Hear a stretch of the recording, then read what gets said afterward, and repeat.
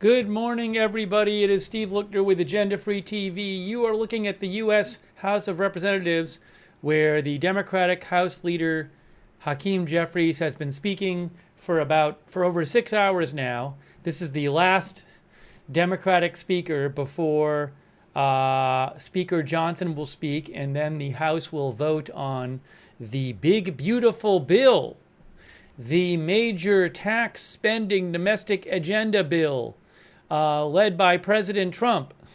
And the House will vote on it and is expected to approve it and send it to President Trump for his signing tomorrow to make into law. So let's jump in for a second and listen. He may be finishing soon, so let's just take a minute and hear a little of what he has to say. But he may keep going. I'm not sure how long he's going to keep going for. So let's just listen to a few minutes of it and see. I had a clock I was going to put up, but I thought he might be finishing soon. Let me just turn the volume up for a second, and we're going to take some of your comments on this and bring you the latest updates as the House gets close to voting for this bill. To try to improve this one big ugly bill. We've actually introduced throughout this process. He might actually go a bunch longer, for all I know. You know the Speaker, clock? Where's the clock? Hundreds of amendments. Just yesterday, before the Rules Committee, hundreds of amendments. And before that, in late May, when the initial bill was being debated in a marathon session before the Rules Committee, more than 125 or so Democrats offering more than 500 different amendments to improve this bill, to stand up for the American people. Doing so over and over and over again throughout this process. And so, Mr. Speaker, I think it's important for the American people to understand what exactly House Republicans have rejected. What changes have House Republicans rejected to this one big, ugly bill? All right, so we're going to get back to Hakeem Jeffries. We'll check in with him. We'll leave it up there. But before we do, I want to talk a bit about this bill. Again, this is the bill that, among other things, renews the Trump 2017 tax cuts, adds some more tax cuts, like some tax cuts on, like no taxes on tips and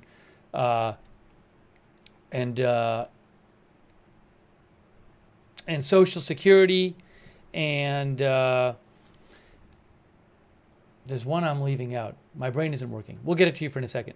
But also, it's not just that. There's all kinds of domestic policy things in there, like getting rid of tax credits for green energy projects, and adds border spending, and it is forecast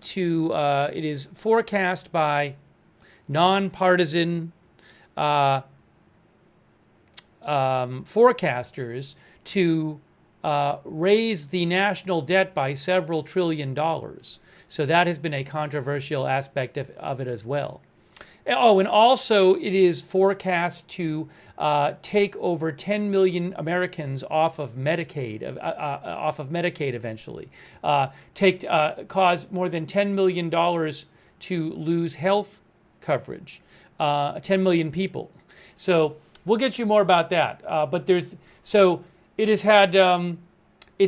is largely supported by Republicans. It is not supported by Democrats. It has been quite partisan, the support on this. There was a challenge as to whether they were going to get enough Republican votes. You have some Republicans who are concerned about the amount of spending and adding to the debt. You have some Republicans who are concerned about the Medicaid cuts. But ultimately, enough Republicans have supported this, that it is expected to pass.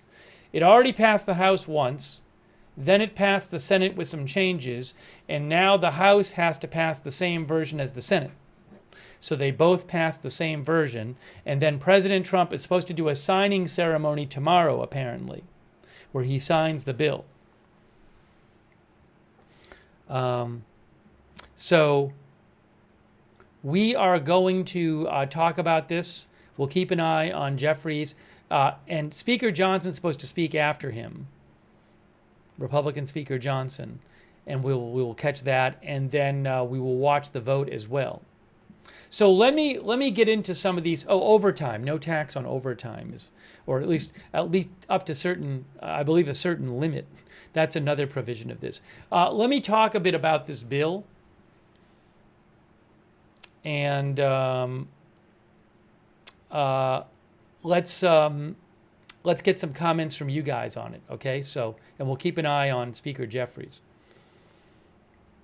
By the way, my clock isn't exact because I didn't have, I don't know what second he started speaking at, so I believe the hours and minutes are right for my Jeffries clock, but I'm sure the seconds are not right. All right, so let's get you a little summary of what's going on here, and we'll go from there.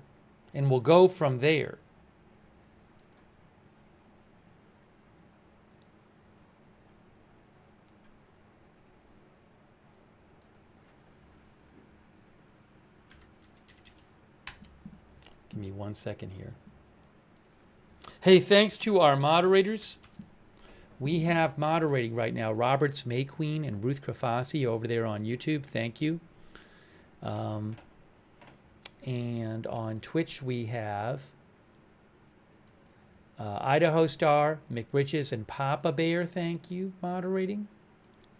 Linda Bell, Glary, Misha on X. On Twitch we have. Hold on. I gotta mute that. Thanks to Kay Lowry Body is moderating over on Facebook, and Margaret Riley. Thanks to both of you.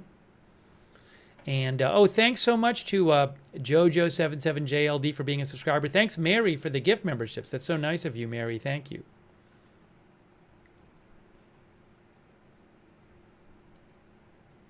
So you can see right here a little summary of what's going on. House Republicans are ready to finish Trump's bill. Not so fast, Democratic leader Jeffries says. This is from Associated Press.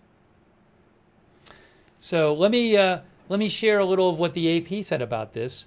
House Republicans up all night are ready to vote on President Trump's $4.5 trillion tax breaks and spending cuts bill after GOP leaders and the president worked to persuade skeptical holdouts to drop their opposition by his 4th of July deadline. Not so fast, the top Democrat says. So, there was thinking that maybe this bill would pass last night, but a number of Republicans in the House last night said they were still not on board. So President Trump reportedly spoke to some of them. There was the House stayed in session overnight, and eventually enough Republicans said they would support it, and they had the votes. And so now the last step before voting is, the last Democratic speaker is Hakeem Jeffries. Then the Speaker of the House, Johnson, will speak, and then they will vote. Hold on. Big difference between us and them. Big difference.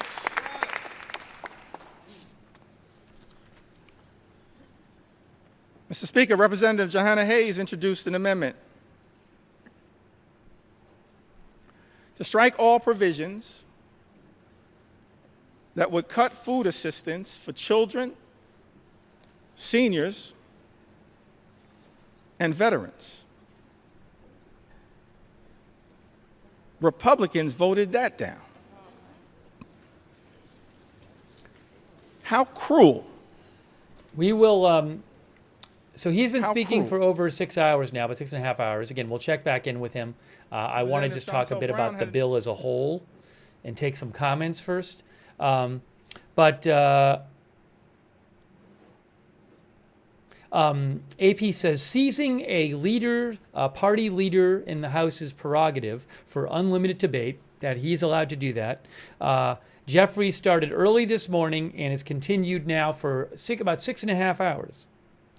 AP says he read letter after letter from Americans writing about their reliance on the health care programs and their worries about devastating cuts. The longest House speech, I don't know what it is. Is it like 8 hours? The longest House leader's speech was in 2021. So according to NBC News, yes, according to a couple sources, the longest House floor speech was 8 hours and 32 minutes by Republican Minority Leader then Kevin McCarthy. So will he try to break Kevin McCarthy's record?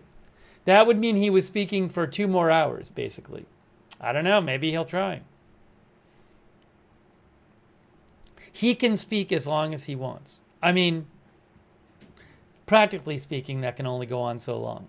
But the longest, both Nancy Pelosi and Kevin McCarthy spoke for over 8 hours in 2021. You can see it says magic minute. See from Wikipedia, magic minute. The magic minute or leadership minute is a custom in the U.S. House of Representatives that allows party leaders to speak for as long as they wish in contrast with other members. This convention was notably used by Nancy Pelosi and Kevin McCarthy in 2018 and 2021, respectively, to speak to records of over 8 hours. So will he speak for over 8 hours?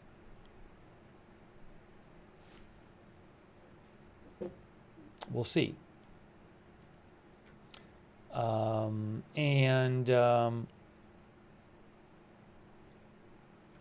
AP says at its core of this bill, $4.5 trillion in tax breaks enacted in Trump's first term in 2017 would expire if Congress failed to act. There's also, so those tax breaks are being saved along with new tax breaks.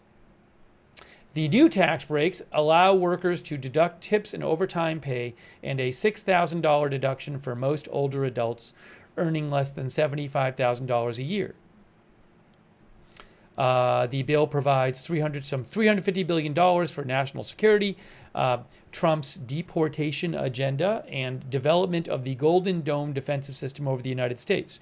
To help offset the costs of lost tax revenue, the package has $1.2 trillion of cutbacks to the Medicaid healthcare to Medicaid healthcare and food stamps, largely by imposing new work requirements, including for some parents and older people, and a massive rollback of green energy investments.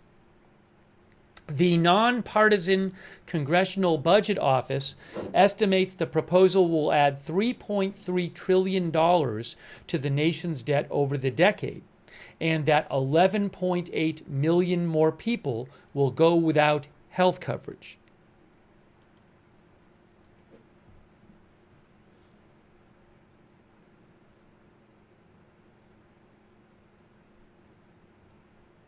And President Trump has been pushing Republicans to pass this bill. Last night, when some Republicans were resisting voting yes, he posted last night on his Truth Social, I'll show you here. This was at 12:12 a.m.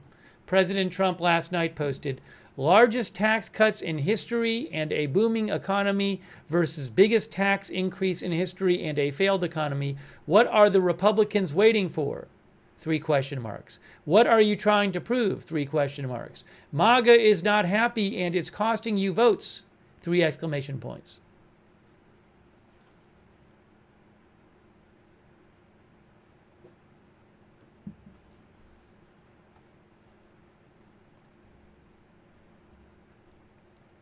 All right, I want to take some comments from you guys about this.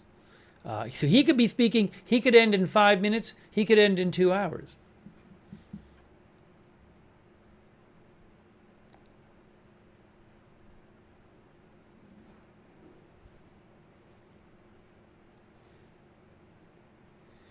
Cami Duda says, could you guys talk for 6.5 hours? Wow, impressive. So, I mean, this is something that, as I mentioned, in the past, both Nancy Pelosi, Democrat, and Kevin McCarthy, Republican, have spoken for over 8 hours.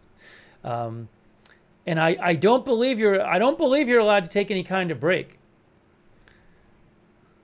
So I guess, I believe Cory Booker, when he was a senator, a Democratic senator, and he spoke. How long did Cory Booker speak for in the Senate? Was a few months ago. But I think he said he intentionally didn't drink fluids. You can't go to the bathroom, I don't think. Cory Booker spoke for 25 hours and 5 minutes. 25 hours, people are saying in the chat. 25 hours and 5 minutes. D. Gausser says catheter activated. That I don't know about. I guess it's possible. I don't know. Maybe I read that about him. That's a whole other interesting topic. There's a whole article about it on Wikipedia. Cory Booker's marathon speech.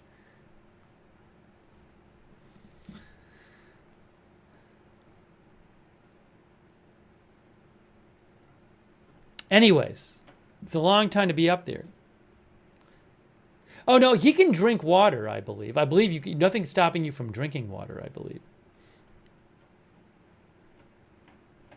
Why delay, says Ryan? Well, it's politics, right? So he knows eventually he's not going to prevent the vote on it. This is not a filibuster. A filibuster is this tactic in the Senate where in theory you can just speak forever.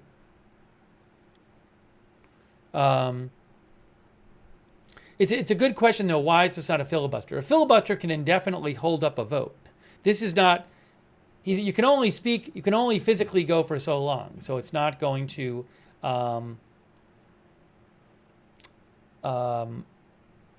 It's not. He's not going to be able to prevent the vote. Now, filibuster must have different rules because with the filibuster, the idea is in theory you could keep going on. But is filibuster, can it be the whole party filibusters? Is that what it is?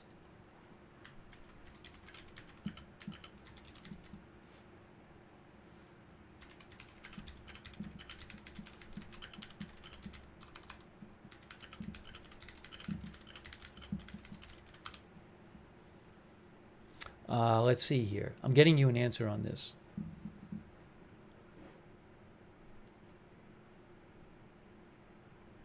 Yeah, so filibuster, in a filibuster, that's when one party can prevent a vote by just having somebody keep speaking. It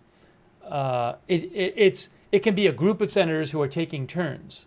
So that makes it different than something like this. This is, he as the party leader has the ability in the House to make this speech as long as he wants, but nobody else can start speaking for him. Whereas if it were a filibuster in the Senate, multiple people of the same party could trade off.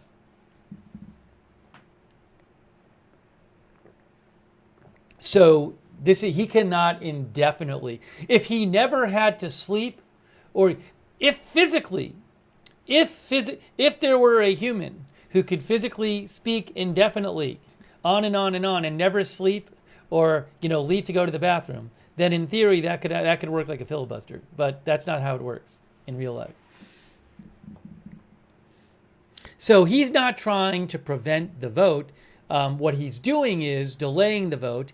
And the idea, I'm sure, is to, make the Democratic case against this bill to America's voters.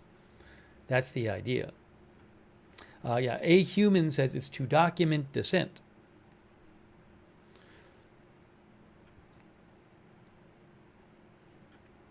Rose Garvey says, can we hear him, please? Yeah, we'll check in a bit with him. I'm not just playing the whole speech because I wanted to do some coverage of the bill.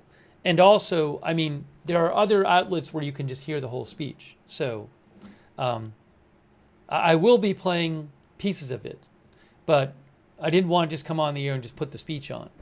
I mean, because there's plenty of places you can just see that. Then we're not really doing any coverage of it. But I'll put it up for a little bit, and I want to take some more comments from you guys. And so this amendment was designed to lift up the principle of actually trying to create good paying union jobs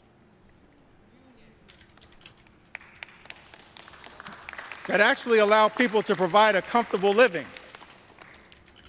in the United States of America. Amongst this all-out assault that we are witnessing in the United States is an all-out assault on organized labor, an assault on collective bargaining, an assault on the freedom to negotiate.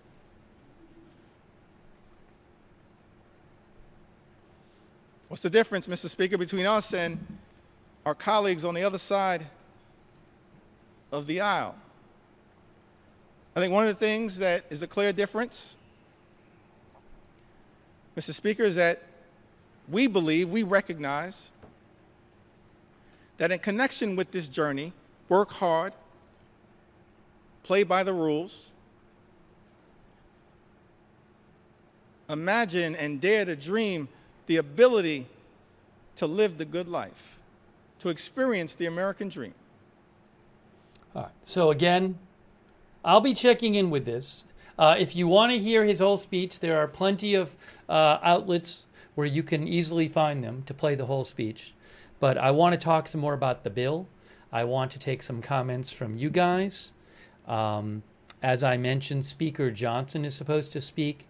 After he speaks, House Speaker Johnson will speak, and then they will have the vote. So from what I've heard, from what I saw reported, House Speaker Johnson is not scheduled to speak. House Speaker Johnson is not scheduled to speak as long as Hakeem Jeffries. So his speech should be a shorter speech than Hakeem Jeffries. Let's see here.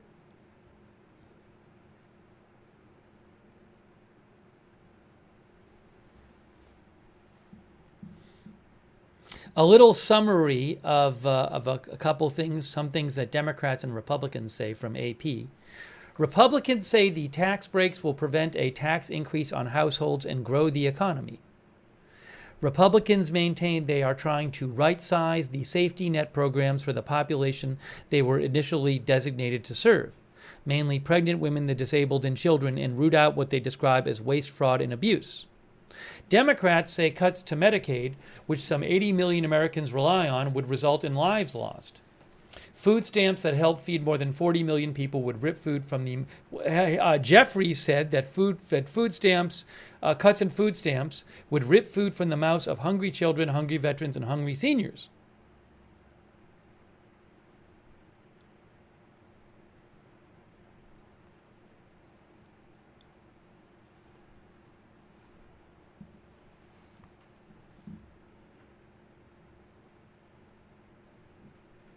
How long, Nigel says, how long will he speak for? The record in the House is about 8.5 hours.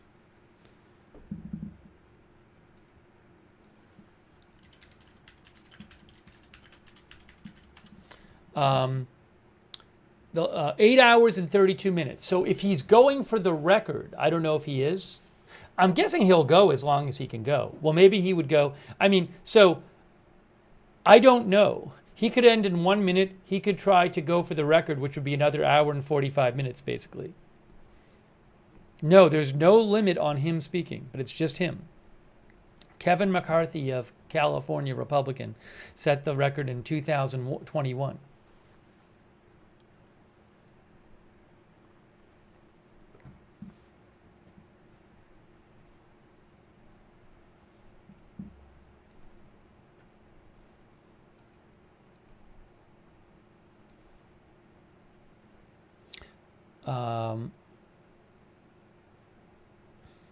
I just saw, yeah, Fox News' Aisha Hasni thinks he could be eventually trying to break the 8.5-hour record of Kevin McCarthy.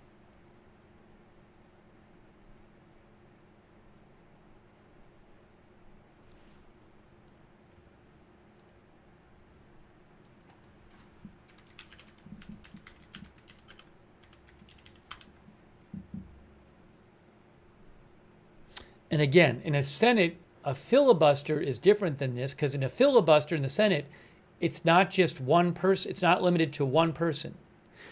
A filibuster can prevent a bill from being voted on because different people can speak.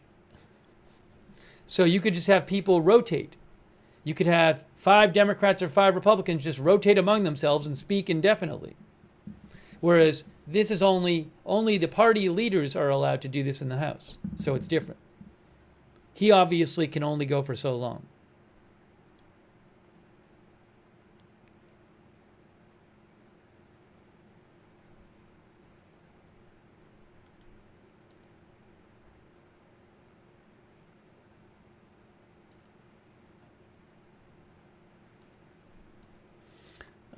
Give me a moment here.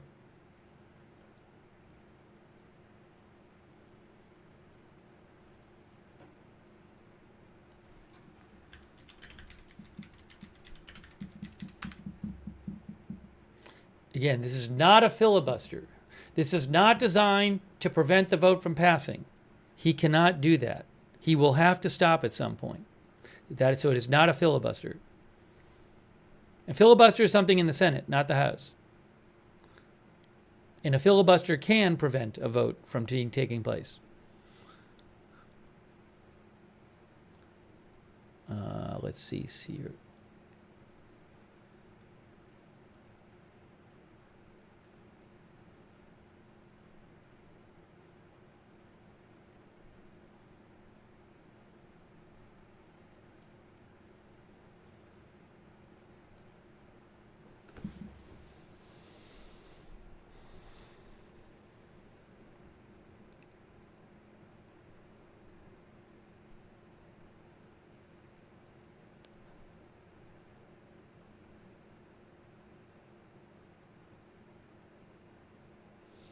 So again, some big parts of this bill are renewing the tax cuts, Trump's 27 tax cuts that were set to expire, adding some new tax cuts like tax cuts on tips and overtime and Social Security.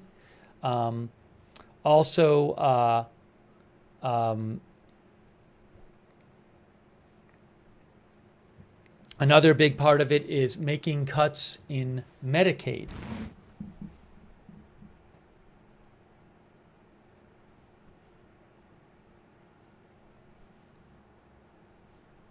Then there's all kinds of, there's some specifics we can talk about how people, like, what the specific changes to Medicaid are, that kind of thing. So maybe we'll get into some of the specifics here. Lifting up the freedom that is America. You are not suckers, you are heroes. You're not suckers, you're heroes.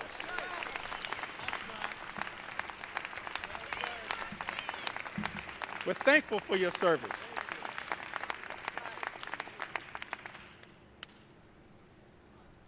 The men and women. No better hype person than Frederica Wilson. You can see here, U.S. House Republicans head toward final vote on Trump's sweeping tax cut bill.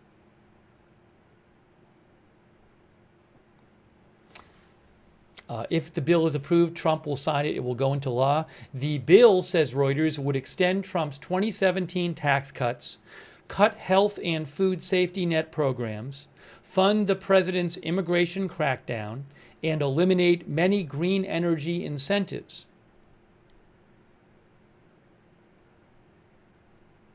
Republicans broadly support the bill, which contains most of Trump's domestic priorities, saying it would spur economic growth and deliver tax breaks to Americans across the economic spectrum.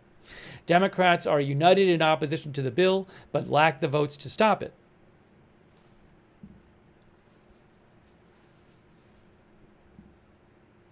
The past 2 weeks have shown some deep Republican divides on the bill, says Reuters, which would add $3.4 trillion to the nation's $36.2 trillion in debt. That debt has grown steadily over the past 2 decades, regardless of which party was in control in Washington. The bill would ultimately leave around nearly 12 million Americans without health insurance. Rural hospitals have warned that they could be that this could force them to scale back service, prompting Republicans to add $50 billion to help keep them afloat.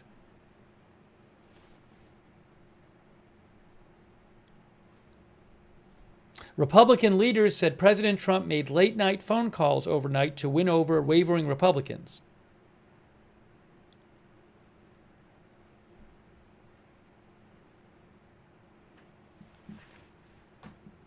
And again, reportedly, there's going to be a July 4th signing ceremony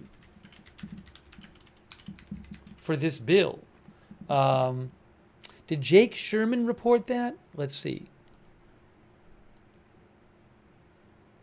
Yeah, Jake Sherman of Punchbowl said the latest he had heard is that President Trump was going to do a signing ceremony for this bill at 5 p.m. tomorrow on July 4th. Kado Mitz says it has to pass first. Well, I would presume that the longest Jeffries would speak. I may be wrong. I would presume that the longest he might speak would be to break the House leader record. But who knows? Maybe he'll just go all day. Maybe in a few hours I'll say I need to take a break and just leave the stream up.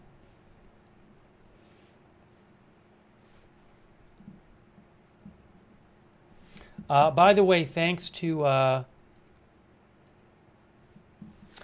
Indy. Indy in the Senate, Cory Booker spoke for around 25 hours. Thanks, Indy.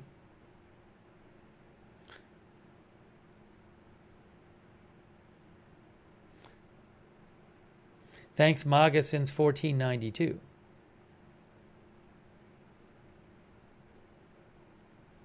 I guess my thinking was at most. Now, I could have been totally wrong about this. I was thinking, well, come on, and like the longest he'll speak is to break the record in the House, which would be about 8.5 hours.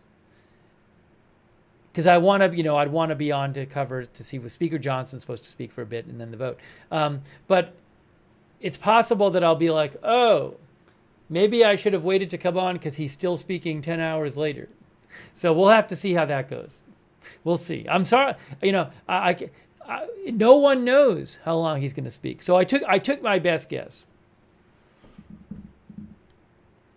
Thanks, MAGA since 1492. Thanks, Cindy K. Cindy K thinks he wants to stop Trump from signing the bill on the 4th. I don't realistically see how he's going to do that. Because even if let's say he wanted to speak for 24 hours, that would only take him till about 4 or 5 a.m. So it just seems unrealistic. I don't think he's going to be able to stop Trump from signing the bill.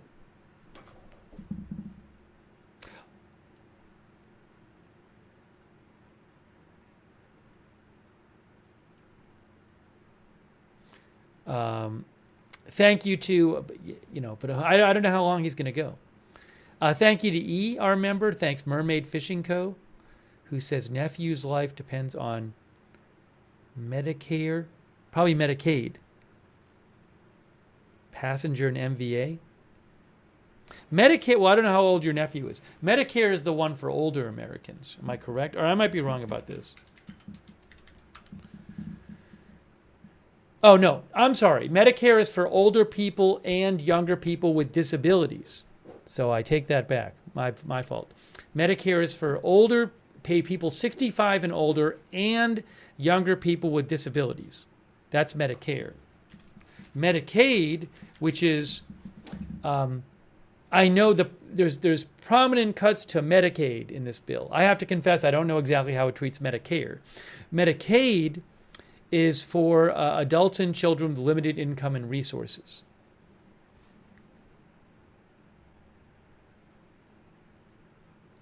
Thanks, Mermaid Fishing Co. So I can't say exactly how this bill impacts your nephew.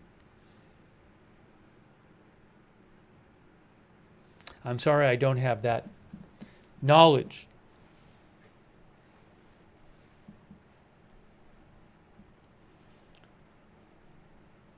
Has the bill passed? No, the House has not voted on it yet. The House is going to vote after Speaker Jeffries speaks. And a shorter speech by the Speaker, by Minority Leader Jeffries. He is the last Democratic speaker. Then the Speaker will get up and say something, but probably not that long, and then it'll be the vote. I'm sure Speaker Johnson does not want to really delay the vote.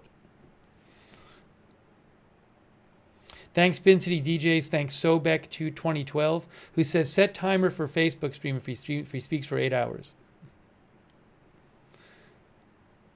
Well, he's already spoken for almost 7 hours. I'd be surprised if he spoke for 8 hours while we're on the air. Who knows, though? Thank you, Blissful Essence, Ross and Found, Cachette. Cachette said if the bill passes, she would lose her health insurance. Thank you, Mary, for the gift memberships, and Debbie James. And the Scaled One. He has been talking since about roughly 5 in the morning. Roughly 5 in the morning. We can all trace a similar story. An inheritance from our parents and our grandparents. All of us have that kind of story to tell.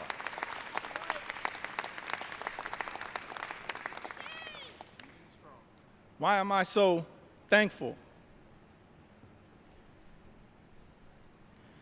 that my parents made what I believe was a tough personal decision, but of course the right decision? It's because what that union membership actually meant to my journey and my younger brother's journey. Our viewer Bama Fox mentioned that if he wanted to break the record, he would roughly have to go to 1:30 p.m.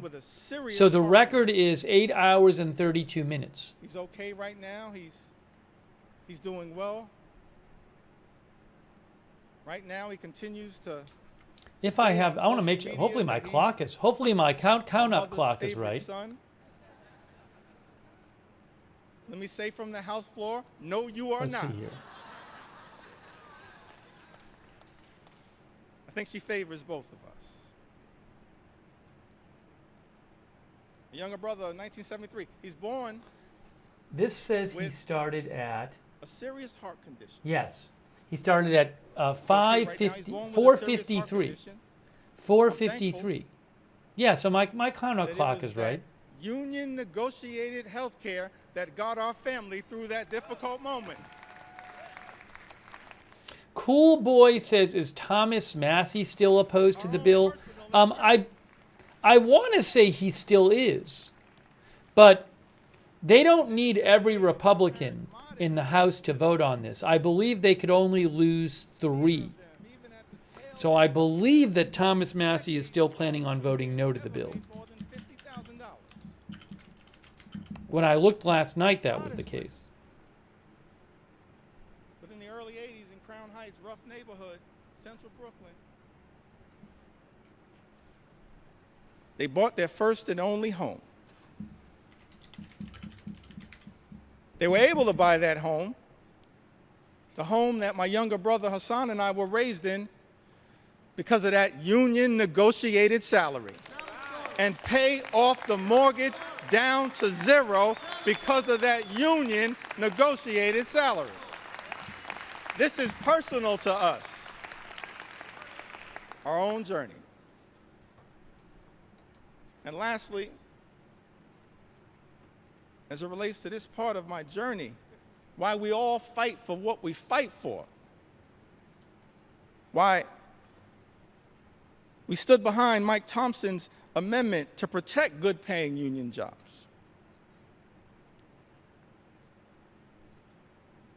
I went to college. I went to Binghamton University. So this is, for example, Thomas Massey reposted. One of the only Republicans in the Senate who opposed the bill was Rand Paul.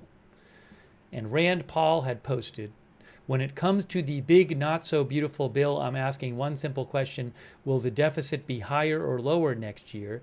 The answer is clear: higher. That's why I'm voting no. And I urge my colleagues to ask themselves the same question before they vote. That was Senator Rand Paul. And Thomas Massey reposted that. So Thomas Massey and Rand Paul are very concerned about the bills increasing the national debt.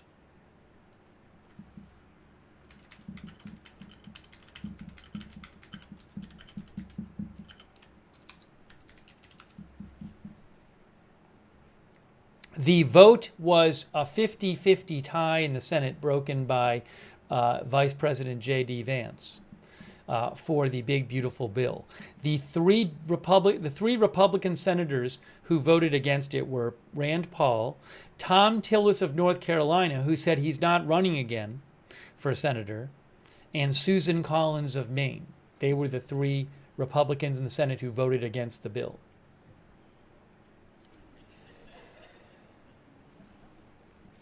Graduated from Morehouse. Yes, as Patriotic Standard says, it's pretty certain the bill will pass. Everything I've seen suggests this bill is going to pass. That doesn't seem to be a question right now. It's just, when will this vote be? How long will Hakeem Jeffries go? Oh, by the way, thanks to Ruth Krafasi. That's really nice of you, Ruth, one of our moderators. Thank you so much, Ruth, for your donation.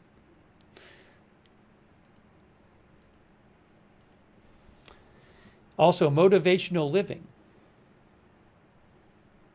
who says, this guy kept yapping for 6 hours. Well, he is still talking. Again, it's politics. I'm guessing it's seen as a chance to make the Democratic case on this bill to the American people. Thanks BM Golf and Weather, who thinks the Medicaid part of the bill is worded weirdly. Thank you, David L. Says, do we assume he has the votes? Yes. The reporting I've seen suggests that the Republicans have the votes.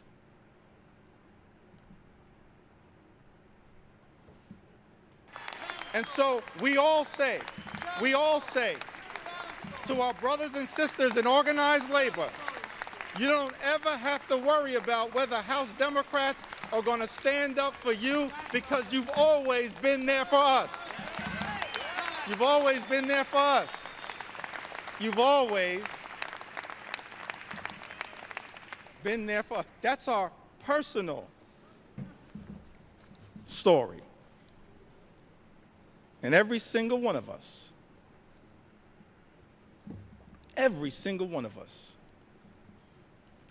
we do this work because we've lived a life of... Let's see here.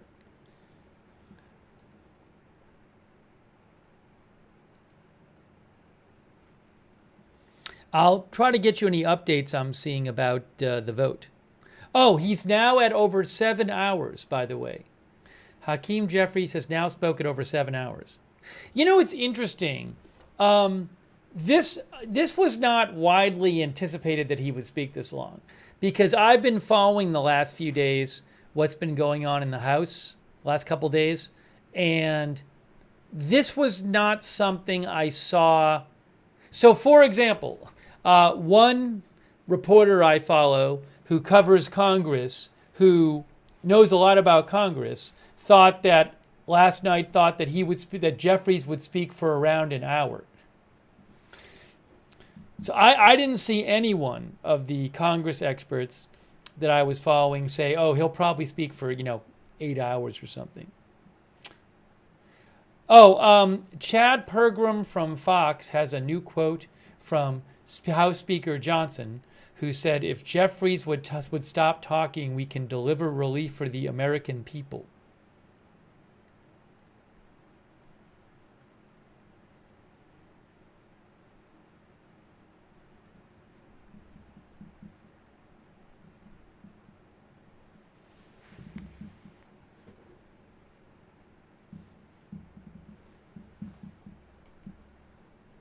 $1 trillion. I can maybe put it on a little lower. Mr. Speaker, you know, Republicans voted down that amendment. We support, as Democrats, providing tax relief to everyday Americans. Aaron Jones, our viewer, thinks he's wasting everybody's time. In a bipartisan way to deal with that issue under the leadership of Richie Neal. But Republicans decided, Mr. Speaker, as you know, to go down this partisan road, play partisan games, try to jam this extreme budget down the throats of the American people. And so amendment after amendment after amendment introduced by House Democrats in good faith, exercising common sense to try to improve this bill. Representative Jimmy Gomez, the chair of the Dad's Caucus here in the United States House of Representatives, he had an amendment to ensure that people who make $1 billion a year don't get a tax break paid for by cutting Americans' health care and food assistance. Mr. Speaker, you know, Republicans voted that down.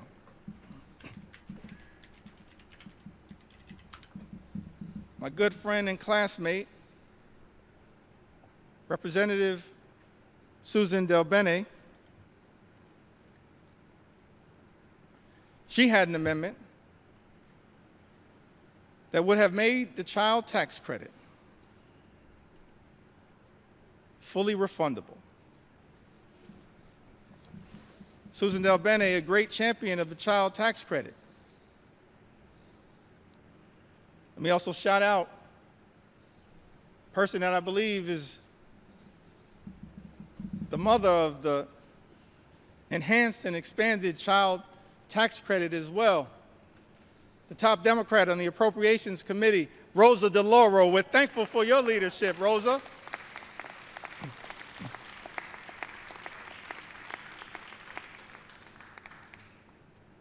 Fighting hard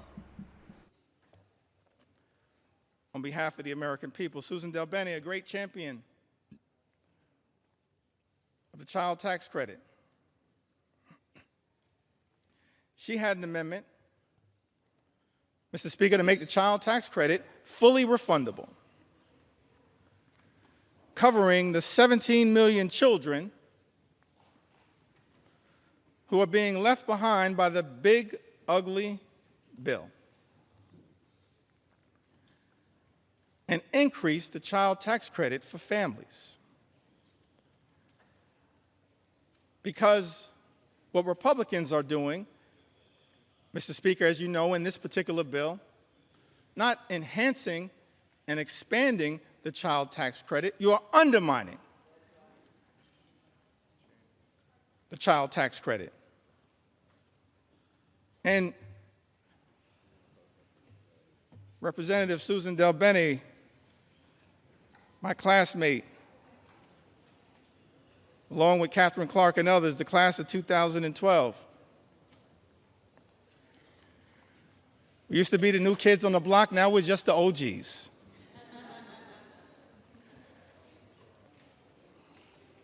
Susan DelBene She introduces this amendment, and Mr. Speaker, as you know, Republicans voted it down. Representative Laura Gillen had an amendment that dealt with this issue a little bit earlier. The new and permanent cap on state and local tax deduction. Representative Laura Gillen had an amendment to strike the new and permanent cap on salt, which is something that members of the House Republican Conference, Mr. Speaker, as you know, claimed was a line in the sand for them, specifically from New York, and said that they support, but Republicans voted down that amendment from Representative Laura Gillen.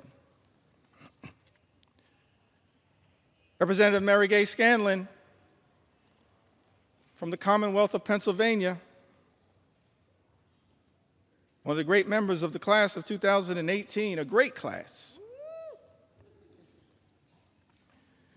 She had an amendment that would protect infants, babies, American citizens born in this country from the unconstitutional and un-American Trump executive order to end birthright citizenship.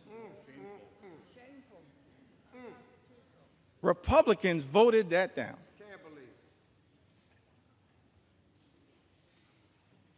Let me make something clear. No matter what it takes, we're going to make sure as House Democrats we stand up for the principle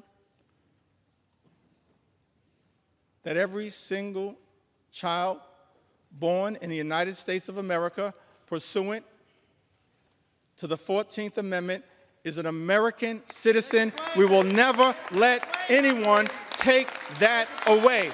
Not now, not ever. Not now, not ever. Not now,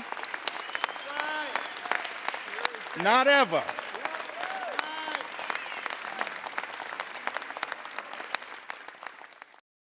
Let me just read a quick summary, very quick summary of some general points about this bill. This is from a Washington Post article, but it's the kind of summary you could get a million places. Well, not a million, maybe not a million, but a number of different places. So this legislation would extend the tax cuts from Trump's first term and implement campaign promises such as eliminating income taxes on tips and equipping Border Patrol and immigration enforcement agents with new militarized capabilities. The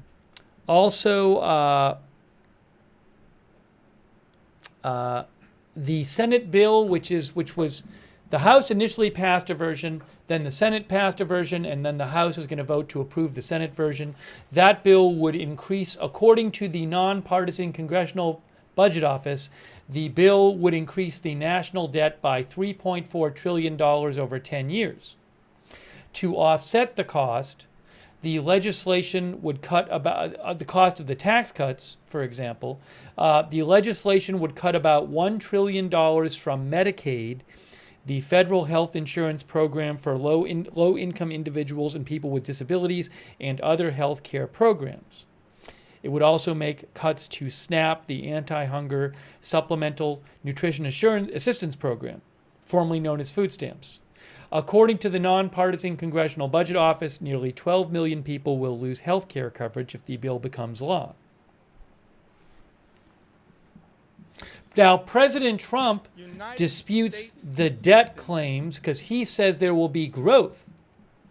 He says there will be economic growth. Let me show you his post about that. Was that yesterday when he posted that? Let's see.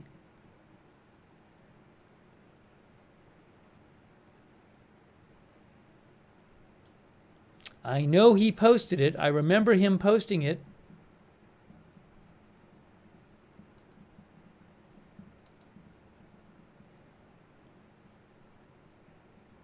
Yes. He said the one big beautiful bill, the one big beautiful deal is all about growth. If passed, America will have an economic renaissance like never before. It's already happening.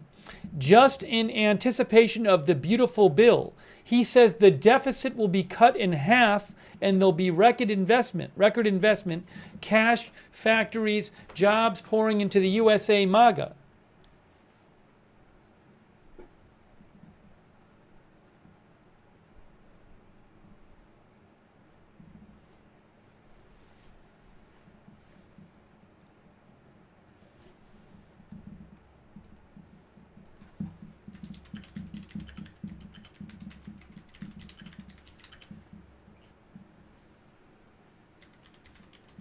And this issue was personal to him. I mentioned earlier, we do this work because we're informed by our own personal experiences. It's not about glory, it's not about profit. It's about improving the lives of the American people that we're privileged to represent. Jim McGovern, his wife Lisa, dealing with immense pain, immense personal tragedy, but fighting so hard on behalf of the American people. He had an amendment to restore the critical NIH research funding withheld by Donald Trump and Elon Musk to cure diseases like Alzheimer's and cancer, including pediatric cancer, childhood cancer. Mr. Speaker, you know Republicans voted that down.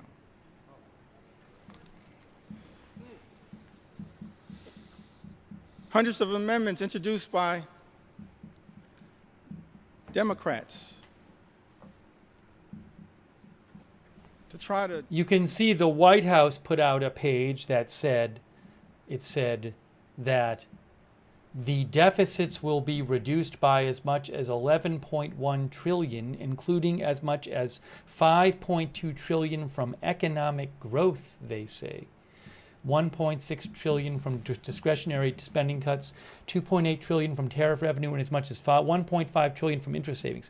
Now, when they say deficits, so deficit, as I understand it, is the amount that spending exceeds income over a given year, and the debt is the total amount of money that the country owes from past years. So there's so when they say the deficits, do they just mean the debt total? Anyways, as I said, the non-partisan Congressional Budget Office estimated that this bill would increase the national debt by 3.4 trillion over 10 years.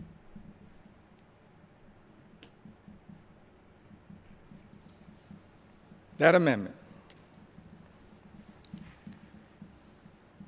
Representative Houlihan and Representative Ramirez offered an amendment, Mr. Speaker, that exempts individuals with disabilities from having to prove eligibility for Medicaid every 6 months. That's a burdensome red tape requirement designed to throw people off of Medicaid who are eligible. That amendment was dismissed, Mr. Speaker, as you know, by House Republicans.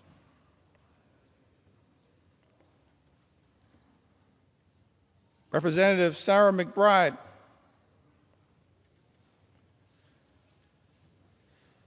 the distinguished gentle lady from the great state of Delaware. The distinguished gentle lady from the great state of Delaware. She offered an amendment that requires the CBO, the Congressional Budget Office, to certify provisions in this bill to make sure that those provisions will not reduce access to care or increase the cost of care for seniors who are duly eligible for Medicare and Medicaid. Mr. Speaker, as you know, Republicans dismissed that amendment. Representative Rob Menendez offered an amendment that the health provisions will not take effect if it would lead to an increase in mortality rates due to reduced access to hospital services. Mr. Speaker, as you know, House Republicans dismissed that amendment. Representative Val Hoyle introduced an amendment that strikes changes to provider taxes and preserves states' ability to use or increase provider taxes. By the way, Maeve Sheehy from The Hill, from the outlet The Hill, is reporting that the signing ceremony for this bill, so the idea is that the bill is supposed to pass today, and then President Trump will do a July 4th signing ceremony on July 4th to sign the bill into law. Remember, Congress had been working to get this bill passed by July 4th because that's what President Trump wants. It didn't have to be passed by July 4th. There's nothing in the law that said they had to pass it by July 4th, but that's what President Trump wanted. So reportedly, President Trump is going to do a signing ceremony for the bill tomorrow. Maeve Sheehy of The Hill is reporting that the signing ceremony may be scheduled to coincide with a flyover of B-2 type bombers used against Iran. Oh, she said that Speaker Johnson said that. Okay. So Maeve Sheehy of The Hill is reporting that House Speaker Johnson said that the signing ceremony for this bill on July 4th may be scheduled to coincide with a flyover of B-2 type bombers used against Iran.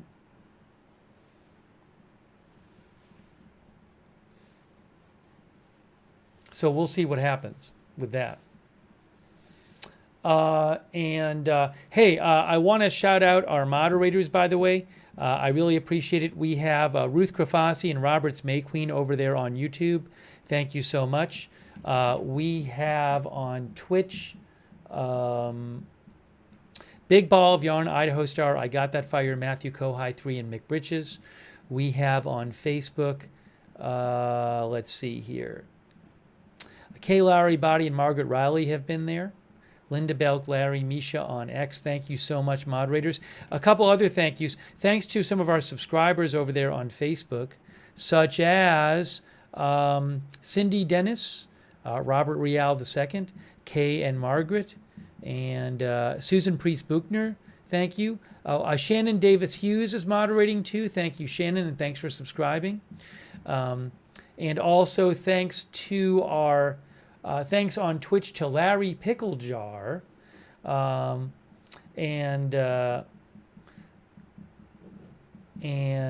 Larry says the cost of operating a B-2 Spirit stealth bomber per flight hour ranges from $65,000 to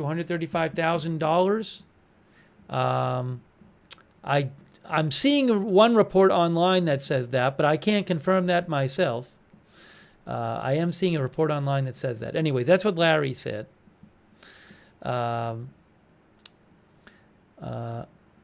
Reuters has an article recently saying B-2 costs about $65,000 per hour to operate. Thank you, Larry Picklejar. Thank you, Dark Crypto 800. Thank you, Softball Paul, for subscribing. And thank you, Drunk Canned Cook, for subscribing.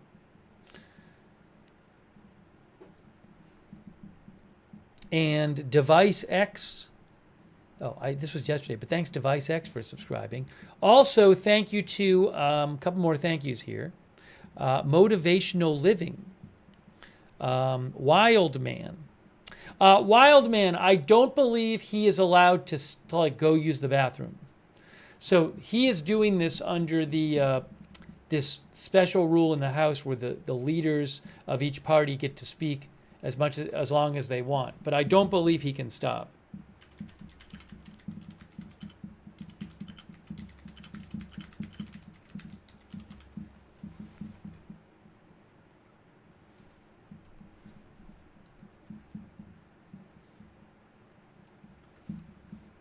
I don't believe. I'm not positive, but I don't believe.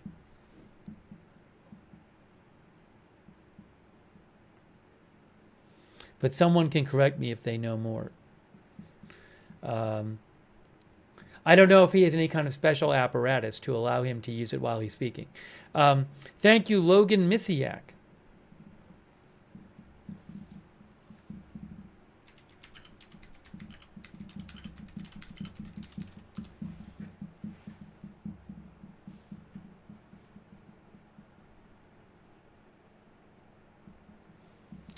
Logan says the debt rose 8.4 trillion under the Democrats 2020 to 2024. That's what Logan says.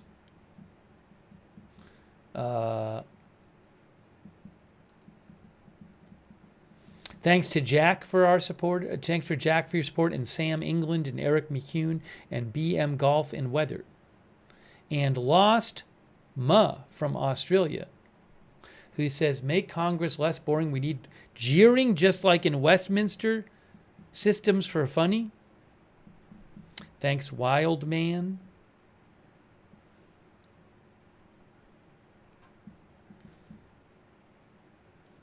I'd like to take a few more comments from you guys.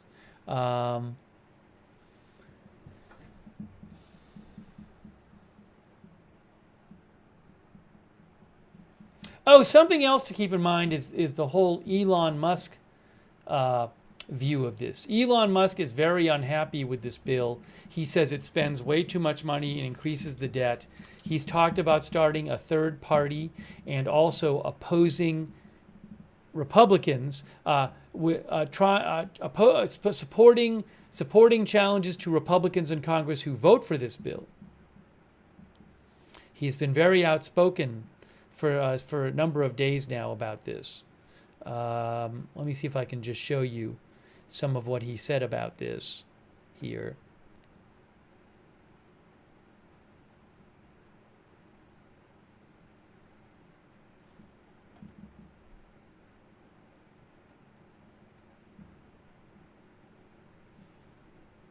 But he's been posting a bunch about this.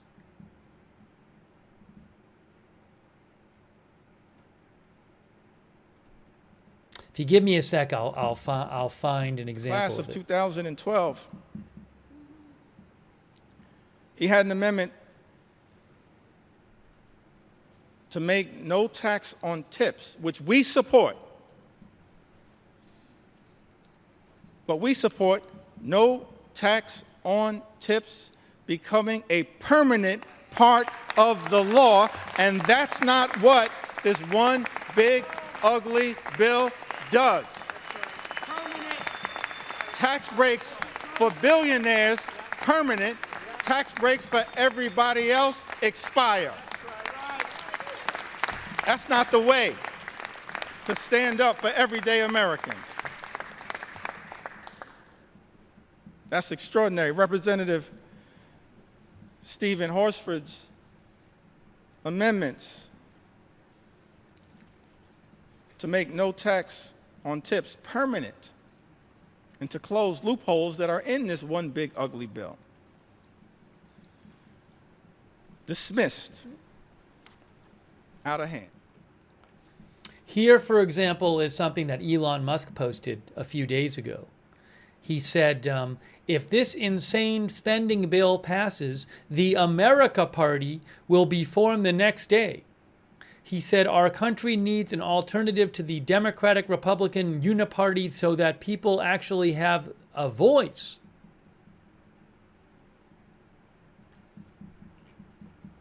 Out of hand.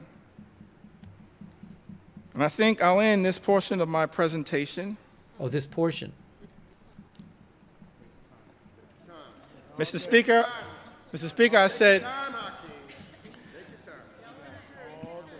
I said this portion of my presentation.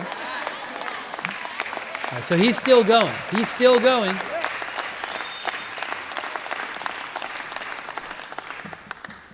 Still got a little more. A little more, he says. Time. Donald Trump's deadline may be Independence Day. That ain't my deadline. I don't think he's going to speak till Independence Day, but you never know. You know why? Mr. Speaker, we don't work for Donald Trump. We work for the American people.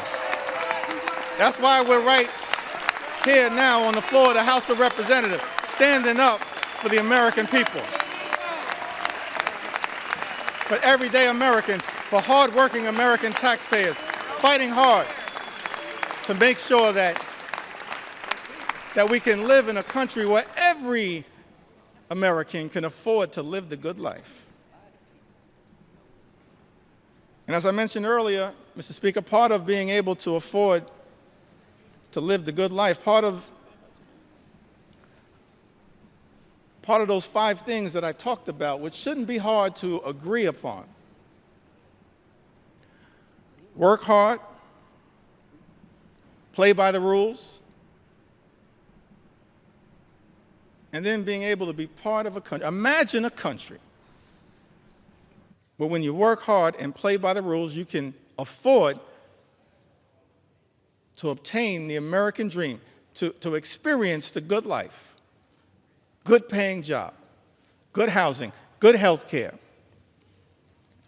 a good education for your children, and then a good retirement. So we had a series of amendments, Mr. Speaker. So I want to show you this too. This is another recent post, a couple of more recent posts a few days ago by Elon Musk. He said, "It is obvious with the insane spending of this bill, which increases the debt ceiling by a record $5 trillion, that we live in a one-party country, the Porky Pig Party. Time for a new political party that actually cares about the people." He said, "How can you call yourself the Freedom Caucus if you vote for a debt slavery bill with the biggest debt ceiling increase in history?"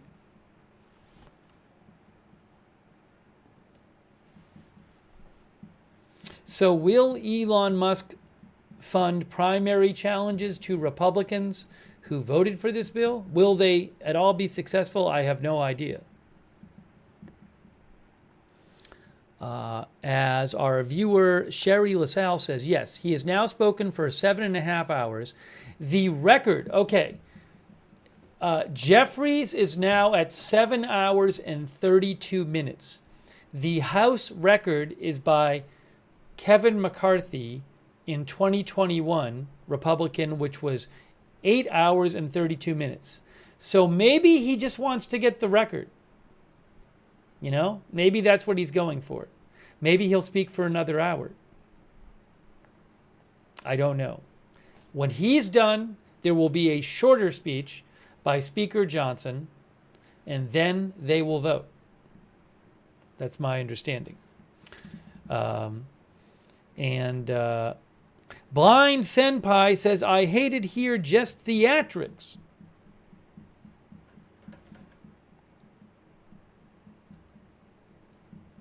By the way, quick thanks to Omega Survival and 420 Tyler Durden. And also, I got to thank somebody else here. Hold on a second here. Where did it go? Hang on a moment. I got to pull something up here. Say a couple thank yous. And let me turn the volume up for a sec. Of the Committee on the Education and Workforce elements of this bill that make it harder for students to access high-quality education. Thanks to KVT as well from Australia. I really appreciate it, KVT. Financial student aid, all of which is being done recklessly, Mr. Speaker, by this one big, ugly bill. And as you know, Republicans chose to ignore this amendment, dismiss it out of hand. Representative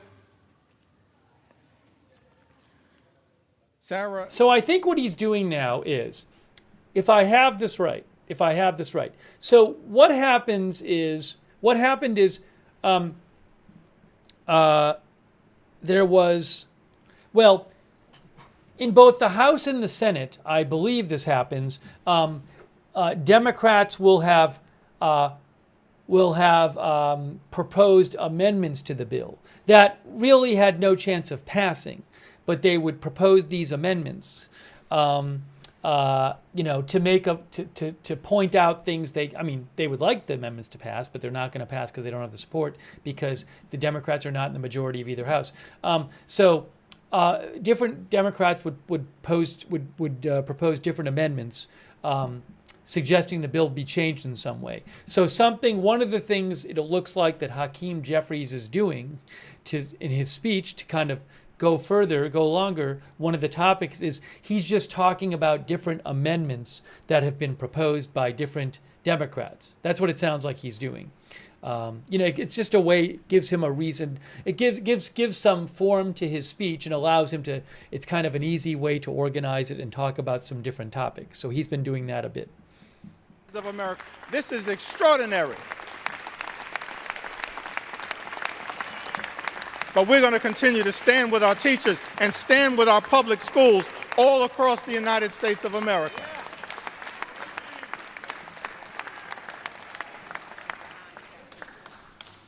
That's what House Democrats are going to continue to do. Representative Val Hoyle had an amendment to increase Pell Grant funding, Pell Grant awards, that are severely undermined in Donald Trump's one big ugly bill. Mr. Speaker, it's extraordinary to me that this reckless Republican budget manages to go after blue-collar jobs, organized labor, hardworking American taxpayers who don't shower before going to work, but shower after work, that Donald Trump's one big ugly bill goes after blue-collar, good-paying, prevailing wage jobs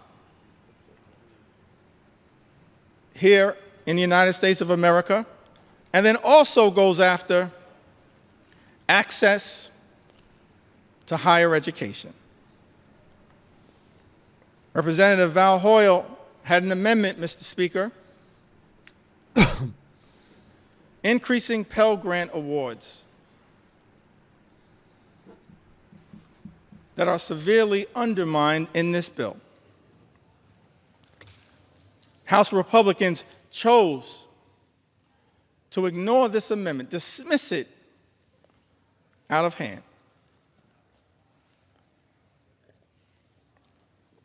This is another one of those areas where our commitment to experiencing the American dream, whatever path you choose, whether that's through career and technical education, as has been the case by many members in their experience or their family experience. Don Norcross, one of our leaders in this regard, Debbie Dingell, others, Mark Pocan, part of the Labor Caucus, leaders in this regard. Mark Pocan, part of the trades movement. Don Norcross, part of the trades movement. Debbie Dingell, so close to the UAW and the trades. It's one of those areas where we also are informed by our personal experiences, why we find what is taking place, Mr. Speaker, in this one big, ugly bill so disgusting, these attacks by Republicans on the ability of all Americans to achieve the American dream, to be part of imagining an America where everyone who works hard and plays by the rules can live the good life. Higher education is not the entire solution, but it certainly is part of it. This was taught to me by my grandma Nana. She never had a formal 4-year education, but perhaps she was the wisest woman I've ever known. And she was determined to make sure that her 2 grandsons had the ability, as best she could, to obtain an education that might ultimately, for us, coming out of this working class neighborhood, Crown Heights in central Brooklyn, spending a lot of time in Bedford-Stuyvesant where she lived, on the corner of Putnam and Lewis, right down the block from the Cornerstone Baptist Church. She was determined to make sure that her 2 grandsons had the best opportunity, and in her view, and Grandma Nano's view, that meant access to education. And so, when we were young, she said to my younger brother and I, I'll never forget this conversation. We were in her home in Bed-Stuy.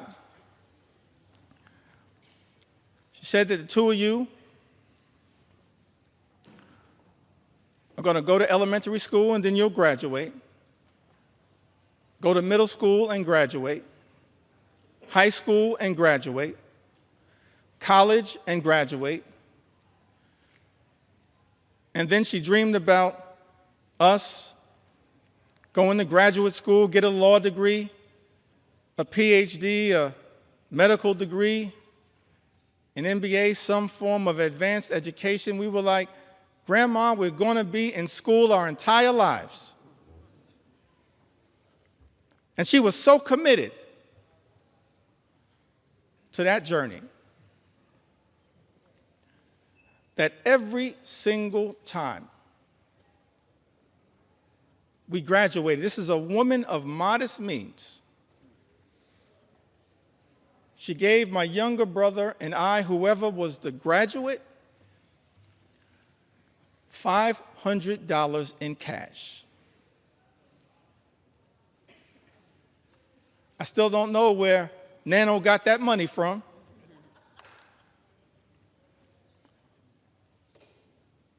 I know it came by her honestly. She saved for it. But it was designed to help incentivize her grandchildren to keep going through all of the obstacles. And Mr. Speaker, I made the mistake one day of telling that story, this $500 incentive, in front of my 2 sons. And they said, Dad, you've been shortchanging us our entire lives. Access to education is a part of the journey for many of us. Shocking to me that this one aspect, not the only aspect, this one aspect that Thomas Jefferson the author of the Declaration of Independence, once all right, I want to jump in here for a second. So University of we are watching the House Minority Leader, Hakeem Jeffries, Democrat, speak in the House. Because he's the minority leader, he gets to go for as long as he wants, but somebody else can't jump in for him. My guess, given where we're at, is he might go and break the House record, which is 8 hours and 32 minutes. At this point, that's my guess. Now, he could go for longer. That'd be my guess, is that he's going to try to go and break the record. And after he speaks, this is basically just a, he is delaying the Republican vote on this big, beautiful bill, and also, using the time to make the Democratic case to the American people, whatever American people are in the audience. I'm not saying every American is watching this, but some are watching it, making the Democratic case, giving the Democratic opinion about this bill. But after he speaks, we're supposed to get a shorter speech by Speaker Johnson, and then the House will vote on this bill. The House, you might say, why is the House voting on the bill? They already passed the bill. Well, the House passed one version. Then a few days ago, the Senate passed a different version. And the House and the Senate has to pass the same version. So the House is voting on the Senate version. And that version, once they pass it, it is expected to pass narrowly in the House on a partisan vote. Then it will go to the president for signature. And from the reporting I have been reading today, President Trump will sign it in a signing ceremony on July 4th. President Trump really wanted this done by July 4th.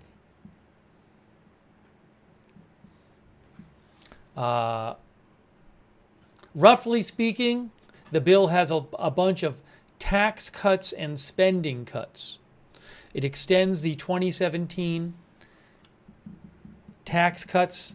I'll read you a little summary here. I like reading these little 2-paragraph summaries from different outlets. But for example, here's a summary here. Reuters says the bill would extend Trump's 2017 tax cuts. Also cut health and food safety net programs, fund the president's crackdown on immigration, and eliminate many green energy incentives. It also includes a $5 trillion increase in the nation's debt ceiling.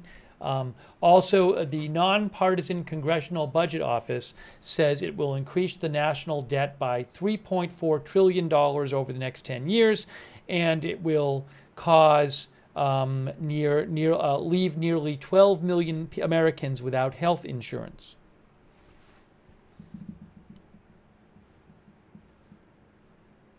It has new spending for border security and defense. These are just some of the major points about the bill.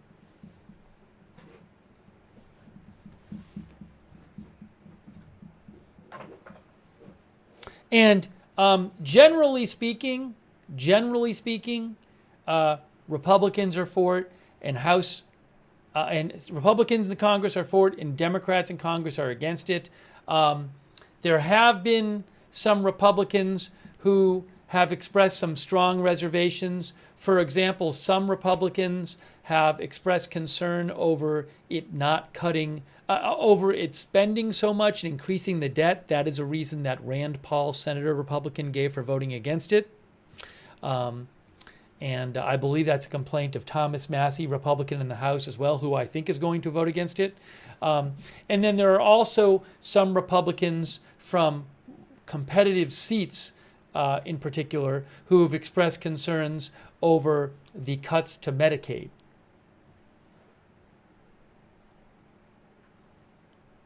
But largely speaking, this is going to be a partisan vote.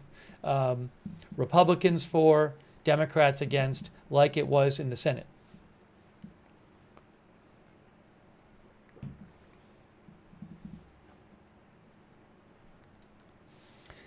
So we'll see how long Hakeem Jeffries goes. But again, it's about 45 minutes until he breaks the record.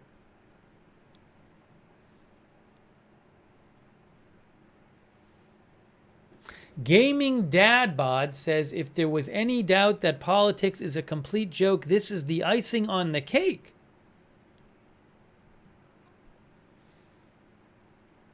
Justin Carnes says, how is there not a limit of time they can speak? Well, there's rules in the House and the Senate, but again, he can only do this because he is the leader of the party. The other Democrats would not be able to do this.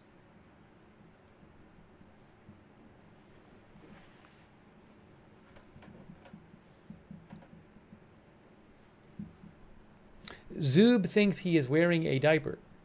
Due process on health care, on Social Security, on nutritional assistance, but it's my sincere hope that we can find a path forward to actually address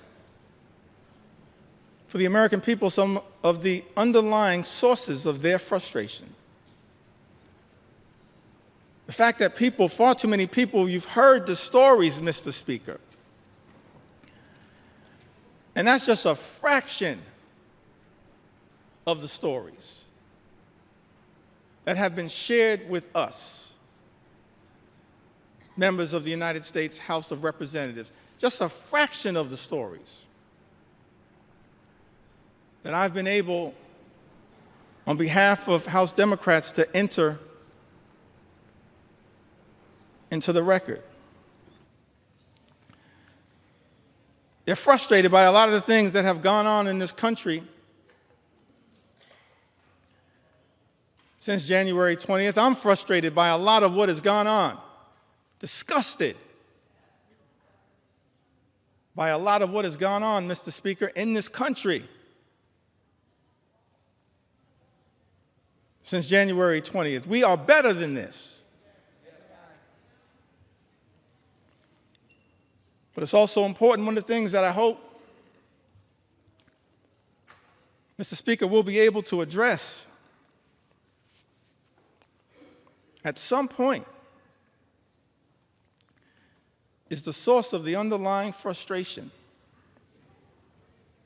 It's a frustration in the comments, in the eloquent words of all of those presidential leaders that I mentioned earlier today, this frustration, this economic frustration. FDR talked about it. Truman talked about it. Kennedy talked about it. Johnson talked about it. Carter talked about it. Clinton talked about it. President Obama talked about it. President Biden talked about it. It's a consistent strand. And while progress has been made in the United States of America, we've come a long way on behalf of working class Americans. There is still a way to go to ensure that in this great country, hardworking American taxpayers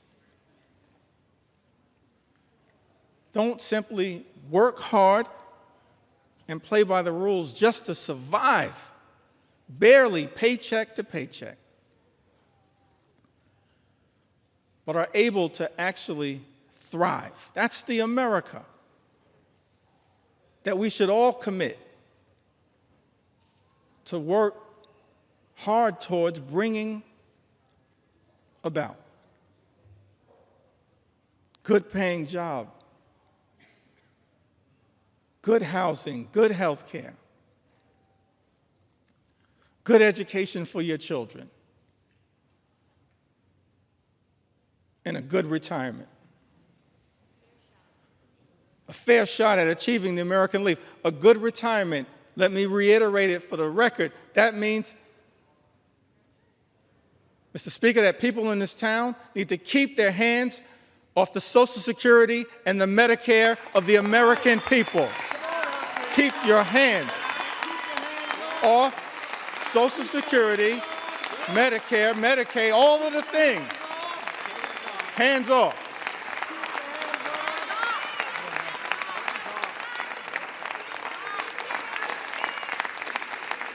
And one of the many reasons why we strongly oppose Donald Trump's one big ugly bill is because it will result in the largest cut to Medicare, sets in motion the largest cut to Medicare, more than $500 billion by some estimations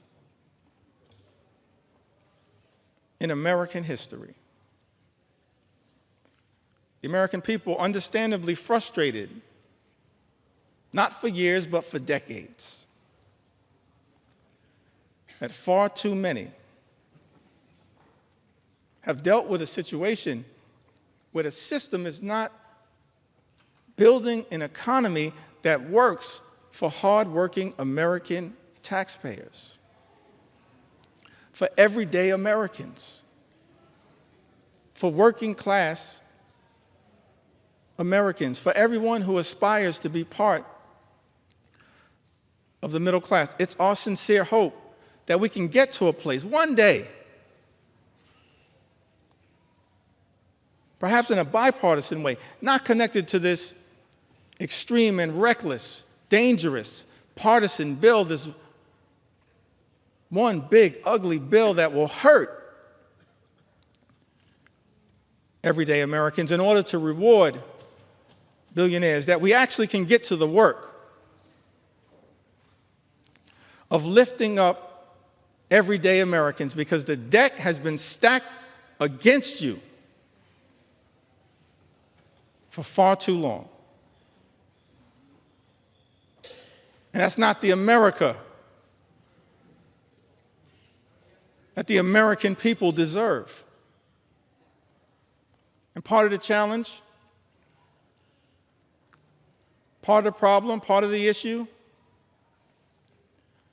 as to why we find ourselves, everyday Americans, in this situation, it's because of the dominance of special interests in this town.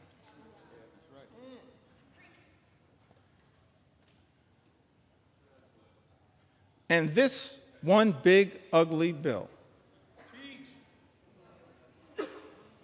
represents a massive giveaway to special interests in this country. And we reject special interests, because our job here in the United States of America, Mr. Speaker, is to protect the public interest at all times, today, tomorrow, always, and forever.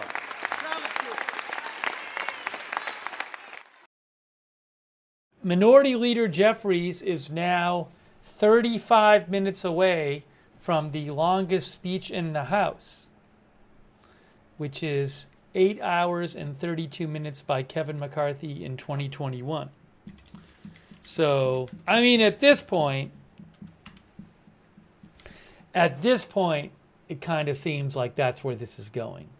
Does it not? That would be my, I really at this point think if he's able to do it, he'll just do that. I don't know that he'll go much longer than that.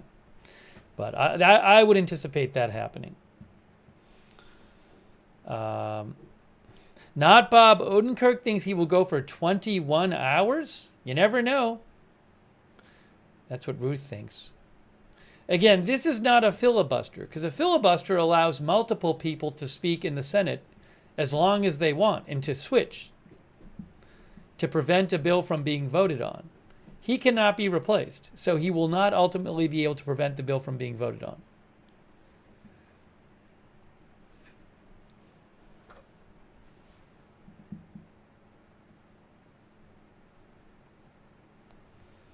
But the rules permit him to speak. So he is going to speak.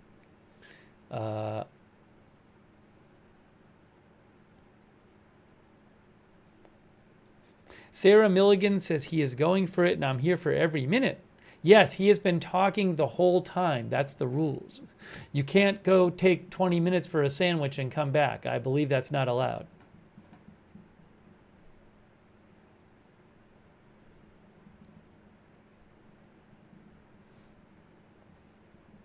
The speech some of you were thinking about was a few months ago. I think it was Cory Booker in the Senate spoke for 25 hours,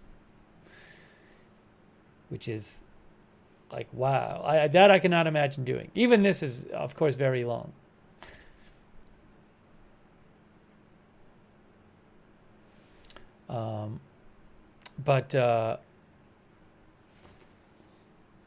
Yeah, he's about to hit 8 hours. Now my seconds is not exact because I don't know the exact second he started.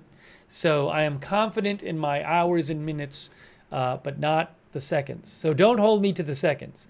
But assuming my clock is generally correct, we're about to hit 8 hours here.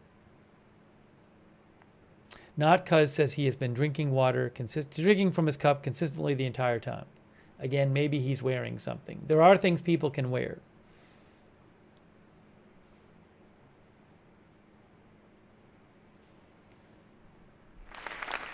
The exact opposite, Mr. Speaker, of what we see in this bill. We're going to present to the American people an anti-corruption agenda, the likes of which have never been seen. Because it's too much.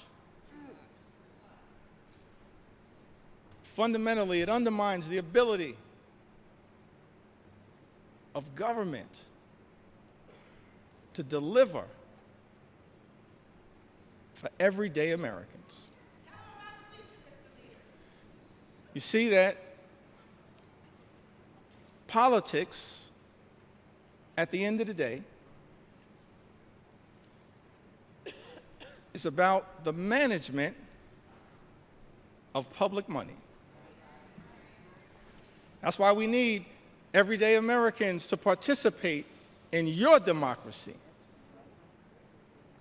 Because politics, at the end of the day, is about the management of public money. It's about how taxpayer dollars are going to be managed. And what's extraordinary about this one big, ugly bill is that what we see, Mr. Speaker, is the management of public money, all of it being done in this highly partisan way. It's not designed to serve the best interest of the American people. It's being managed, Mr. Speaker, in this GOP tax scam, this disgusting abomination, this one big, ugly bill. The management of taxpayer money being misused and abused to hurt everyday Americans in order to reward billionaires with massive tax breaks. That's a dereliction of duty. Mismanagement of public money. It's an abuse of the privilege that all of us as members of the United States Congress have. And so one of our promises to the American people as we look toward the future, we will always be stewards of your money to make sure that we are allocating taxpayer dollars in a way designed to lift up the American people, not tear the American people down. That's the type of Congress that the American people deserve. The public interest over special interest. The public interest over special interest. The public interest over special interest. You know, it's interesting. AP has an article talking about what's going on right now. They say, aside from the few rows of Democrats positioned into view for the TV cameras, the chamber, particularly the Republican side, has been mostly empty. So while Jeffries is calling out specific Republicans over their support of the bill, the main audience is people watching from home. So there are people in the rows behind him, but mostly the chamber is empty right now. Or it's during, I don't know about right this second, but during his speech, it has been mostly empty, says AP. They say the chamber has been mostly empty during his speech. For those watching Jeffries' speech online or on TV, the rows of clapping and nodding Democrats behind the House Minority Leader may give the impression the chamber is filled with representatives attentively tuned in. Not so.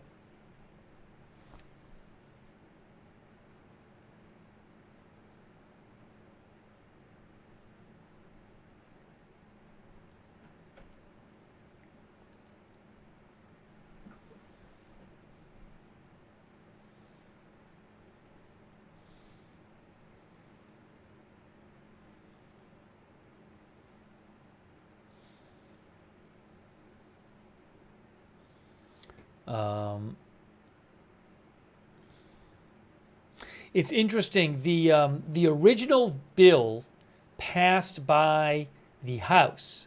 They passed it. The House already passed one version of this, and that bill would have increased the national debt by $2.4 trillion over 10 years, according to the Congressional Budget Office, I believe.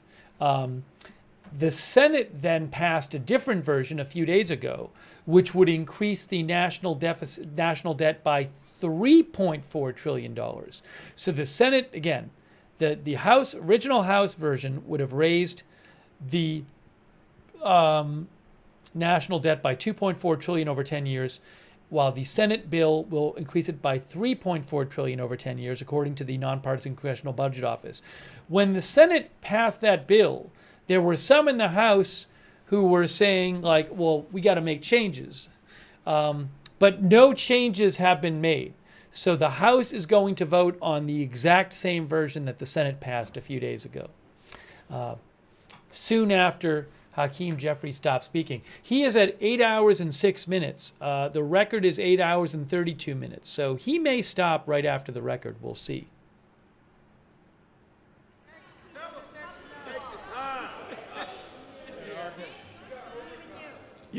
You've got the Establishment Clause and you got the Free Exercise Clause.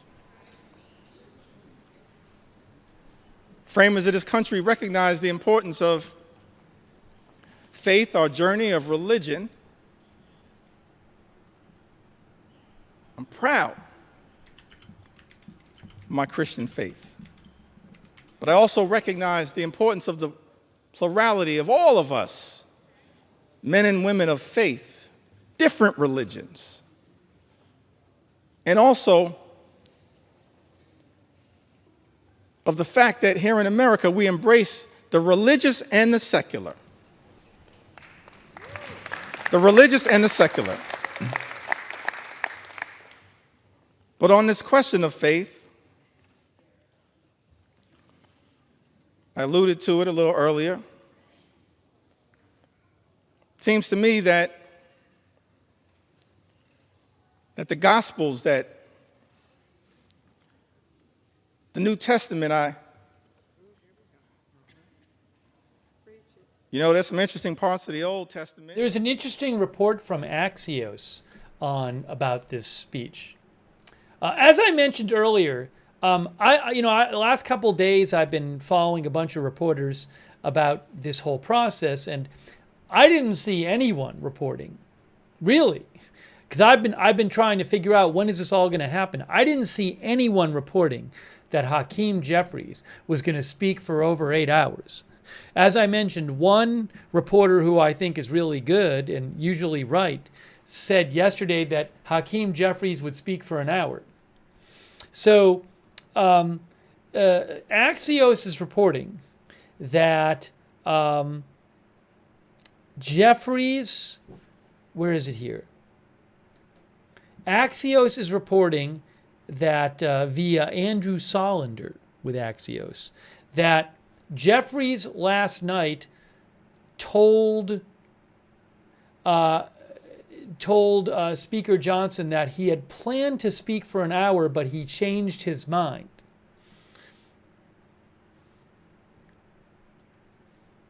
And also, Axios says that the overwhelming consensus on Capitol Hill was that Jeffries would speak for around an hour. But he's spoken for way longer than an hour. Also, Axios is reporting that one of Jeffries' main motivations for speaking this long is that he wanted to make it so that the vote happened during daylight hours.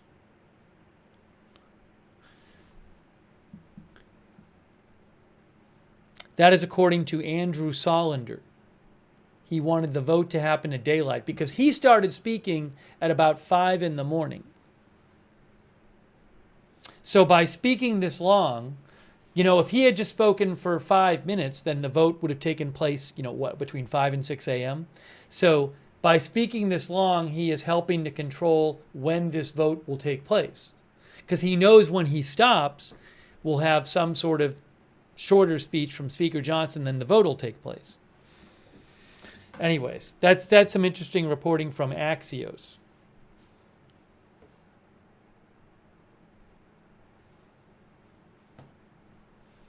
Our viewer Bar at J and S Ranch says this is stupidity at its finest, whereas our viewer Poe Ethics says that's actually pretty smart. No hiding votes in the night.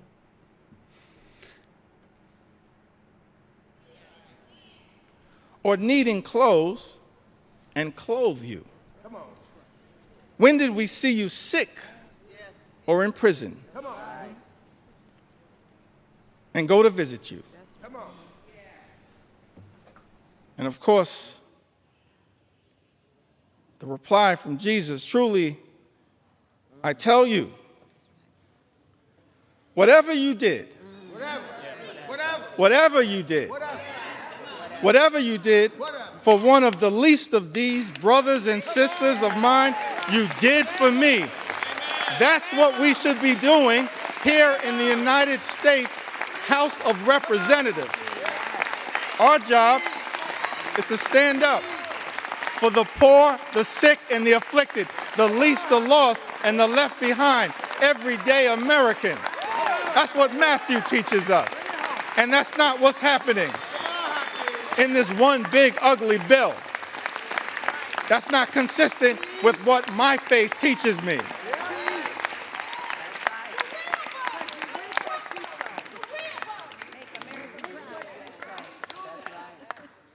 I'm not down with this situation. I'm not down with this situation.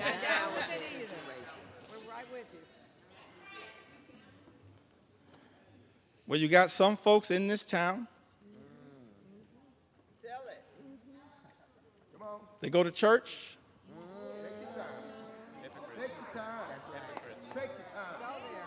Mr. Speaker, I said some folks in this town, they go to church. Take your time. And I'm not questioning anybody's faith. I'm just making an observation.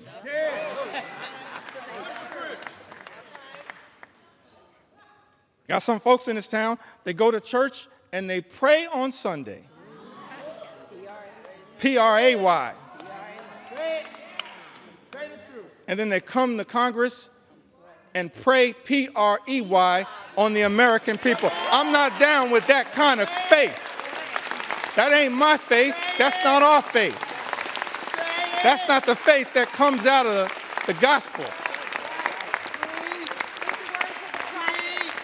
I can't find that kind of faith in Matthew 25 and 35. I can't find that kind of faith.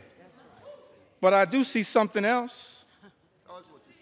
Tell us what you see. Can I talk about it for a moment? Talk about it. Talk about it. Take your sweet time. Take your sweet time. Take your time. I do see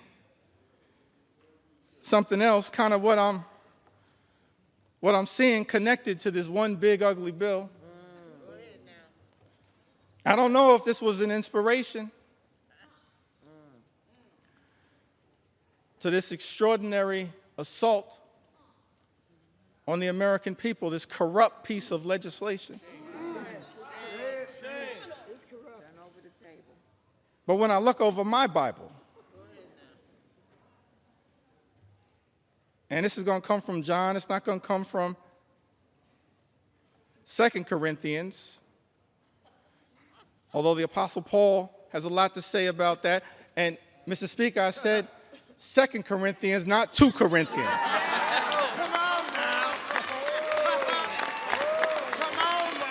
I don't know who I'm talking about, but if you're going to sell the Bible, you should know the Bible.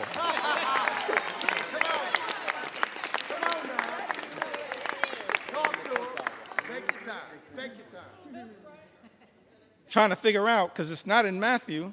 That's right. 25, 35 to 40, but I did see something in John. Go ahead now. Tell us what you saw. Tell us what you saw. John 10 and 10. This frightens me in this moment that we're living in. It says the thief comes only to steal, kill, and destroy. It's incredible to me that we're here dealing with a piece of legislation literally that steals money from everyday Americans, from hardworking American taxpayers, steals money from Medicaid, Medicare, the Affordable Care Act, supplemental nutritional assistance, steals money from Pell Grants, from the education of our children, from energy assistance programs. Thief comes only to steal and kill. I don't say this lightly, Mr. Speaker, but we stand behind this point. That when you try to take health care away, what this bill does, taking health care away from everyday Americans, more than 17 million, this unprecedented assault on Medicaid, on the Affordable Care Act, on Medicare, on children's health insurance. What you effectively are doing, hurting everyday Americans, hurting children, hurting women, hurting older Americans, seniors, people with disabilities. Nursing homes will close. Hospitals will shut down. Community-based health clinics unable to operate.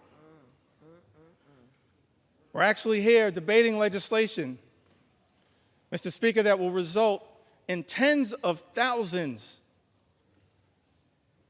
of everyday Americans losing their lives because of the inability to get health care that they now have and is being ripped away from them. John 10 and 10, the thief comes only to steal and kill and destroy. All-out assault on the American people. All-out assault on health care, the economy, Social Security, Medicare, Medicaid, nutritional assistance, veterans, farmers, law-abiding immigrant families, small business owners. All of the things that we've spent some time on this House floor talking about, that this bill is trying to destroy. Destroy the American way of life. Can't find anything in the Bible and the New Testament, certainly not in Matthew 25 and 35. Matthew 25, So we are 35th listening chapter. right now to Hakeem Jeffries. He is the House Minority Leader. And because he is the House Minority Leader, because he's the party leader, he gets to, in the House, he gets to speak as long as he wants. It was widely anticipated he was going to speak for about an hour. But he has now spoken for 8 hours and almost 20 minutes. The record in the House is 8 hours and 32 minutes. So I'm guessing he's going to try to break the record. I personally think he will probably stop soon after breaking the record, although you never know. But he started speaking roughly around 5 a.m. When he is done speaking, then we will be hearing, from what I understand and would anticipate would be a short speech from the Speaker of the House, Republican Mike Johnson, and then the House will vote on this bill. They are going to vote to pass the version of the bill that the Senate passed. If they vote, it is assumed that they will have the votes to pass it, and when they pass it, that bill will go to President Trump, who is reportedly going to sign it in a signing ceremony tomorrow, July 4th. President Trump has really wanted this bill, which encompasses a bunch of his campaign priorities and campaign promises. He wanted to have this bill done by July 4th. It does look like it will get done by July 4th. And so if I'm correct and Hakeem Jeffries is going to speak maybe a little longer than breaking the record, well, it's about 11 minutes till the record. So that would be my guess, is maybe he speaks a bit longer than 11 minutes from now. I could be wrong about this, though, you know.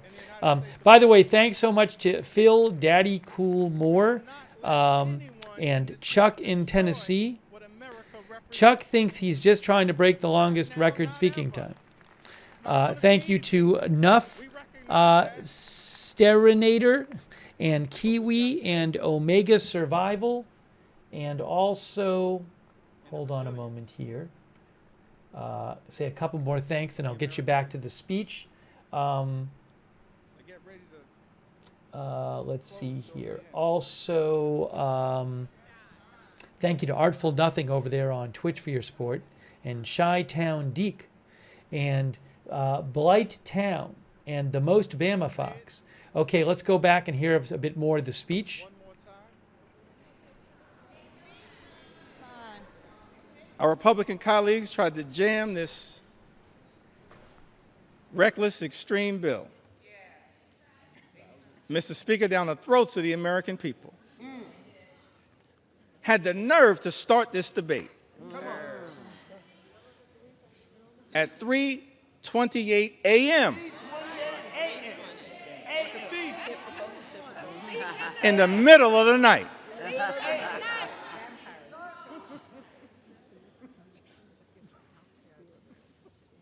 But we made clear that we were going to expose all of the things that are being done to harm the American people. Yeah, that's right. Tell 'em. Not in the dark of night, but in the light of day.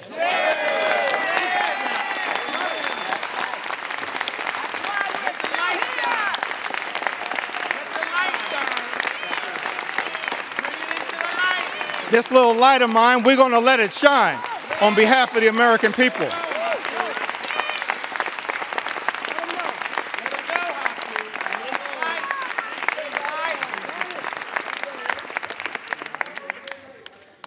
Incredible to me that Republicans would try to jam this one big ugly bill down the throats of the American people in the dead of night. And then, to add insult to injury, Mr. Speaker, allocate 15 minutes. 15 minutes to each side on the committees of jurisdiction. Shame. What a shame. 15 minutes to the Ways and Means Committee on each side. 15 minutes Take your time. Take your time. to the Budget Committee. That's extraordinary. But I'm thankful, I'm appreciative of all of my colleagues who stand behind me. That's right.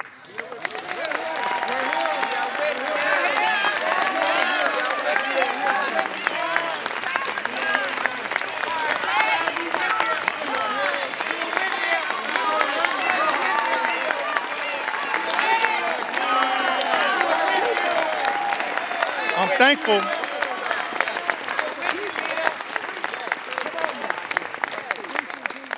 Thankful to all of my colleagues for their commitment, their courage, their conviction, standing up on behalf of the American people to deliver, hopefully, what is a message of concern, but also a message of hope. Come on.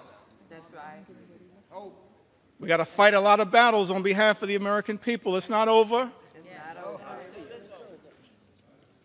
Fighting a lot of battles on behalf of the American people. This is just one of them. This one. But we wanted to make sure that the American people had an opportunity to fully and more completely understand, in the light of day, just how damaging In the light. this one big, ugly bill He's about 6 minutes Will from the be record. About 6 minutes. 8 hours and the 32 American minutes is people. the record. And I plead with my colleagues on the other side of the aisle, Mr. Speaker. I really plead with my colleagues, inspired by some of the framers of the Constitution, the great scholars, the great thinkers, conceived of this incredible journey that we've been on Yeah. in the United States of America, creating separate and co-equal branches of government, recognizing that in this country, part of the gift that we were given by the framers of the United States Constitution, no kings, no dictators, no monarchs, separate and co-equal branches of government. This is the Article I branch of government. Mr. Speaker, James Madison, he once made the observation, in his view, in one of the Federalist Papers, that at its best, Congress should function as a rival to the executive branch. That was James Madison. Article I, branch of government, the House and the Senate. We're not here to bend the knee to any wannabe king.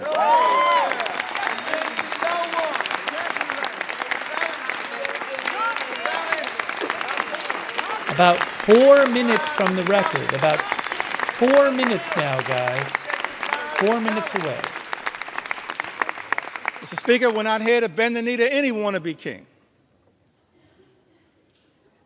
We're here to be a rival to the executive branch in the best spirits of the House of Representatives, to push back against an out-of-control executive branch. That's the framers' vision. I said that's the framers' vision. That's what they said. The framers' vision. And so as we prepare to take this consequential vote, Mr. Speaker, I just urge many of my colleagues Take your time. Take your time. in government, Time. my colleagues on the other side of the aisle,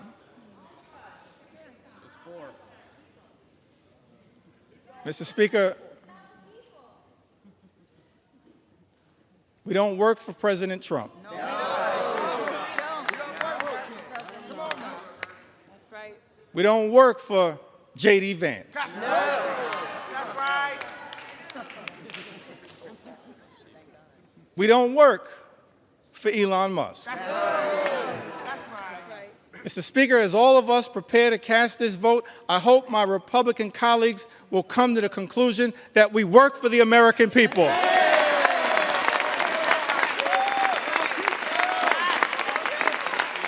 We work for the American people. About 2.5 minutes until he breaks the record for longest House floor speech. We don't work for any president. We work with American presidents.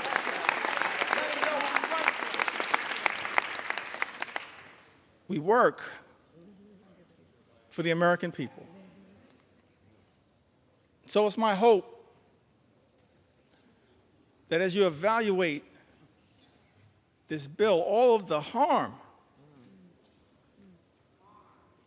that is being unleashed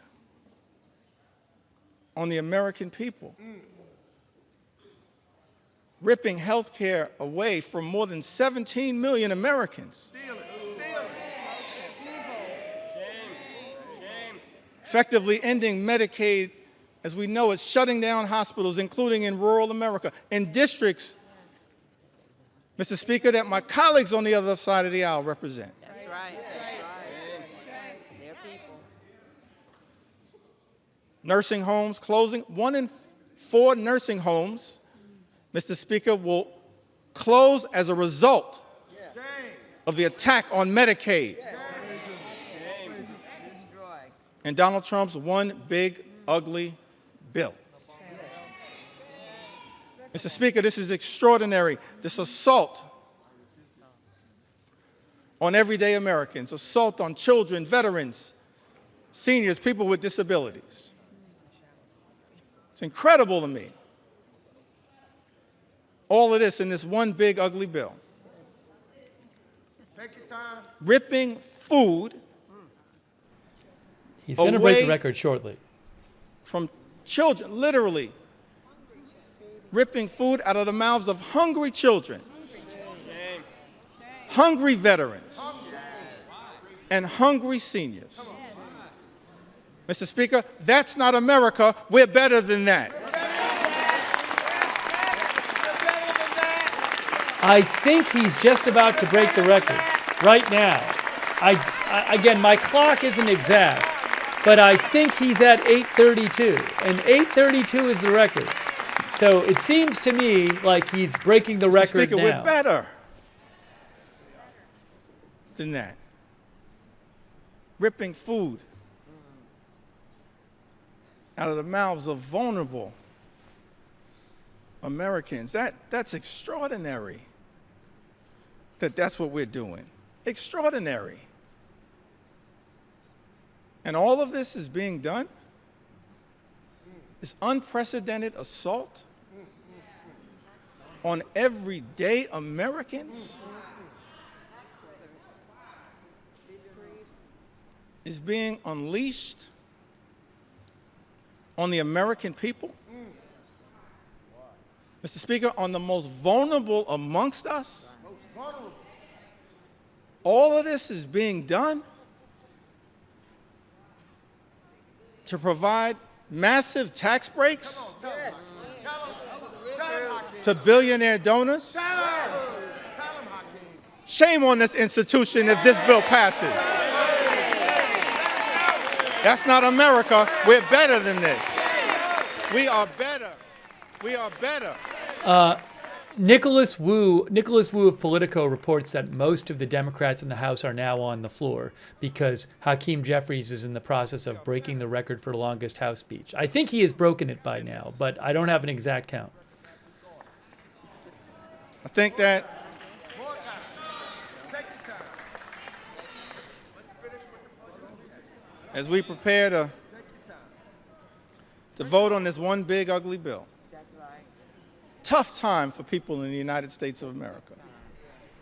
It's extraordinary extremism unleashed on the American people. Mr. Speaker, my colleagues on the other side of the aisle promised to address the high cost of living. Nothing in this bill will meaningfully lower the high cost of living in the United States of America. Nothing.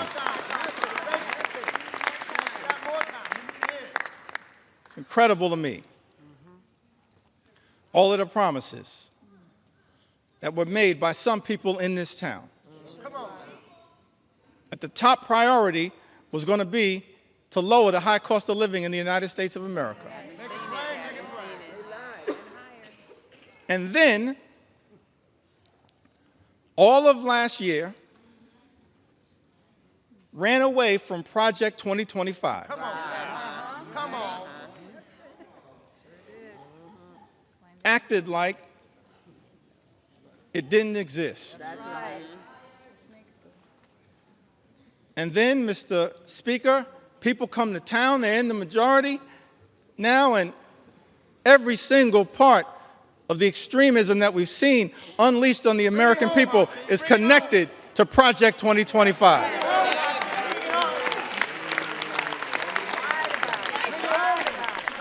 Every single part. Hakeem Jeffries has now set the record for longest House floor here's speech why. ever with this speech. Here's why I still got hope, optimism. I referenced this earlier today.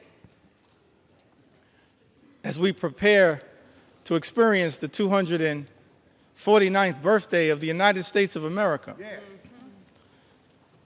Take it back to that original document. Yeah. Declaration of Independence, 1776. Mr. Speaker, it had the aspirational part.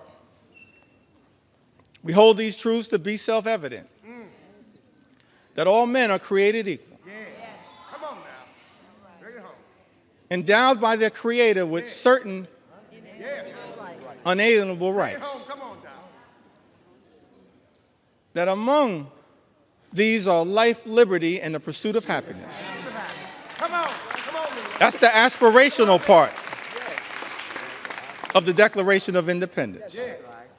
And as House Democrats, we're committed, no matter what it takes, to bring that about. Imagine in America where everyone who works hard and plays by the rules can live the good life, afford to live the good life. Come on. Good paying jobs, good housing, good health care, good education for your children, and a good retirement. That's what House Democrats are fighting for. That's the aspirational part of the Declaration of Independence, to bring that to life, the pursuit of happiness. That's the aspirational part. But then when you look at that Declaration of Independence, the second part of it, it reads like an indictment against an out-of-control king.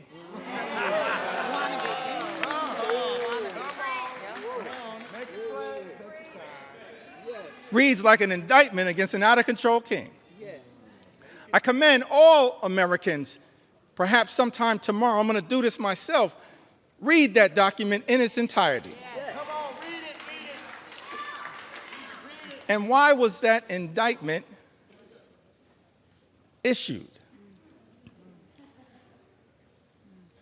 I think it was because the framers of this great country, they were fed up with Project 1775. And so they implemented Project 1776. So I know that there are people concerned with what's happening in America, but understand what our journey teaches us is that after Project 2025 comes Project 2026. And you will have an opportunity to end this national nightmare as part of Project 2026. I love the framers. They gave us a blueprint for what should give us hope in this moment. That's right. I think that I want to close by referencing closing. Take your sweet time.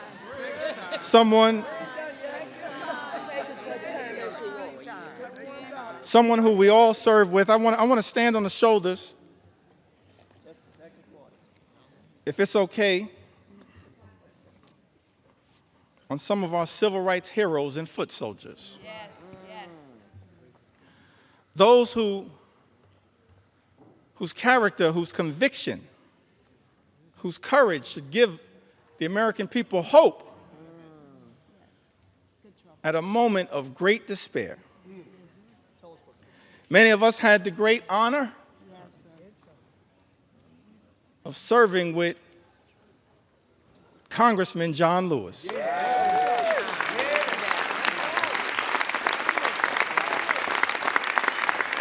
The great honor, Mr. Speaker, to serve with Congressman John Lewis. That's right. And I came across something that John Lewis said in June of 2028, that hopefully, no matter what the outcome of this vote, will give people some hope. Great John Lewis said, "Do not get lost in a sea of despair. Be hopeful. Be optimistic. Our struggle is not the struggle of a day, a week, a month, or a year.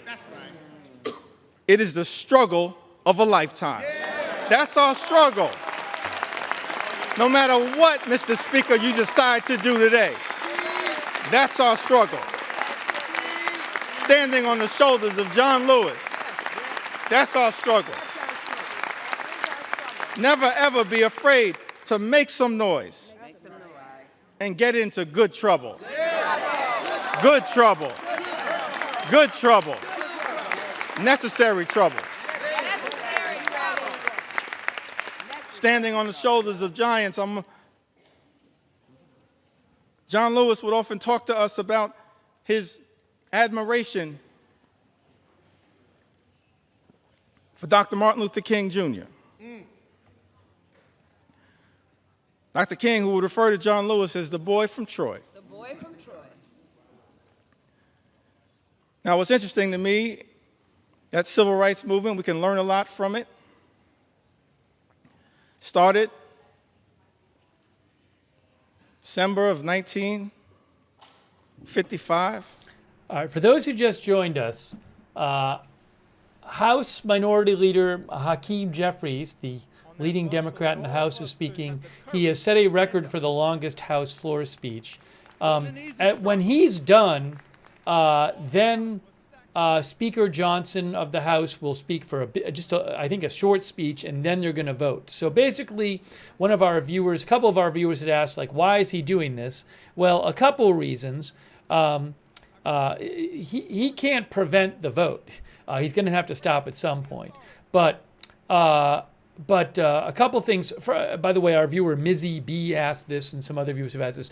So first of all, he has said that they wanted the vote on this to be taken during the daytime and not at night. He said the light of day. So that was an excuse for doing this, because when he started speaking, it was around 5 in the morning. But also, look, I mean, this is a chance for him to make the Democratic case, to tell the American people why the Democrats oppose this bill.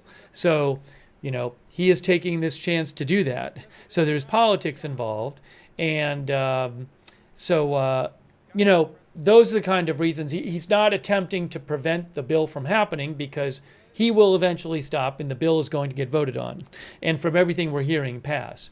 But so that's what we're expecting, is that he's going to stop soon, because he set the record now. And then a short speech from Speaker Johnson, and then the vote on this bill.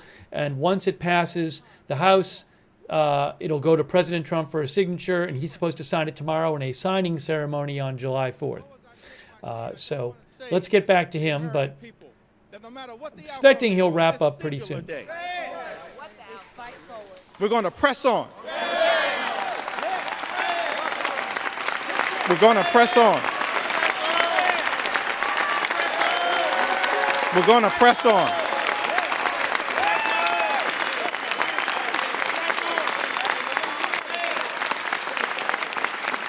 We're going to press on for our children, press on for our seniors, press on for our veterans, press on for our unions, press on for our farmers, press on for our dreamers, press on for working class Americans, press on for the middle class, press on for all who aspire to be part of the middle class, press on for the poor, press on for the sick, press on for the afflicted, press on for the least, press on for the lost, press on for the left behind, press on for the rule of law, press on for the American way of life, press on for democracy. We're going to press on until victory is won. I yield back. He just finished. There it is. He just finished. Many Democrats from the House have come out onto the floor. It was not that crowded the whole time. Most of the speech, there were not many people in the House chamber, but a lot of the House members, the Democrats, have come out to show their support for Minority Leader Jeffries as he finished his speech. He spoke for 8 hours and 45 minutes. That's around how long he spoke, 8 hours and 45 minutes. Jeffries has finished speaking. All that's next is for Speaker Johnson, and then the vote. The vote is coming up very soon on this bill.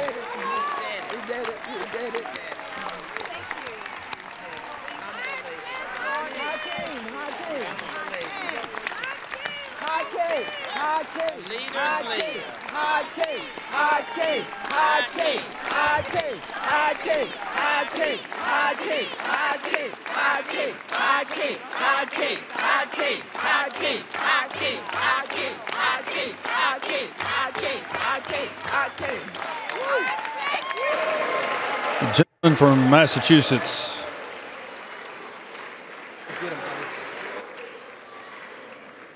You don't need to take an hour. This gentleman from Eight Massachusetts. hours. Gentleman from I think it's, Massachusetts. Mr. Speaker, I think it's fair to say the leader has done his part. I have no further speakers. I yield back our time. Gentleman from Massachusetts yield.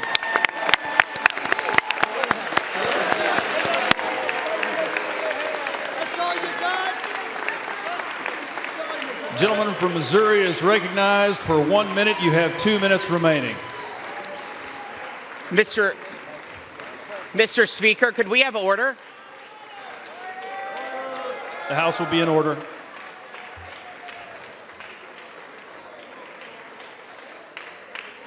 The House will be in order, please.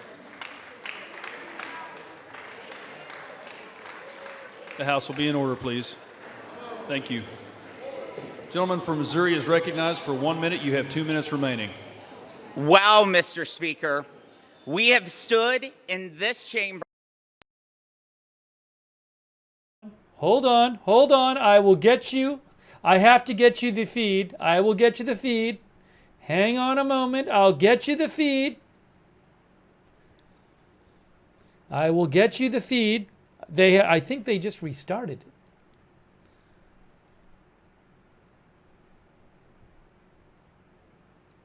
Give me a moment. Give me 1 moment. I'm putting it back up on the screen. There was an issue with the Reuters broadcast. I am putting it back up on the screen for you right now. Just hang on a second. Just hang on a second. I can see it. I'm getting it on the screen for you right now. There it is. Can be defined in one word. A bunch of hogwash is what we've heard for 8 hours on that side of the building. I'll tell you, for the 8 hours, could we have order? We'll suspend. The House will be in order.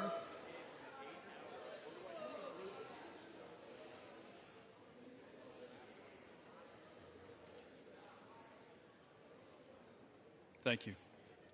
He's recognized. Mr. Speaker, the 8 hours of hogwash that we just heard will not change the outcome that you will see very shortly when we deliver historic tax relief for working families, small business owners, and farmers. Mr.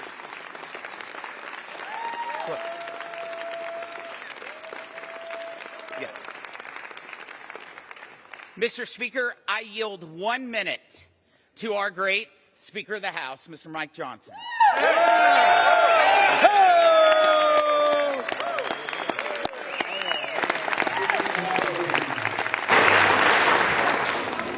I thank the gentleman from Missouri. I thank you, Mr. Speaker.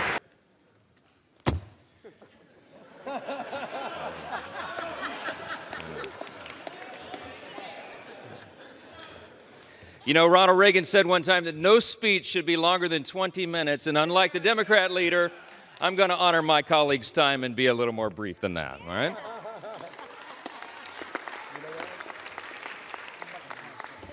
I just want to say something that many of us learned when we were children. We were taught, you know, it takes a lot longer to build a lie than to tell the simple truth.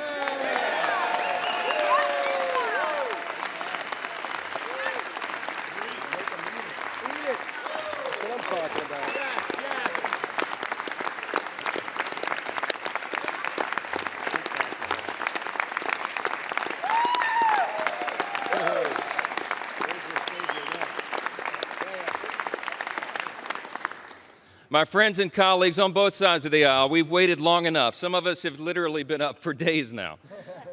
But this day is a hugely important one in the history of our nation. We have a big job to finish, and that's why we're here on the week of July 4th, just a day before now, America's birthday. It was on that fateful day, as a Democrat leader acknowledged, that our founders pledged their lives and their sacred honor to this grand experiment in self-governance that we are now here to steward. It's an experiment that falls to us to guard and to protect it. We take that very seriously on this side of the aisle. In just a few moments, we will remind the world why the American experiment still endures today and why its best days are still ahead of us. Yeah.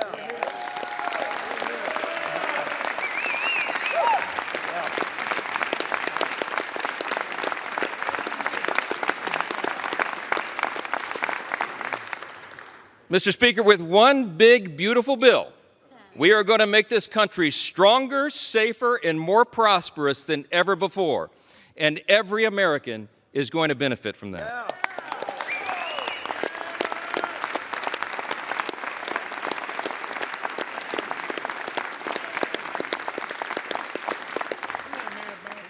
Today, we are laying a key cornerstone of America's new golden age. Now listen, we have a few words of gratitude first. Scripture's been cited a lot this morning, I think mostly out of context, but what I will say, one thing that we know about Scripture is that we're supposed to give honor where honor is due, and that's what we do on this side of the aisle. I want to thank every single member of the House Republican Conference for pouring their time and their heart and their expertise and experience into this process. I want to thank all of our amazing staff members, all of them. Yes.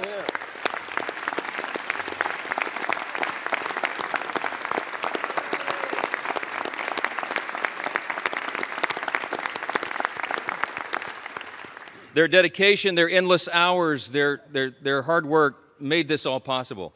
I want to thank the White House Office of Legislative Affairs, who have basically lived with us now for the last few weeks. Their patience and persistence and their professionalism is greatly appreciated. Our country's incredible cabinet secretaries have been involved as well. They've assisted us in countless ways throughout this process. Our Vice President, J.D. Vance, helped us navigate so many dire straits along the last several weeks through the House and the Senate. And of course, our bold, visionary, fearless President, Donald J. Trump.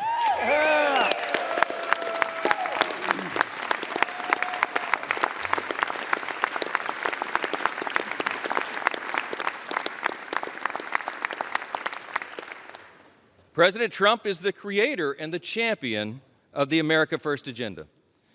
We will deliver upon that today. We come a long way. We come a long way. We began this process really about 15 months ago. We had a sense and we believed that we would have unified government. We would have this moment where the Republican Party would be given control of the White House and the Senate and the House. And we determined to ourselves that we would not waste that historic opportunity. We've had spirited debates, we've had months of deliberation, and now we are finally ready to fulfill our promise to the American people. That's what we are doing today. Now, look, before I respond to the allegations from across the chamber, I just want to take us back to a day that most of us will remember so very fondly for the rest of our lives, and that's November 5th of 2024. That was Election Day, a fateful one for America. The reason that was so important, the reason it was such a turn in history is because the American people spoke with unmistakable clarity. We sensed it as we were all out campaigning. We saw that there would be a demographic shift in America, and that is exactly what the election yielded. We, in our party, had a record number of Black and African American voters come to the Republican Party. We had a record number of Hispanic and Latino voters come to the Republican Party, a record number of Jewish voters and union workers and suburban women and urban voters. They came out in record numbers to join the Republican Party and the America First agenda with President Trump.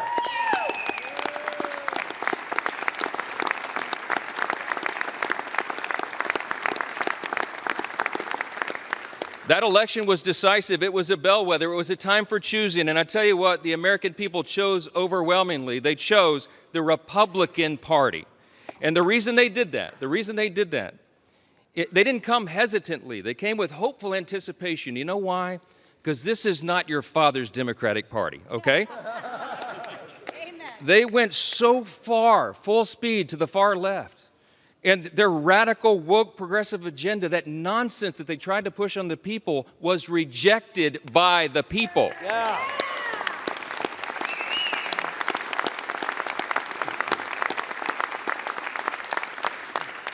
These new voters came to us. They had enough of the Biden-Harris madness and all the things they were trying to hoist upon the American people that they just don't believe in their hearts. And they were hopeful. They came to us with hope. They wanted us to restore common sense and accountability, and we promised to them that we would do just that. Those new demographics came to the Republican Party because of open borders wreaking havoc on their communities. They came because of weakness at home that fueled instability abroad, and because trillions in reckless spending put the price of gas and groceries further out of the reach for hardworking Americans. It wasn't right. President Trump and our Republican majority in Congress are fixing all of that right now. President Trump said this week, we're the hottest country in the world again.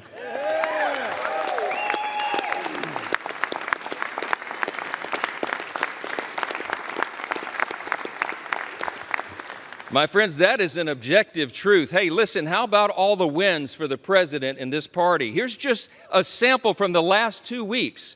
The headline today will be, the one big beautiful bill passes the Congress, okay?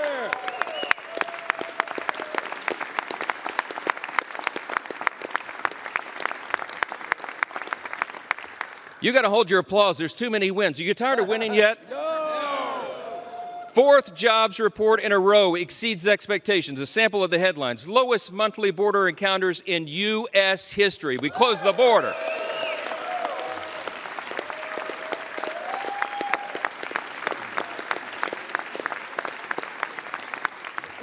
Last couple of days, a new trade deal with Vietnam and all the countries of the world, around the world lining up for that. UPenn agrees to ban biological men from women's sports.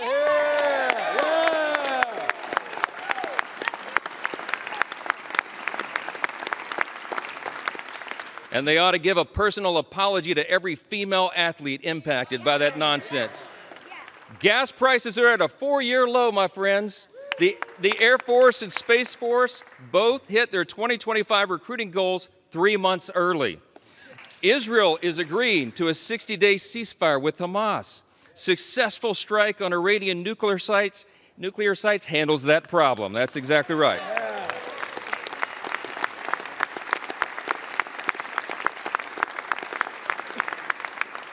Strength is back. America's back. It's resulted now in a ceasefire deal between Iran and Israel. The NATO countries are increasing their defense spending, not just 2%, 5% of GDP, okay?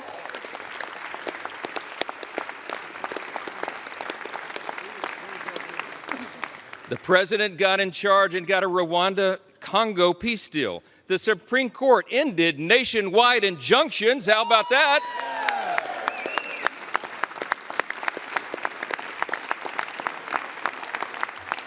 That conservative majority on the Supreme Court also allows third country deportations. We've had a record high stock market, and we're signing a China trade deal. That's just the last 2 weeks.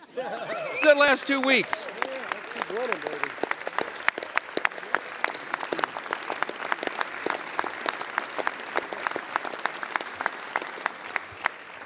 So many simple truths to share, and so little time to do it, because I want everybody to have a break here. But I just want to say this. It's really nice to hear my Democrat colleagues suddenly take an interest in working Americans again. Did you pick up on that theme today? Let's be clear. Working Americans stopped trusting Democrats a long time ago. That is a fact. They're looking to this side of the chamber. They're looking to the Republican Party and our principles to deliver the relief and the reform that they have long demanded and they most certainly deserve. This big, beautiful bill fulfills all the promises of the America First agenda. It is the people's bill. It is made for and shaped by the most diverse coalition of American voters in American history.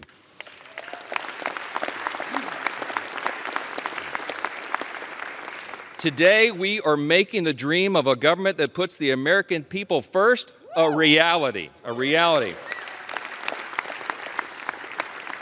I would need this entire notebook to tell you all the great things in the big, beautiful bill. It is aptly named, but I'll just tell you a couple of the highlights. Record tax cuts for hardworking Americans.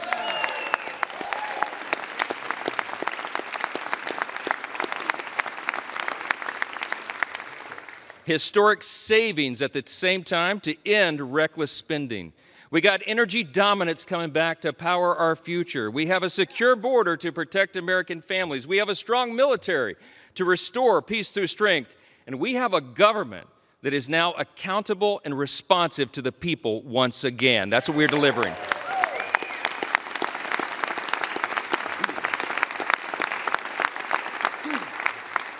For everyday Americans, this means real, positive change that they can feel, and they will feel much more when this bill is done. Families back home will have real relief, an average of $10,000 in their pockets, thanks to the largest working and middle-class tax cut in the history of this great nation. That's what we're doing today.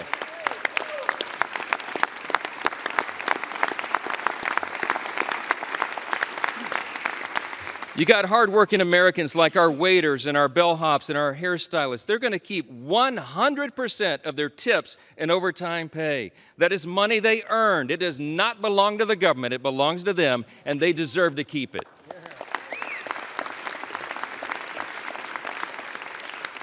Small businesses that want to build and expand new factories, you know what they can do now? They can write off 100% of their investment. That will have us a lot more building. Young families who want to buy a home will be able to, thanks to historic savings that will put our country on a stronger financial footing. Pregnant women, children, seniors, single mothers, the disabled, and the low-income Americans among us receiving Medicaid and SNAP will have the peace of mind of knowing that we've made these safety nets stronger with our reforms.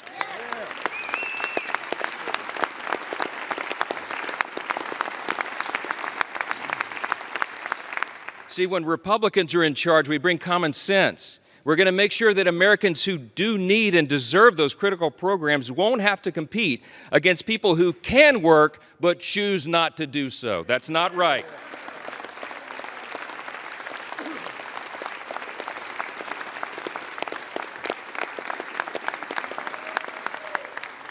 This bill is going to put fairness back in the system. We are returning to common sense. We're returning to what is good and decent that people know in their hearts, and that's why they support it.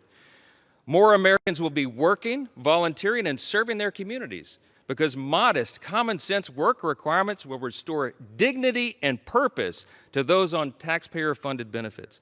The bill will also mean that safer streets are available in every zip code around the country because our border will remain fully and totally secure.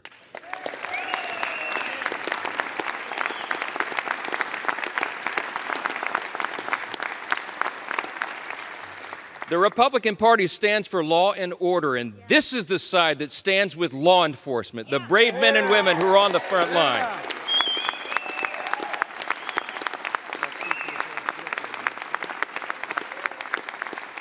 The idea that those who put their own lives on the line to protect us would be assaulted for doing their jobs is unconscionable.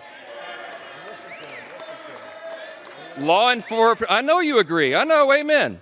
Law enforcement will have the help of a border wall now that's 100% complete. Yeah!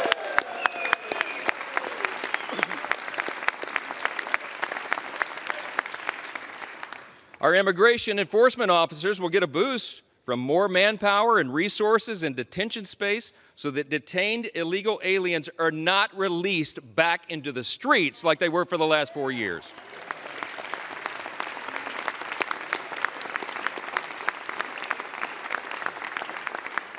And our homeland can rest soundly again under the protection of President Trump's Golden Dome. That's what we're investing in. Look, any of these individual achievements would be historic victories for a Republican Congress or any Congress. And today we're delivering on all of them in one big, beautiful bill. That's what Americans can count on when we pass this legislation, and that's exactly what Democrats will vote to oppose today. That's a fact. We didn't write this bill for the Democratic Party or the elites or the media. This bill is for hard-working Americans, and they deserve it.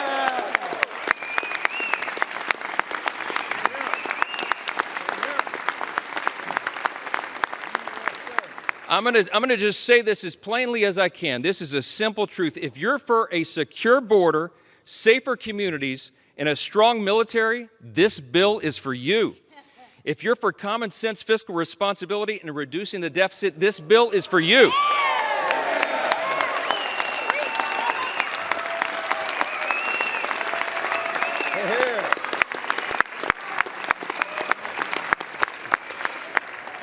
If you're for fair and lower taxes, bigger paychecks, affordable gas and groceries, and restoring dignity to hard work, this is the bill for you.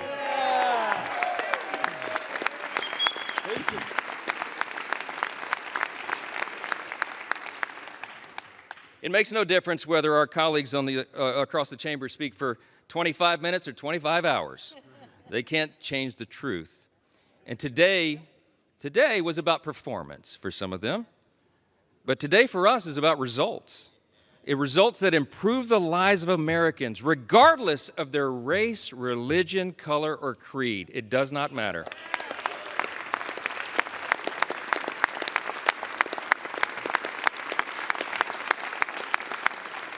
I tell you what, Ronald Reagan used to remind us you can always trust the American people, and we do trust the American people, and they can discern the difference.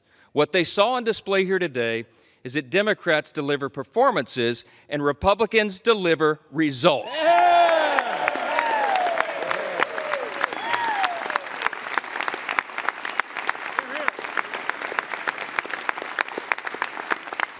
Today, my friends, we are ready now. We are going to deliver what we were sent here to do, and every American will benefit from it. In 1793, just steps from where we stand today, President George Washington laid the first cornerstone of the United States Capitol. Over 50 years later, On July 4th, again, members of this body gathered once again to lay a second cornerstone. Once more on July 4th, at the height of the Cold War, Congress laid a third cornerstone. And this week, with this vote today, on our nation's birthday being tomorrow, we lay a fourth. With this bill, we can vote as stewards of that great legacy that we have inherited in this extraordinary nation that we are blessed to live in. We can lay another sturdy foundation for the future of this country, a future where working Americans can feel relief, where government can finally start living within its means again, and where the United States is safer, stronger, and more prosperous than ever before. That's right. Now, I'm going to say this as they mock America and mock everything and mock the bill. We'll see how the people feel about that. Yeah.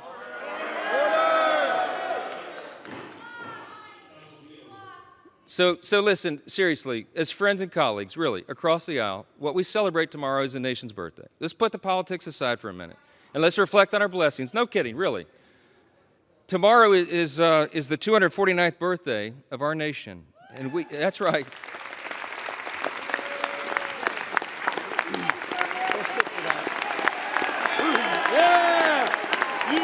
USA! USA! USA! USA! USA! USA! USA! USA! USA! USA! USA! USA! I mean this sincerely. I thank my colleagues for standing. We all should be united in that. We are. We have squabbles, we have partisan debates and all of this, but at the end of the day, we're all Americans, man. And we gotta believe that. We gotta know it. We gotta recognize that we live in the greatest nation in the history of the world. It's not even close.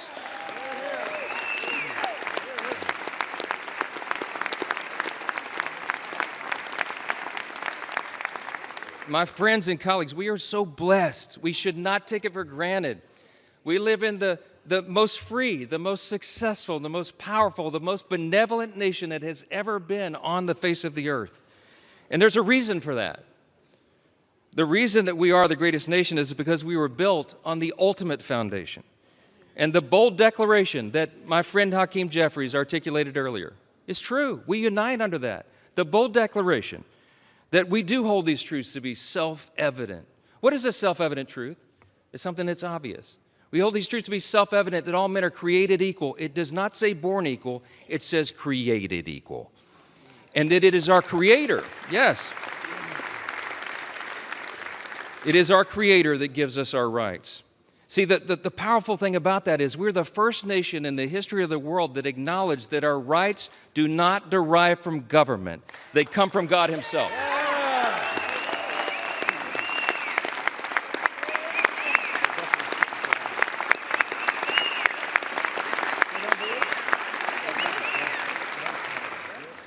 You see those words up there, that motto, it says, "In God we trust," right above the speaker's rostrum. You know, a previous Congress put that there in the early 60s in the height of the Cold War. There's a little visitor's guide that people get when you do tours late at night. You've probably seen your constituents and visitors and friends get the guide. If you turn, I think it's about to page 21. It explains why that's there. And it says, Congress voted to put that there as a rebuke to the Soviets' worldview at the height of the Cold War. Why? Because communism, socialism, find their root in Marxism. And Marxism begins with the belief that there is no God. It's wrong. And this Congress made us stand those many years ago, and we should do it again. We're different, we're distinct, we're exceptional, because we acknowledge that right there, our motto.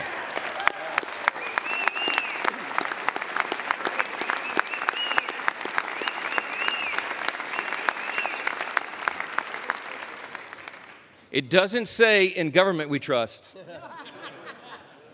It says, "In God we trust." And we better remember that.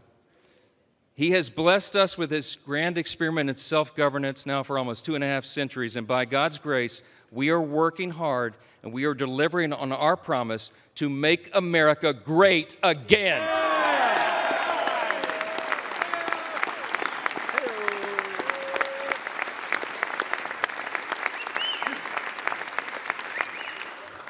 This is without a doubt the most important vote of this Congress, and I think this may be the most important vote that any of us take in our entire lifetimes. And everybody better remember it, however you vote today. My friends, the President of the United States is waiting with his pen. The American people are waiting for this relief. We've heard enough talk. It's time for action. Let's finish the job for him. Vote yes on the bill. No, it sounds like we're now going to have the vote on the bill. That was Speaker Johnson. With that, I yield back. I think we're going to have the vote now, guys. The gentleman yields, and all time for debate has expired. Here we go.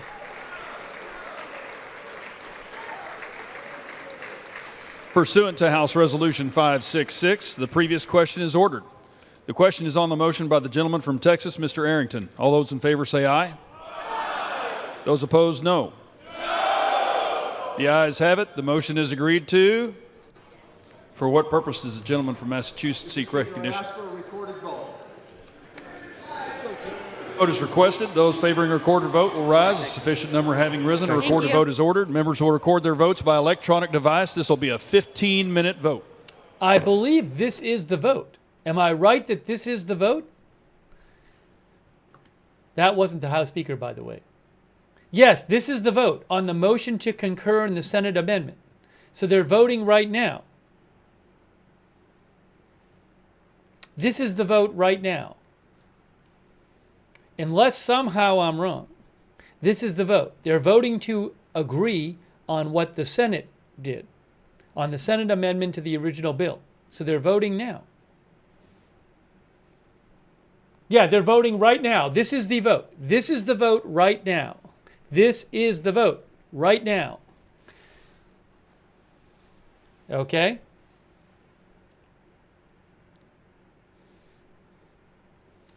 So a tie doesn't do it. You need a majority.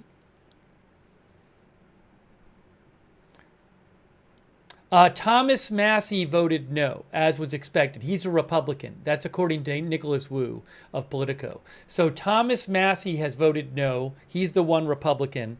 Again, this right now is the big, beautiful bill vote in the House, which is expected to pass. And once it passes, it would then go to President Trump's for signing to become law. And President Trump is expected to sign it tomorrow in a signing ceremony on July 4th. So, we're watching right now, but this is the final vote. And it would be a problem for Republicans if more than 3 vote no. But that is not expected to happen. That would be a shock right now. Again, you are watching live. This is the vote on the big, beautiful bill, the big tax, spending, and domestic policy bill that has been supported by President Trump and contains lots of President Trump's priorities. Here we go.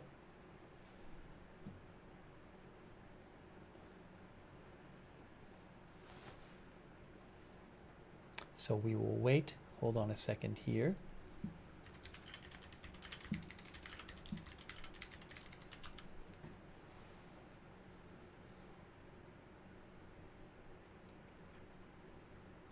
There are currently 432 members and 3 vacancies. 432. So 216 and 216 is half and half. So if you get to 217, you definitely have more than half. Again, only 1 Republican right now voting against Thomas Massie. That was expected. Total party line vote.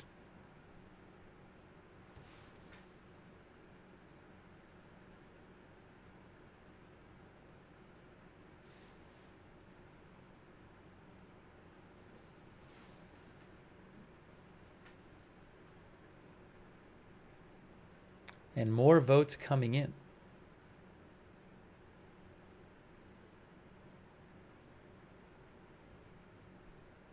Let me shout out a couple people real quick. Hey, thanks so much to Maga since 1492, Tina Trana, Absurdity Adept, PZ Papazulu, Robin Mayle for your support, Angel Mendez, NCR Ranger 805, Marcus Garcia, James Yikes, and PZ Papazulu, High Desert Marine, JAM, Sarah Milligan, thank you. Yingvi Malman Stream, thank you. Phil Daddy Cool Moore, Chuck in Tennessee, thanks for your support for the channel. Also, Cyllin Dylan G, Skidoom 91, Artful Nothing, thanks for your support. I really appreciate it. Shout out to all of our moderators as the vote is coming in.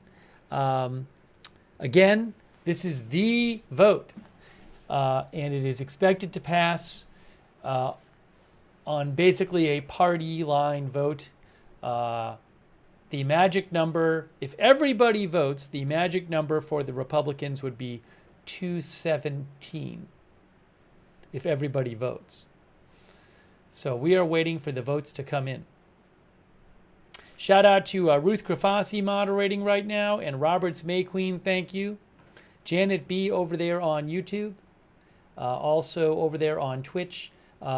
Big Ball of Yarn, Idaho Star, thanks for modding. Matthew Kohai 3, McBritches and Sarah, Linda Bell Glary, Misha on X, Paul Anderson, Kay Lowry Body on Facebook, Margaret Riley, and Shannon Davis Hughes. Hopefully I'm getting everybody. Thanks to all of our moderators. And thanks to Susan Love for your support. Some of our viewers are for this bill, some are against it. This bill would extend the Trump 217 tax cuts. It would add some other tax cuts, like tax cuts on tips and no taxes on tips provision, provision for no taxes on overtime, and also a provision for no tax on Social Security. These have limits built into them, these different provisions. And also it would spend money on border security and defense, some specifics about those spending that President Trump wanted. Also, it is forecast to, by the nonpartisan Congressional Budget Office projects that it will add $3.4 trillion to the debt over the next 10 years, and also that it will remove almost 12 million Americans from having health insurance. There are major cuts in this bill to Medicaid, and also there is cut to the SNAP SNAP is food stamps, I believe, food assistance program. So there are, it is known for having tax cuts and benefit cuts.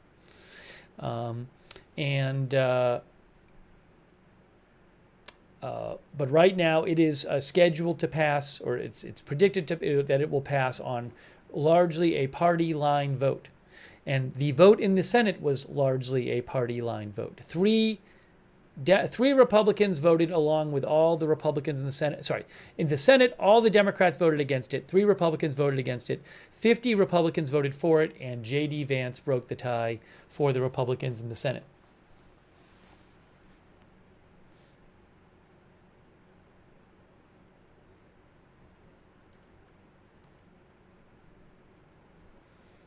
All right, more votes coming in. We are waiting. Assuming everybody votes,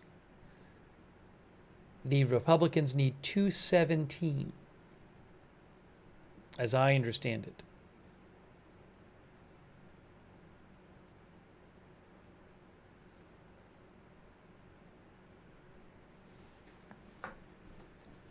And that would mean that there can only be 3 or fewer Republicans who vote against it. Oh, I'm sorry, time remaining. Well, I don't know if they'll stick to it. It says 7:04 time remaining, but there are votes where it goes longer. Sometimes the votes are held open for a long time. So I wouldn't, that's not a hard deadline there, that time remaining there. It says 6:45. Let's see what happens as they come in.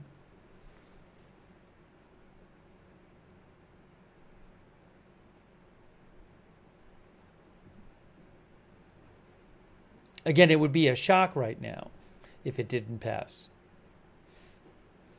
The Republicans would not be holding this vote right now like this if they didn't think it were going to pass.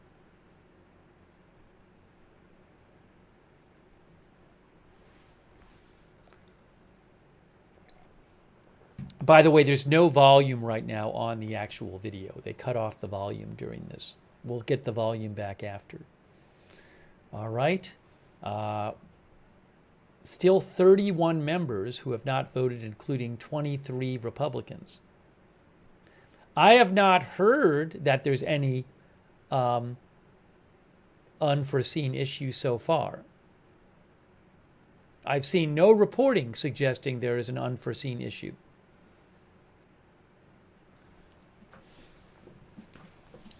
We are now down to 19 Republicans have not voted.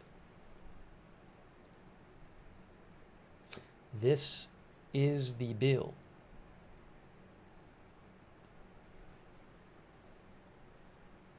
Yeah, the timer says 5 minutes, but I wouldn't worry about 5:15, but I would not worry about the timer because that is not a fixed limit. People can vote after it gets to 0.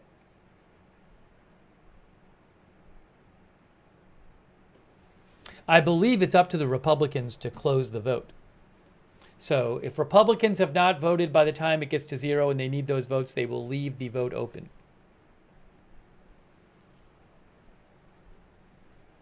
Okay, we're at 17 Republicans now have yet to vote. 16 Republicans have yet to vote.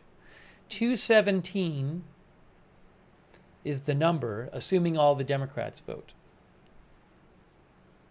to guarantee it.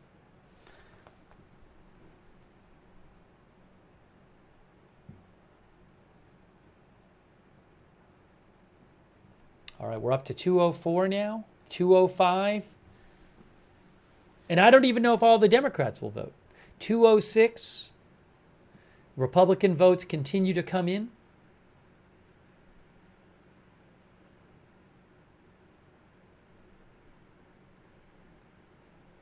The official time remaining is 4 minutes right now, but again, that is not a hard and fast deadline. All right, we're down to just 14 people have not voted. 9 Republican votes needed now to ensure passage out of those 11.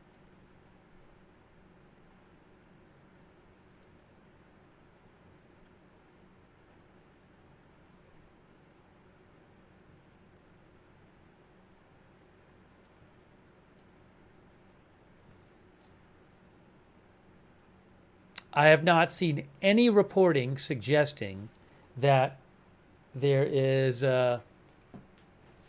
I have not seen any reporting suggesting that there's a problem on the Republican side.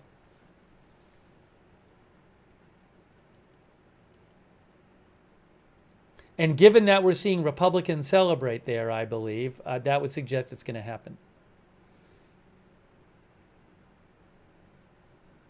I wonder if they let like some particular person be the last vote. I don't know.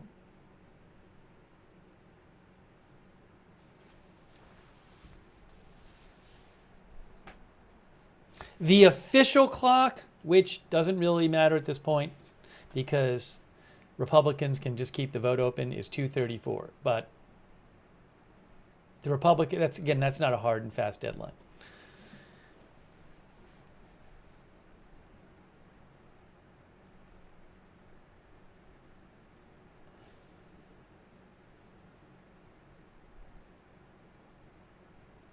Thank you, MAGA since 1492, for your support. We still have 11 Republicans who have not voted, and a number of them will need to vote, obviously, at this point to get Republican majority. Another Republican just voted. Another Democrat just voted.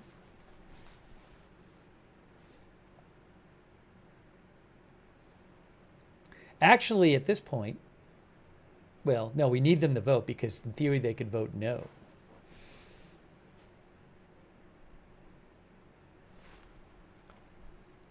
If you're wondering what the official clock says, it's 1:30.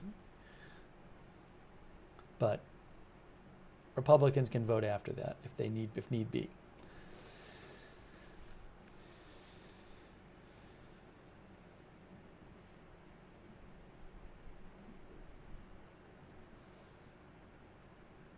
We are waiting for the remaining Republicans to vote.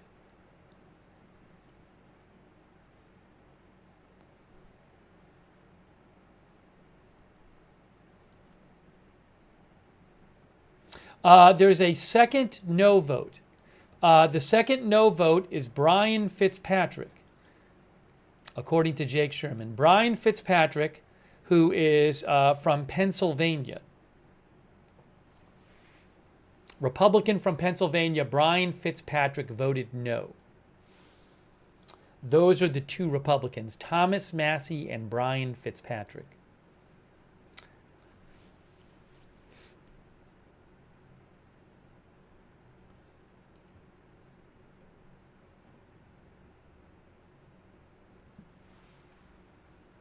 Okay, we have just 6 people left to vote.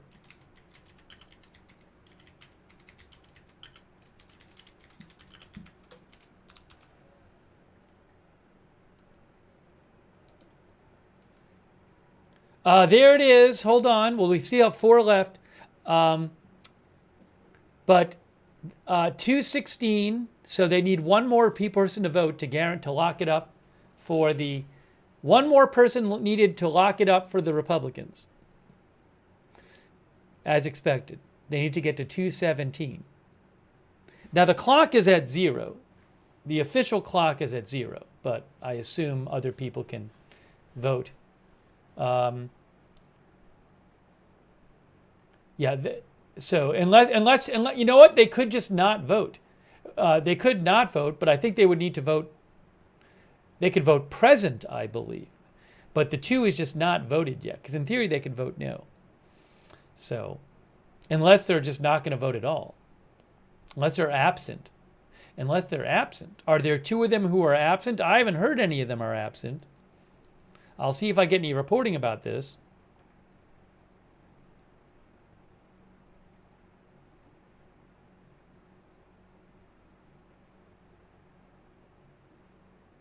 Need one more. You need one more to ensure it for the Republicans.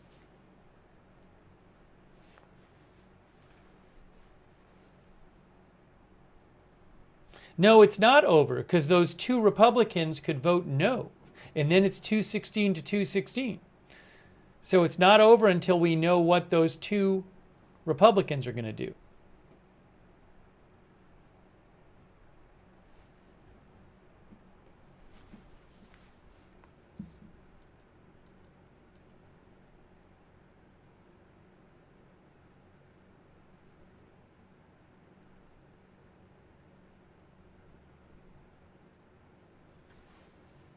The 2 who have not voted, says Andrew Solinder, are Ralph Norman and John James.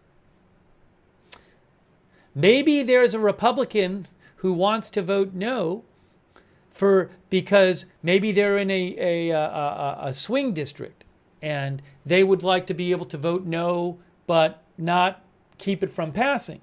So I don't know if that comes into play here.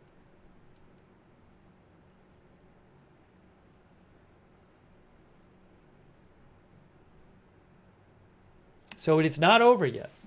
Again, John James of Michigan and Ralph Norman of South Carolina are the 2 who have not voted yet.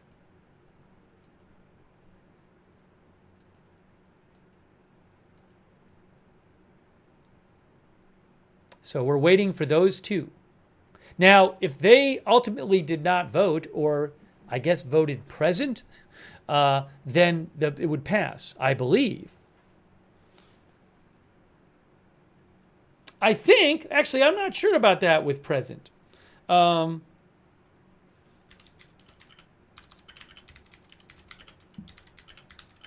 Because it would count as a vote.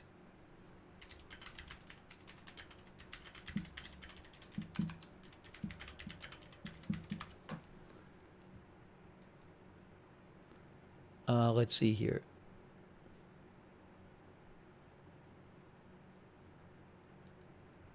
Because present is a vote. Do you need a majority of the yays and nays, or majority of yay plus nay plus present?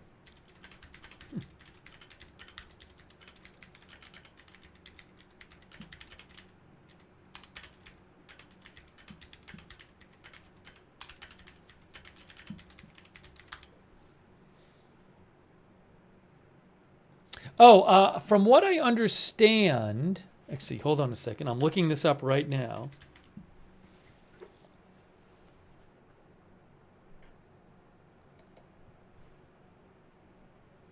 Oh, it's at 217. It passes. They have enough to pass it. There you go. We just hit 217, as expected.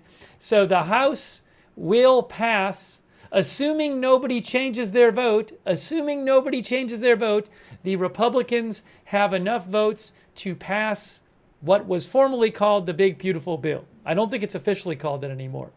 But the new spending bill, tax and spending bill, and domestic agenda bill, mega bill, supported by Trump, has enough votes to pass now. So assuming people don't change their votes, it will pass.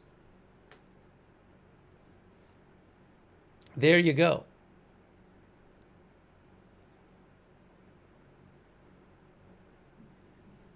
The vote is not closed yet, but it has the votes to pass.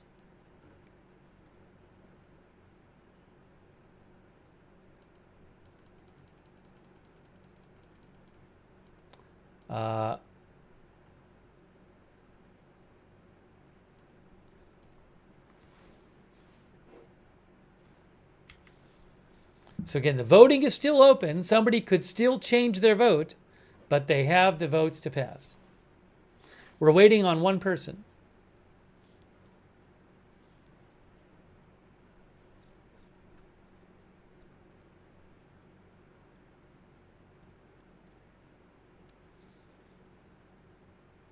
So we'll wait until any moment now. I expect them to say that's it.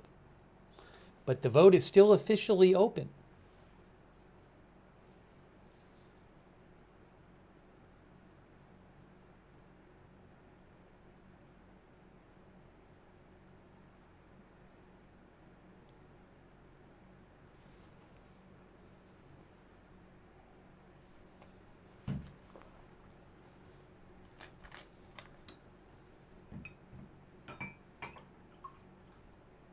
I don't know if anyone will speak after. I bet President Trump will post on Truth Social after.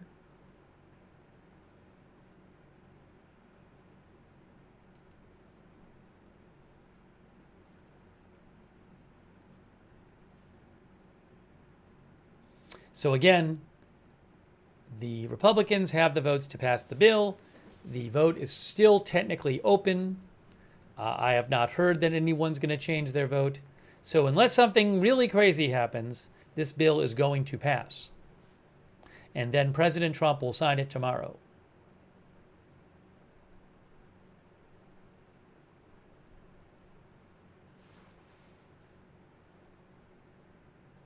He could sign it earlier, but he's going to have a signing ceremony tomorrow from what I've seen reported.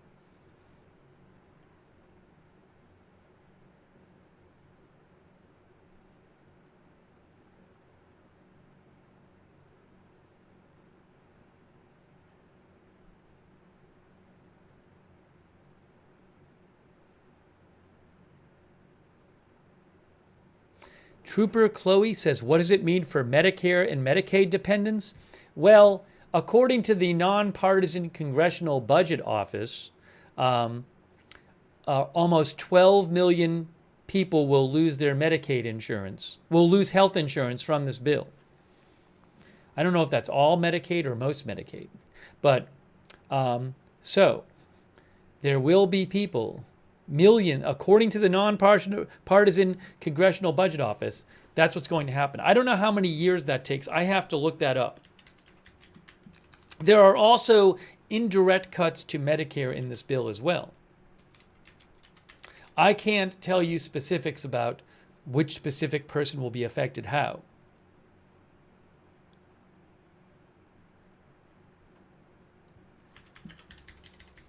There it is, 218. 218. Maybe we can talk about that more after.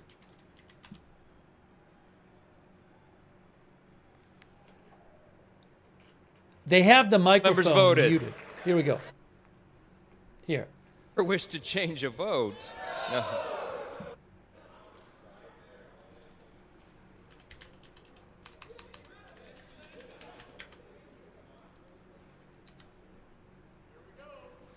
On this vote, the yeas are 218, the nays are 214.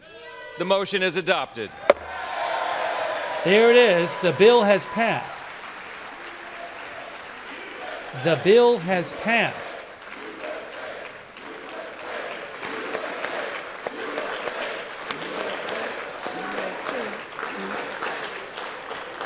Without objection, the motion to reconsider is laid on the table.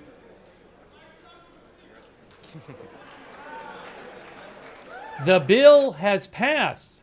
They passed it. So now it is going to President Trump for his signature. There you go.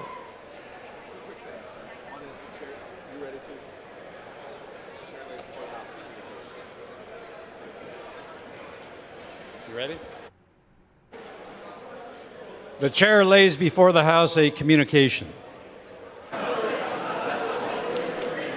The Honorable Speaker, House of Representatives, sir, pursuant to the permission granted in Clause 2H of Rule 2 of the Rules of the U.S. House of Representatives, the clerk received the following message from the Secretary of the Senate on June 27, 2025 at 3:36 p.m. that the Senate passed Senate 98, Senate 257, that the Senate agreed to relative to the death of Frederick W. Smith, Senate Resolution 308, Appointments, Board of Visitors of the U.S. Military Academy. Signed sincerely, Kevin F. McCumber, Clerk. Do what I have to do? To Clause 13 of Rule 1, the House stands adjourned until 10 a.m. on Monday, July 7, 2025. The House stands adjourned until July 7th. There you go. So they have passed the bill after all that, which I think was what was expected. I mean, it just seemed like that's where this was going eventually. President Trump has not posted about this. I assume he'll post about it. Oh, we might hear from some people after this, by the way. We might hear from some members after the fact, possibly. So I'm going to keep an eye out for that to see if we hear about. Hold on, what is this? Hold on, I have something for you. I might have some other video here. Wait a second. Give me 1 second. Let me check this. No, that I cannot use there. There's some pool video I cannot use. But if there's other video I get, I will show it to you. We were using the Reuters and AFP feeds of the House feed. All right, so let me see if I get any more video in the coming minutes of members talking about this after the fact. We'll see if President Trump has anything to say. But huge news. The bill has passed, guys. I know we have some people in our chat who support it and some people would oppose it. Hey, by the way, thanks to Trooper Chloe. Trooper Chloe, I don't know about you. You asked about a specific thing, orphan drug coverage, section 71203. Unfortunately, I can't help you with that. I don't know any specifics on that and how this might affect that. I'm sorry about that. I just don't know. But thank you, Trooper Chloe. And you can see here, look, there's a headline about it right here. I already have a headline about this bill. Trump's sweeping tax cut and spending bill wins congressional approval. There you go. From Reuters. It has passed. It has passed. Let me read some of the comments from you guys. Let me read some comments. Hot Lap says winning America LFG. Shannon the Witch says, we can't afford to help the poor, but plenty of money for Israel. Tam Bucci says, making America great again. Alan Gold says, disgusting bill.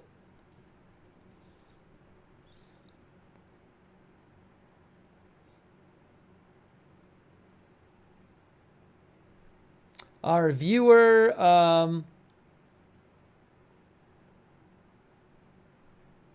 Skipjack says tax cut is always a win.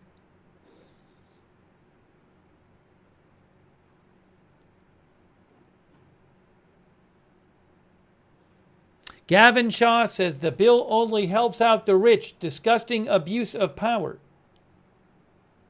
Josh says time for growth and prosperity. Our viewer, Javi the Gamer says, we just failed Americans. We are so sorry for those that will suffer.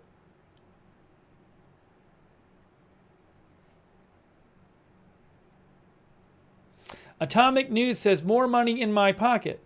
Thiga Spice says, goodbye interest rate cuts, hello inflation. Jason says, I love Trump, not a fan of the bill. Donnie Graham says, no tax on overtime, no tax on tips.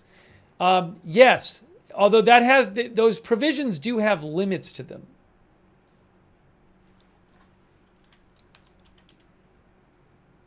Like, it's not, I think there's like, you can only deduct a certain amount. See if I can find it here.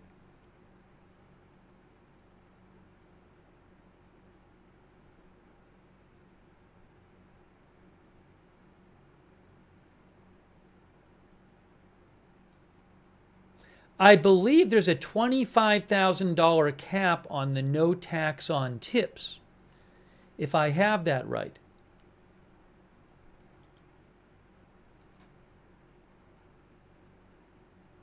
I believe the bill has a $25,000 cap. That means you can only deduct, it's no tax on $25,000 worth of tips. I mean, maybe a lot of people don't get more than that. And then, am I right in that the no tax on overtime, that has a cap as well? And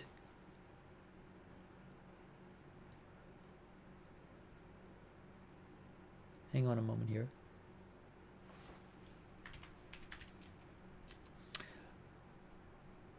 Yes, the deductions for overtime it's $12,500 dollars is the deduction for is you can the tax deduction for no tax on overtime is capped at $12,500 of overtime. Now I don't know the specifics if it phases out after that or that's the absolute limit. Also, I believe there are deductions according to the New York Times.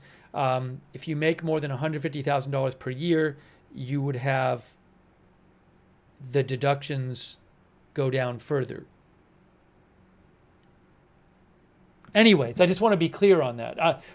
As my understanding is, it's not. You cannot deduct literally whatever you make. You cannot pay no taxes on tips for any amount of tips and any amount of overtime as well. No taxes on overtime. Hey, a quick thank you to Shaft, who says, Elon in shambles. Thank you so much, Shaft, for your support, and Jerusalem Prince for the gift memberships. Thank you, Jerusalem Prince. And also Mr. Ridge Runner, who says, God bless America and the true patriots who prayed for this bill. Also, I owe a thank you to Sergey. Sergey thinks GOP reps next week will start admitting they have no idea what they voted for. All right, hold on. Let me just see if I have any other video I can show you. Hold on, I got to check that. Thanks to BidMoon. Appreciate it, BidMoon.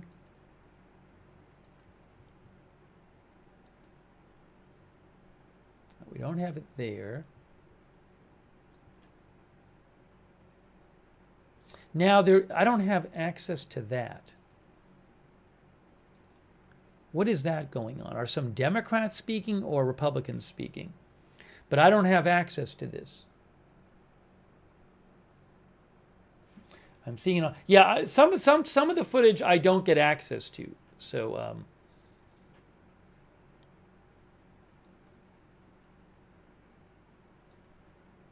at the moment I don't have other live video to show you, although that could change.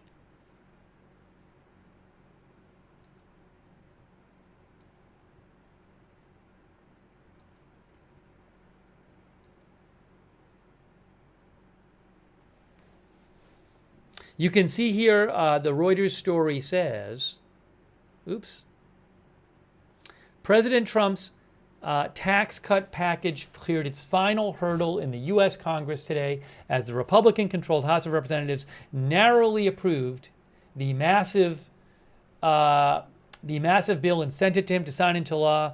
The vote amounts to a significant victory for a Republican president that will fund his immigration crackdown, make his 2027 tax cuts permanent, and deliver new tax breaks he promised during his 2024 campaign. It also cuts health and food safety net programs and zeroes out dozens of green energy incentives. It would add $3.4 trillion to the nation's $36.2 trillion debt, according to the nonpartisan Congressional Budget Office.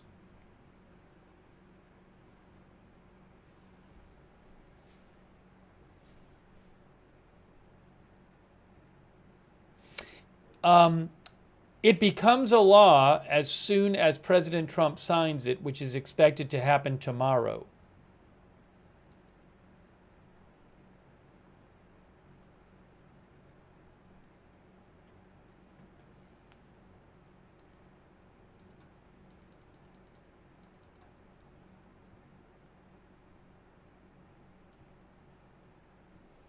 Hang on a moment here. Hang on a moment here.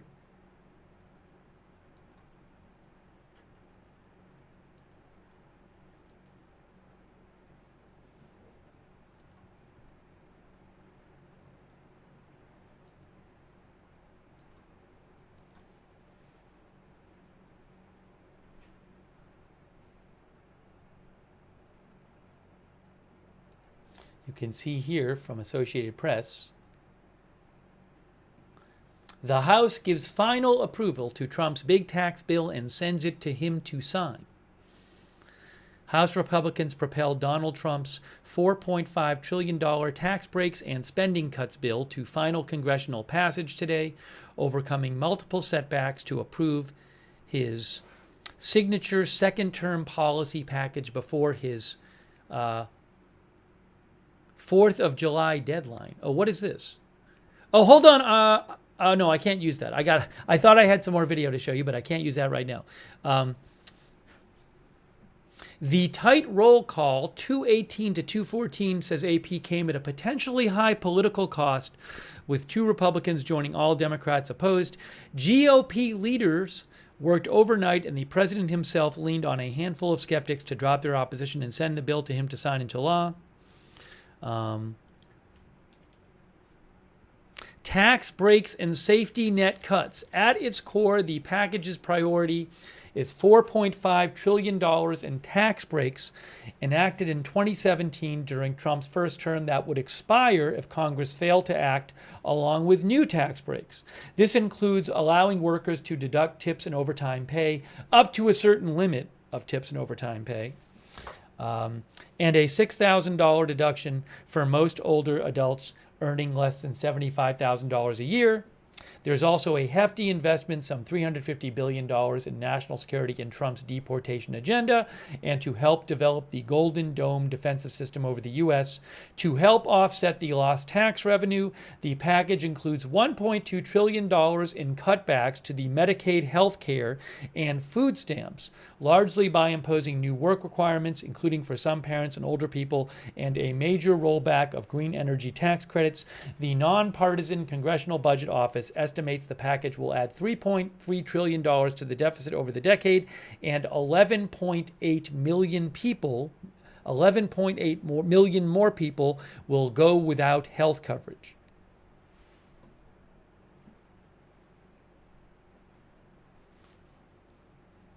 There are actually Medicare cuts to this, but indirectly. I was reading about that earlier. It's a whole thing.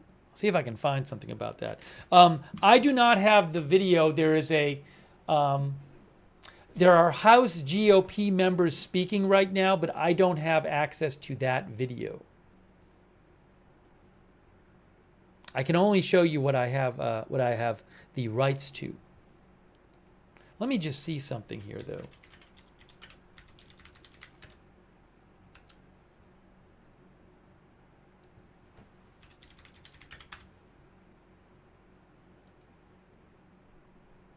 Oh, I might have it. Hold on. I have the House Republicans. Hold on.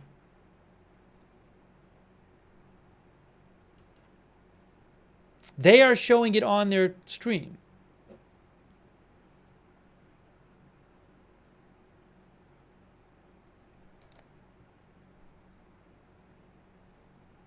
Oh, GOP.gov.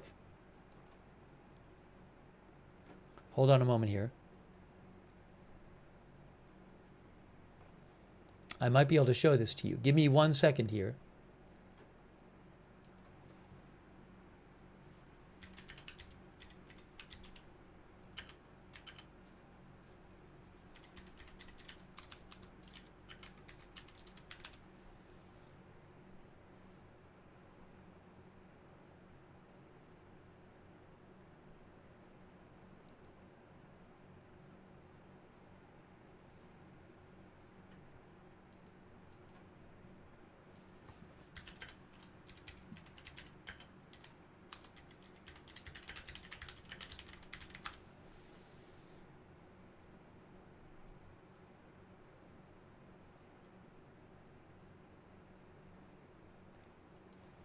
Here, let me put this up on the screen for you. There is a press conference by the House Republicans they are giving right now, and they are broadcasting it right now. So let me try to throw this up on the screen for you. Hang on a moment here.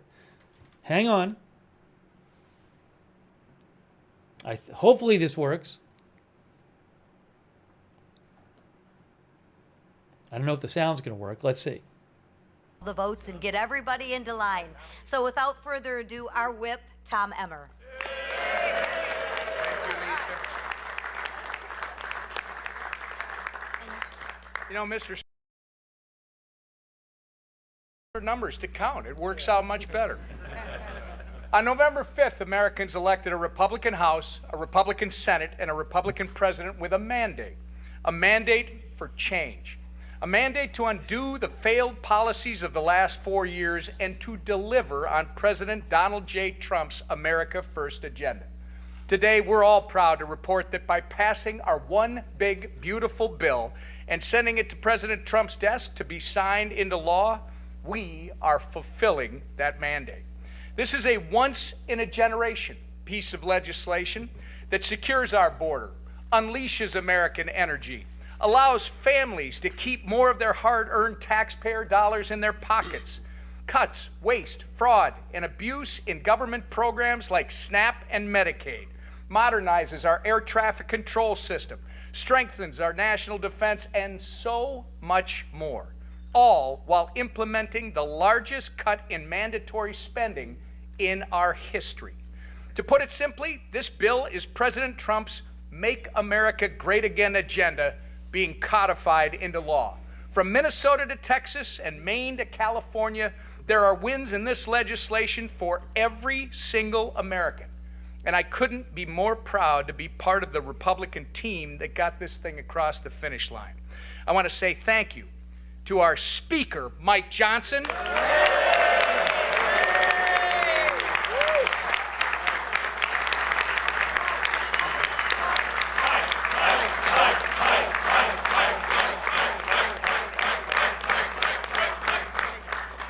We should also thank our leader, Steve Scalise.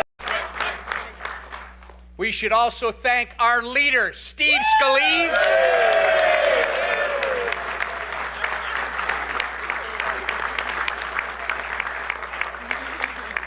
And while she won't tell you what she's doing, we got to give a big thank you to our conference chair, Lisa McLean.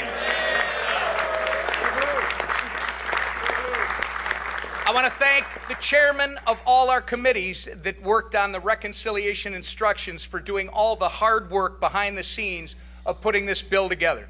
And most importantly, and people who know me know that it's about the team, I want to thank the members of our House Republican Conference for uniting as a team and getting this thing done.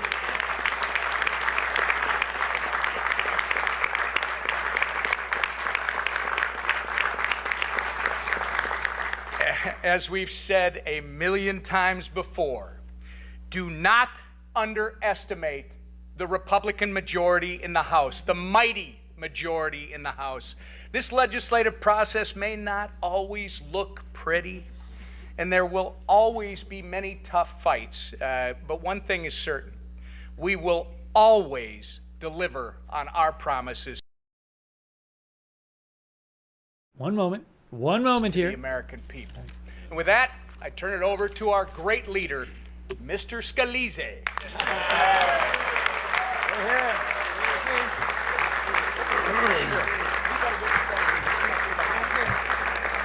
Well, thank you, Whip, and what a beautiful day here in America.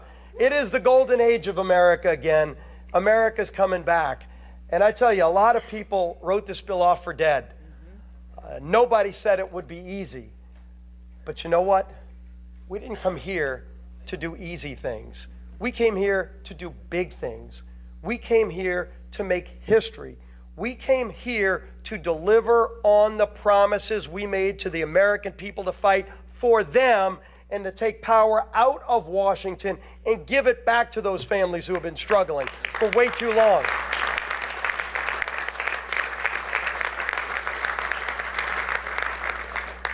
Now, we had a little bit of debate on the floor today. You got to see a difference between the two parties in Washington, maybe more crystallized than we've ever seen before. And I think that's a good thing. I hope America watched all of it. Watched Democrats falling asleep behind their leader as he went on and on trying to scare the American people with lies, with scare tactics, with depressing stories about things that will never happen unless Democrats keep running this country. But the American people said, we will not live in fear. We are not a country of fear. We're a country of hope. We're a country of optimism. We're a country that believes our brightest days are ahead, and they elected Republicans to deliver on those brighter days.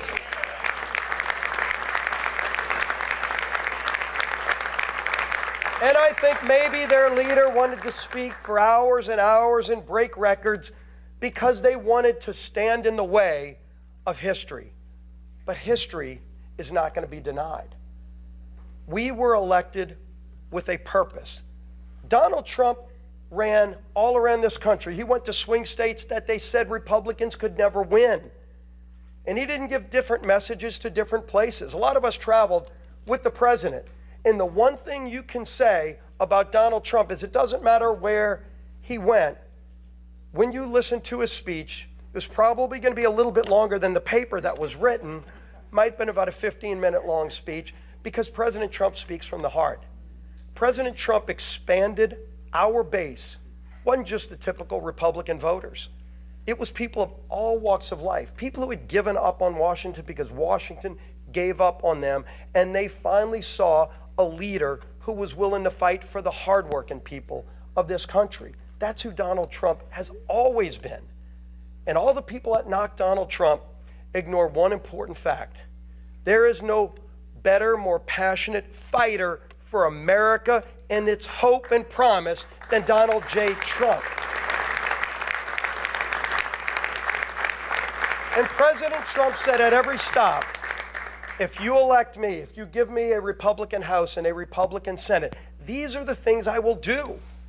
It was kind of historic in a lot of ways. It should be commonplace that a presidential candidate runs on specific things and then delivers on every single thing he ran on. He said, I'm going to secure America's border. His opponents said they were going to keep the border open. He said, I'm going to actually make our country energy independent again and end the war, the attack on American energy that we've seen for 4 years, crush jobs, crush the economy, force families to pay too much for gasoline, and embolden the enemies of our nation like Russia, Iran, and others. And those days are over with this one big, beautiful bill. And President Trump said a lot of other things, but what American people knew about not only electing Donald Trump, but about keeping this House majority and about electing a Republican Senate is that they said, we're going to entrust this group of people to go and be different and to deliver on those promises. And when you look through all the historic things in this one big, beautiful bill, the wins for hard-working families, win after win after win, it's delivering on those promises. We are going to see economic growth. When Donald Trump signs this bill tomorrow on America's birthday, the independence of our nation, you will start seeing historic growth like we've never seen before. I've been proud to work on a lot of important pieces of legislation. There is not one group of people, and there is not one bigger piece of legislation that will deliver more great benefits for the hardworking families who have been struggling in this country than this one big, beautiful bill. By the way, you heard Steve Scalise just say the bill will be signed tomorrow on July 4th.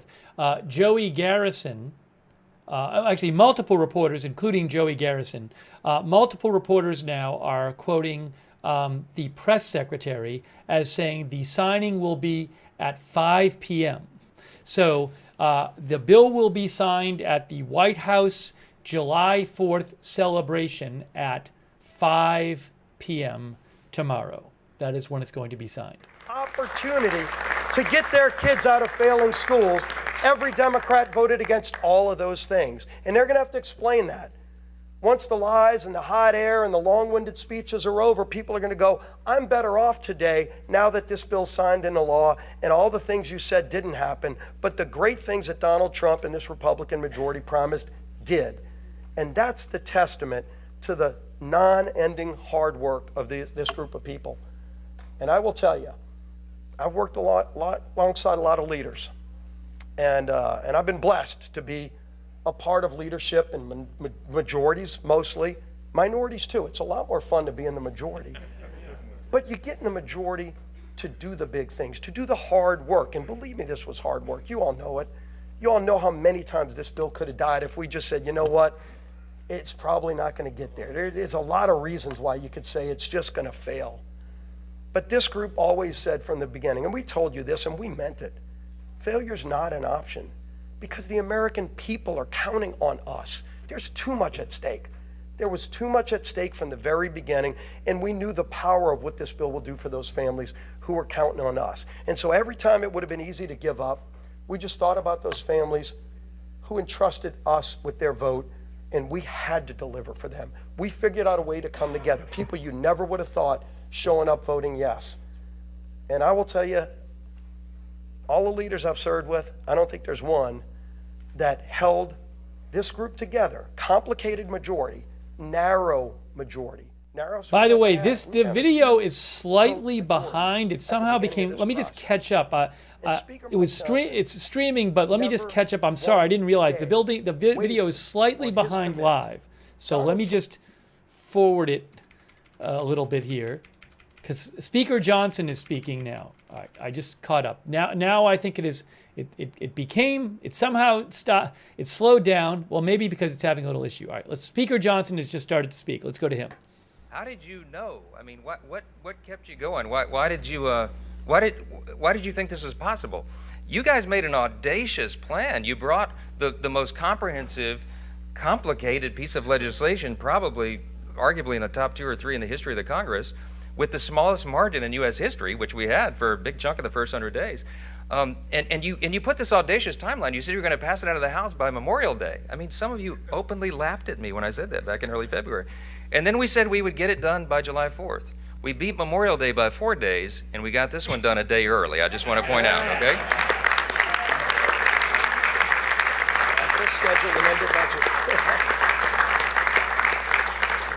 So the question was, I mean, like, why? Why did you do that? Why did you think that was possible? Because it just is some. Video is coming from the House Republicans, so they're having a bit of streaming issues. I'm sum it up with one word. It's we're back belief. Now. Okay, we had.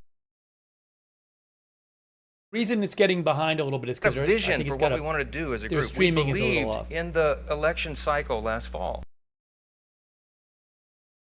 that we were going to be given this great blessing of unified government, that we would have the White House and the Senate and the House aligned, in alignment, unified government.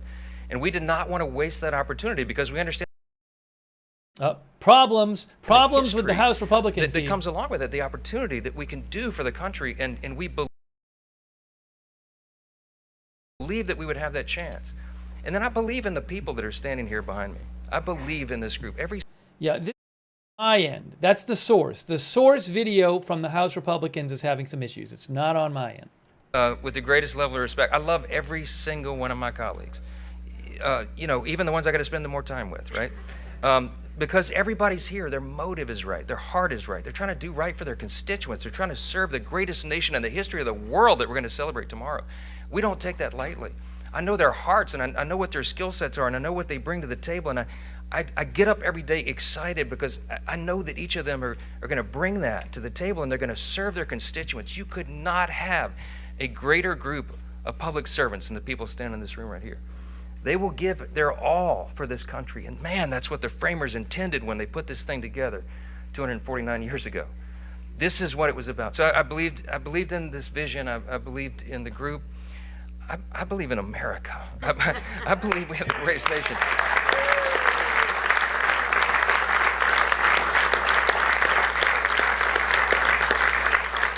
I'm going to say this very simply, and everybody here would articulate it in their own way. We had a tough 4 years before this last election cycle. America we were in deep trouble.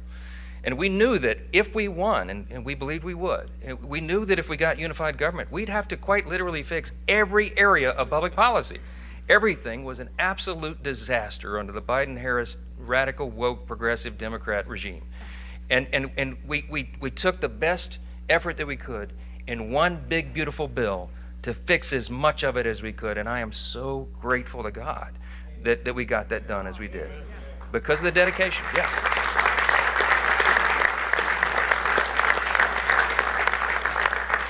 Lastly, it's no secret, I do believe in God. I believe in that motto that's up that I referenced in the floor speech a little while ago. I believe that is what has made our nation the greatest in the history of the world. And some people shake their heads and they think that's old-fashioned or something. That is a fact. When the framers put this together, they stepped out in faith. They did something that no nation had ever done before. The great statesman, philosopher G.K. Chesterton of Great Britain said, America is the only nation in the world that was founded upon a creed.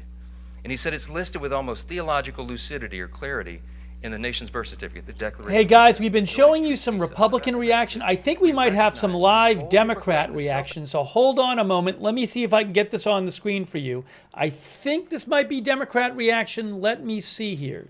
Hold on. Not be on the public dole. Yes, they will lose their Medicaid benefits, and they may have to go out and get a job. I think both of those are not improper, and I think both of those would be agreed to. Oh, I think this is Republican reaction. I think it's other Republican reaction. Again, you know, this package did a lot of things, I think, to affect waste, fraud, and abuse in both the SNAP program. Let me go back, since it's Republican, let me go back to Speaker Johnson for a moment. Let me go back to Speaker Johnson. We can check back in with that. And we got to pass this along to the next generation. Reagan reminded us, freedom's not inherited in the bloodstream. It's got to be protected. It's got to be fought for. It's got to be taught to the next generation so that they will have the same liberty, opportunity, and security that we have all known and too often take it for granted. So I just want to say, we're going to get to the main event here. We're about to sign this bill and get it over to the White House, okay? Yeah.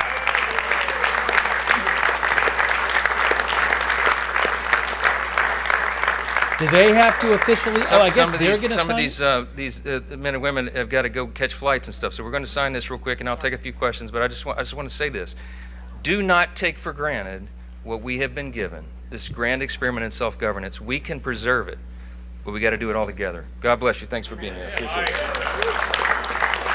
So they sign it, and then they send it to Trump. All right, hold on a second. Hold on. So they're going to sign it. Hey, it's like a bonus bill signing. Run it, run it, run it. I want to be the runner. That's the coolest.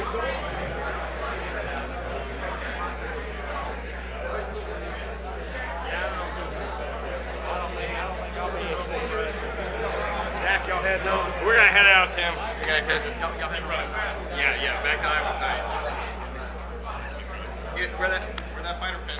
I'll do it, Ronnie.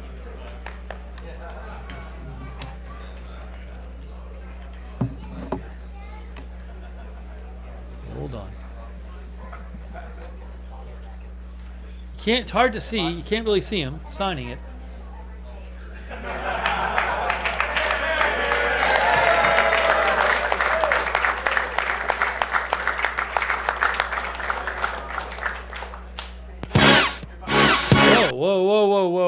That sounded like they were playing music. Why is there music playing? Is there music playing? I don't want that. Let me double check that. I don't know if that was a weird thing on the broadcast or on the... They're playing YMCA on the broadcast, which I cannot play. So, anyways, I think they just started playing it there, or they put it on the broadcast. All right, so there's that. Anyways, you can see them here with the sound off. There they are.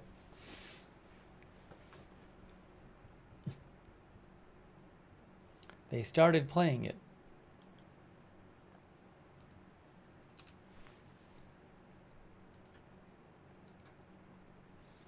Again, I don't know if it's in the room or if it's now we may have some, just on the broadcast, we may have some other reaction for you. We may have some other reaction. Hang on a moment.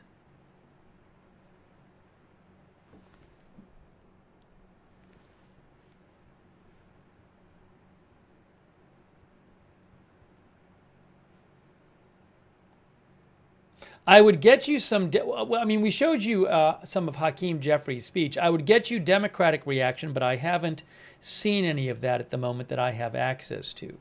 So I'd be happy to show you that. But right now, I am not seeing it. Although I'm sure I can find some on social media.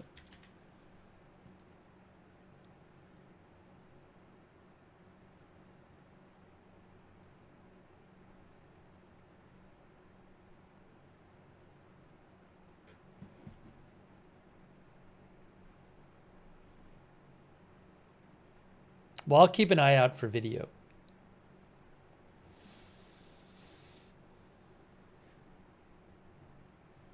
But you're looking at the House Republicans celebrating there. And again, President Trump will be signing it. Oh, they are playing it in the room. Brian Metzger, who is with Business Insider, who's a politics reporter, says they are playing YMCA in the room. That's why we started to hear it a little bit. And to repeat, there will be a ceremony at 5 p.m., signing ceremony during the White House 4th of July celebration. 5 p.m. Eastern Time.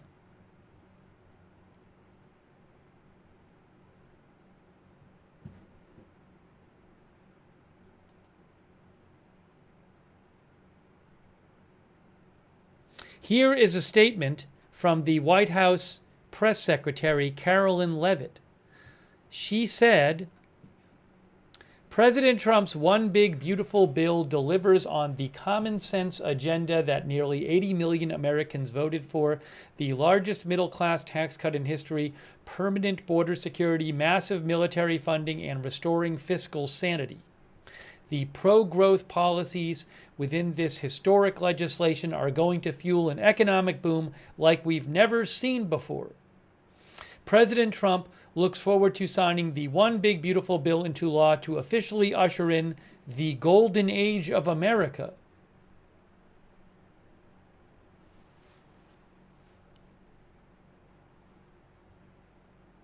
That is from the press secretary.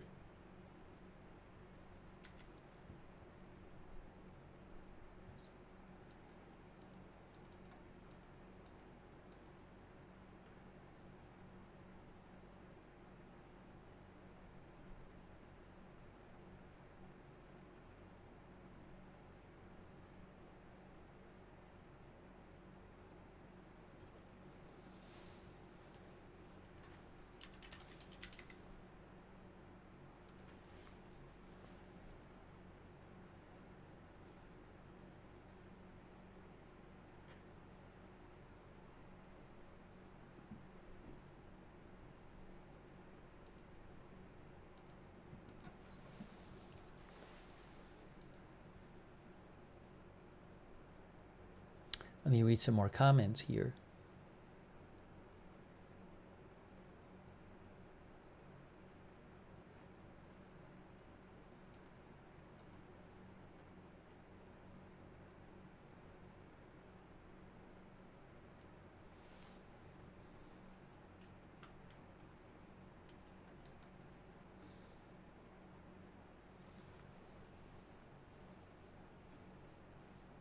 Is he speaking again? Hold on. Is this live?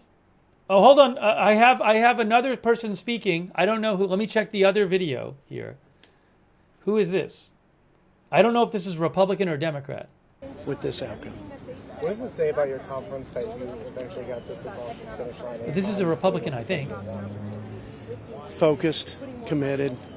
I think the speaker said it. Speaker Johnson is speaking again, I believe. Hang on one moment. Speaker Johnson is speaking. So more than a year. But when we went to the Senate, of course, as the other chamber. Speaker Johnson is taking questions. Time. And so some members wanted to go really deep in the weeds on the changes, and they wanted to fully understand what those amendments were and how they would interact with the rest of the bill and how the administration would administer the new laws. And so there was a process there for a couple of days where we allowed that time for them to explore all that, to talk with leaders in the administration. President Trump was so generous with his time answering questions himself. Vice President J.D. Vance was directly engaged. We had cabinet secretaries at a number of different federal agencies answering questions from members. Some of them even brought their agency attorneys in to get really deep in the weeds on the details. I knew as the leader that we would have to take the time to do that. And so some of that went into late into the night. And I was not going to make anybody, I was not going to demand anybody's vote or their position on the bill until they felt that they had exhausted that opportunity. So we did it, and that's how we got everybody to yes. Yeah.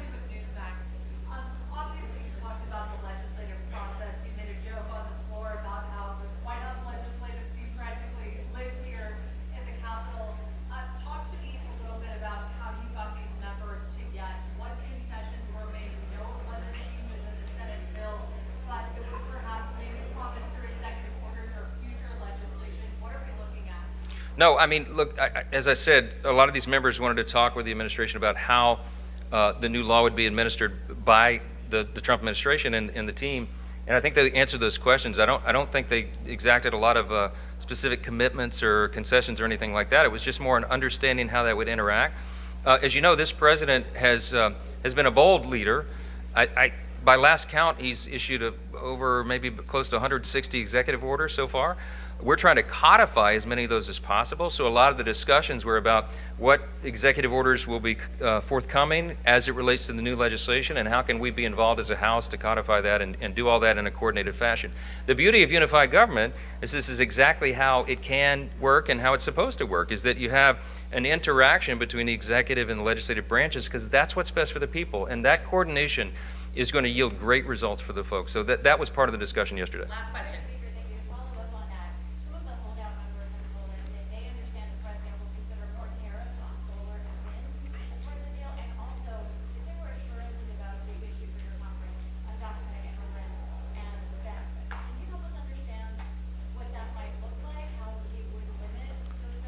I literally don't know anything about that. I mean, I wasn't privy to the conversation. So I would tell you there's lots of rumor and conjecture and innuendo that floats around, especially when you got so many people wandering around the building and deliberating over their vote. So I don't know how much stock I'd put into much of that. But all right, last question. Yes, ma'am.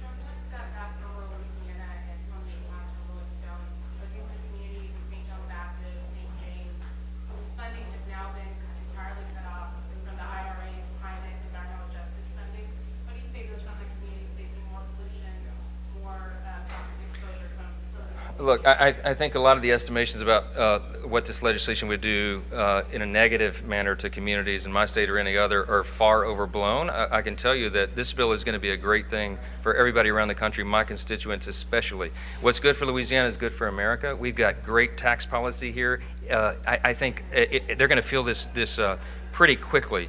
Wages will rise. I think household income will go up. I think the job participation rate will increase dramatically. I think unemployment will be low. We're going to duplicate what we did in the first Trump administration. Remember, at the first 2 years, y'all have heard me say 1,000 times, it's objectively true. We had one of the greatest economies in the history of the world, and we're going to do that again, except this time much more comprehensively. We did tax cuts and regulatory reform, and that brought about a resurgence of the U.S. economy. That's what's going to happen here. It's about to happen on steroids, and we can't wait for that to happen. This is jet fuel for the economy, and all boats are going to rise. Thank you all for being here. We got to get a little rest. God bless. Enjoy your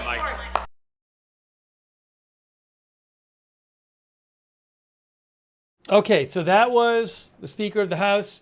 I have not had any video after the vote from House Democrats. They have not done a press conference that I've been aware of afterwards.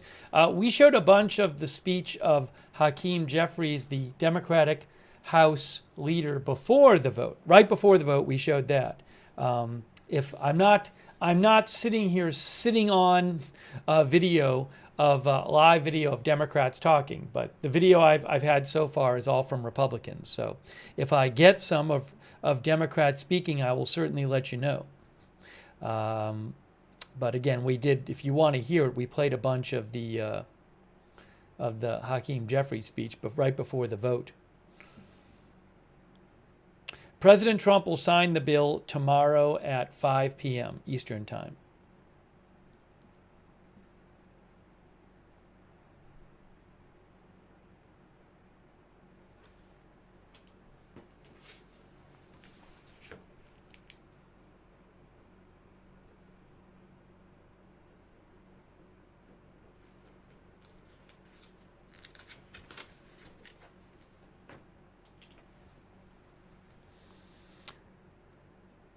Let's see here.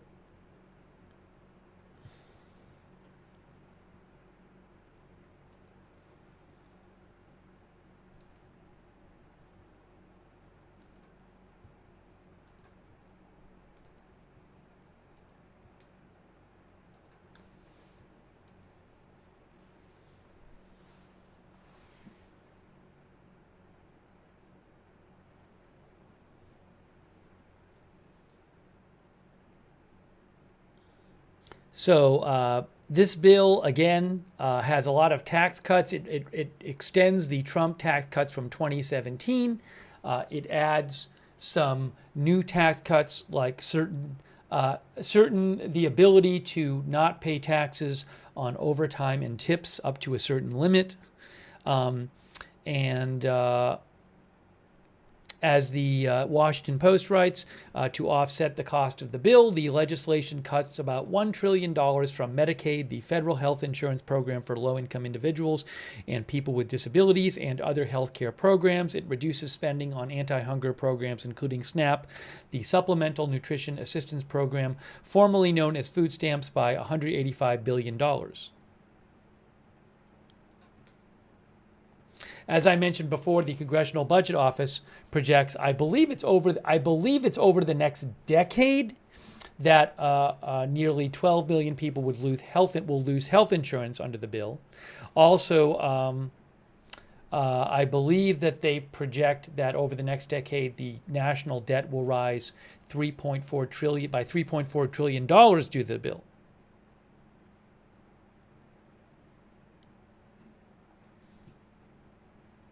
New funding for Border Patrol in the bill.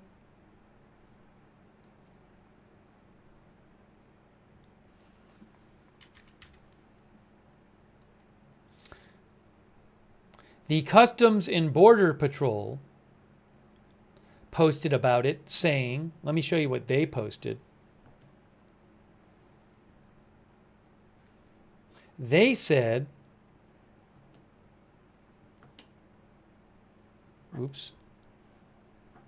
Customs and Border Patrol said, the big beautiful bill has officially passed. They say it will mean 701 miles of new modern border wall and 3,000 new Border Patrol agents to defend our borders and 5,000 new customs officers to secure our ports of entry and massive upgrades to technology, infrastructure, and enforcement power.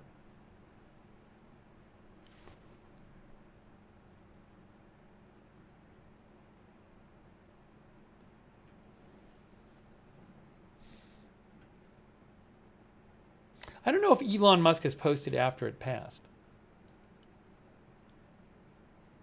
No, I haven't seen a post from Elon Musk after it passed, and I haven't seen a Truth Social post from President Trump yet. I've been checking.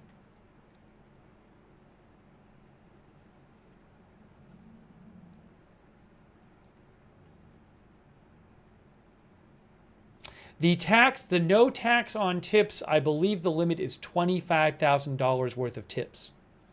And for no tax on overtime, I believe that goes up to $12,500 worth of overtime.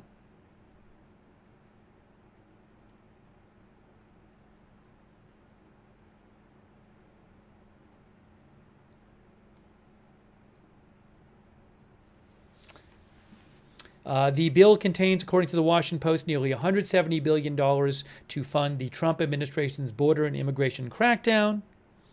And an additional $160 billion would be flowed to the Defense Department, partially for Trump's proposed Golden Dome continental missile defense system.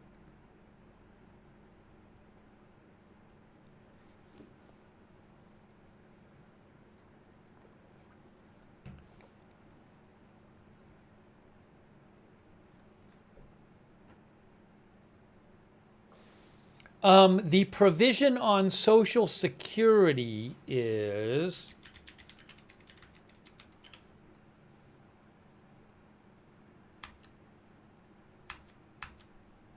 I have to look up the specifics here.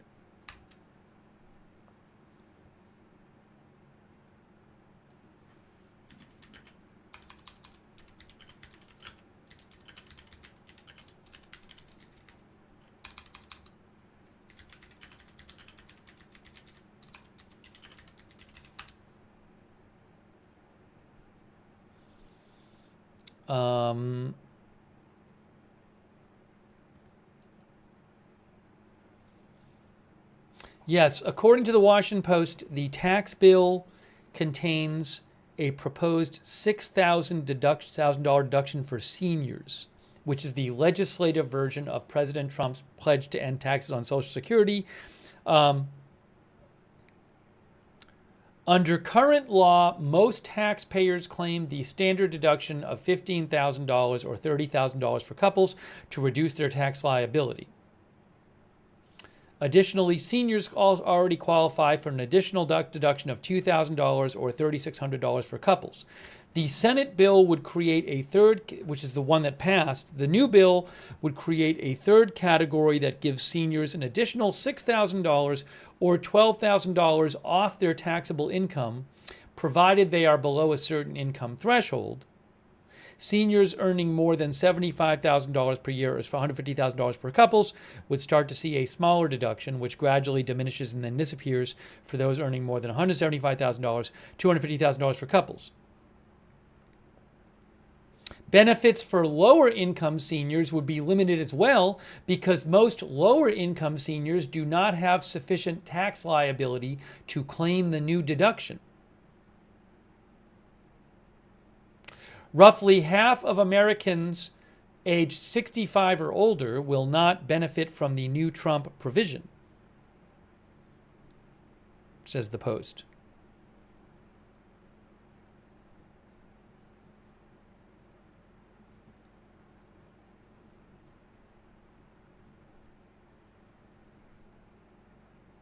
So again, it sounds like it's not no tax on Social Security, but it will give a tax break to some older Americans.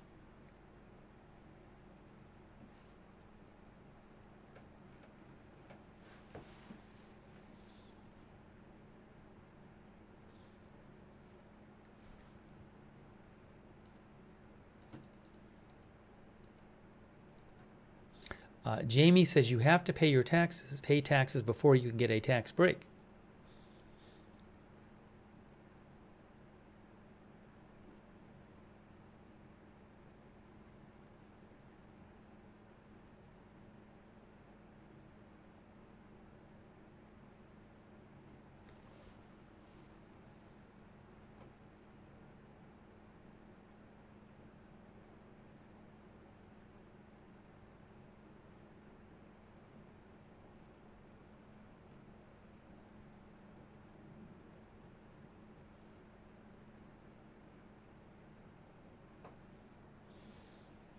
Chris Ebb, our viewer, thinks red states are going to suffer the most.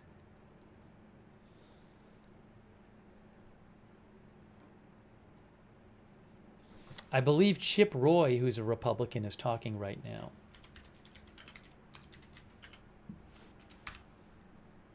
He is a Republican from Texas. Let me just check in and see what he has to say. Hold on. I'll show you a little Chip Roy.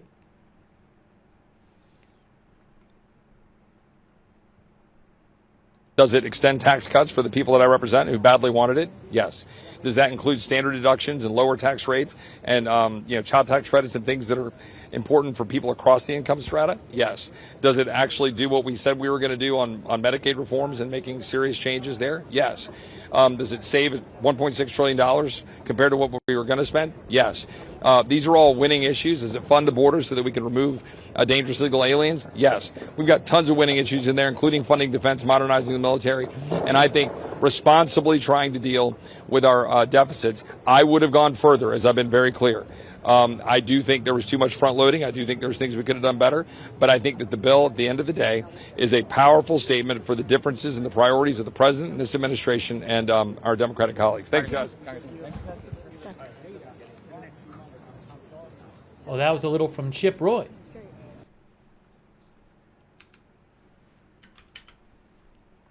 By the way, thanks to Moccasins 1492, Trooper Chloe, got me some. Thank you. And Gen X Racer and Matt, thanks for your support. Matt thinks if Democrats oppose it, that means it's good for America. Thank you, Texas Tiff 1978.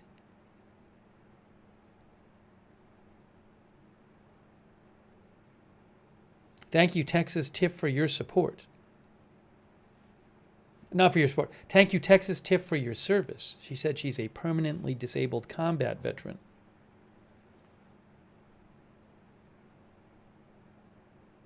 I can't speak to that specific issue you mentioned, Texas Tiff. But again, thank you for your service.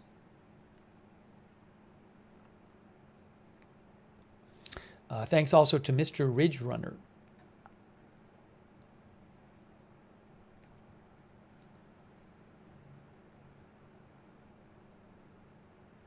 All right, let me see if I have anything else to give you on this.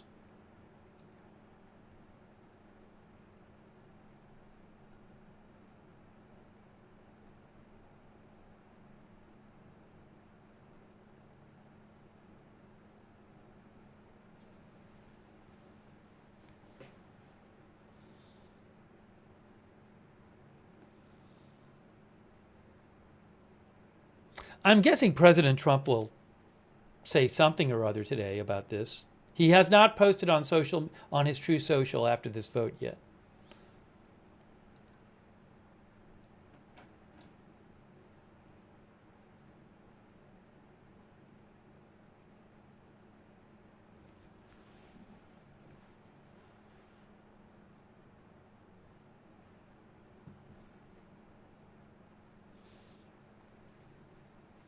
No, he has not posted on True Social.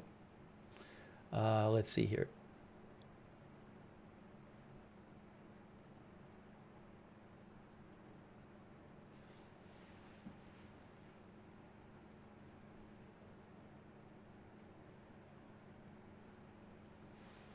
And a lot of these different provisions in this bill have different specifics, like the no tax on tip stuff and all that. And I do not know all those different specifics about these provisions, but I would just give you that caveat. Is that the right word? Just know that if you want to know the specifics about these different provisions, you might have to look them up because there can be complexities with, like, for example, the tax stuff.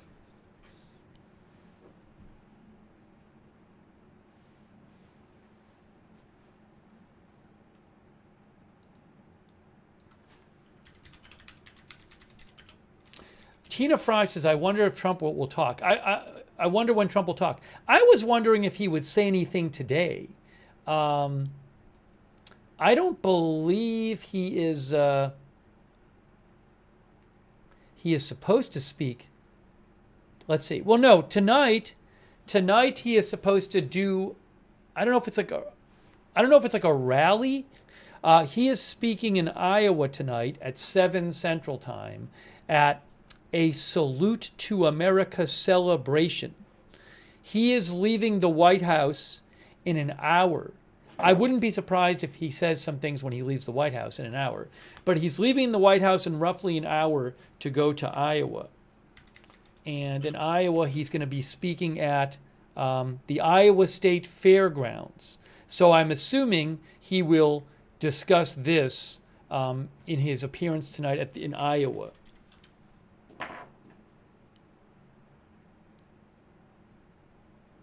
Hold on a moment here.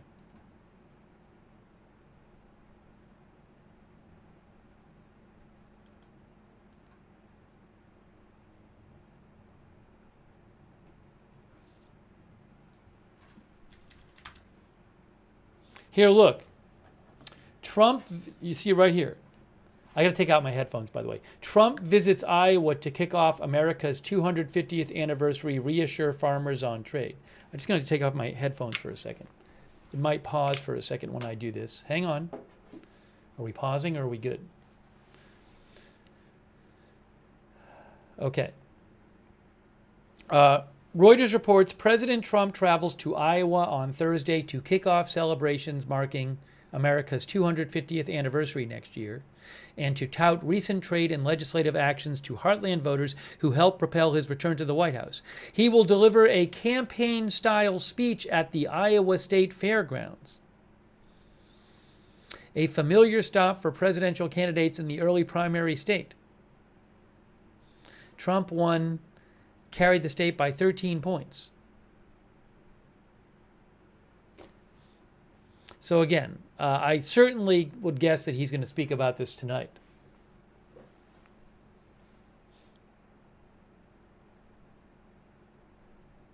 Peter Pettigrew, our viewer, says happy 3rd. And then as I mentioned also, Trump to sign bill on Friday at 5 p.m., White House says. President Trump will sign the massive tax cut and spending bill he championed on Friday at 5 p.m.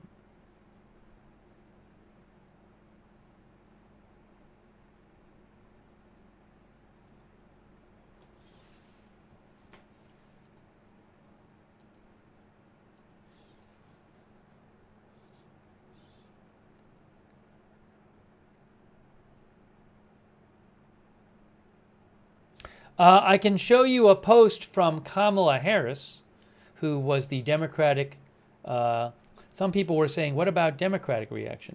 I can show you a post from, again, Kamala Harris, who was the Democratic nominee for president. She posted and said, Republicans in Congress have voted to devastate millions of people across our nation, kicking Americans off their health care, shuttering hospitals, eliminating food assistance, and raising costs. That's what Kamala Harris said.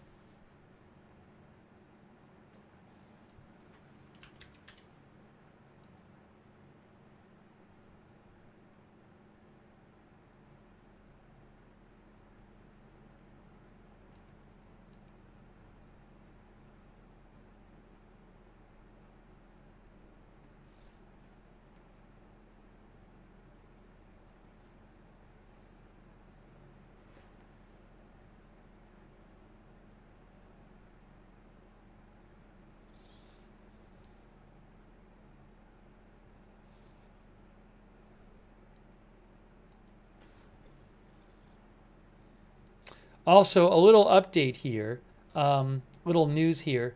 One of our viewers messaged me about this too. I've seen it in a couple other places. So the boxer that fought Jake Paul, for those of you who follow Jake Paul boxing, the boxer that fought Jake Paul, and that was...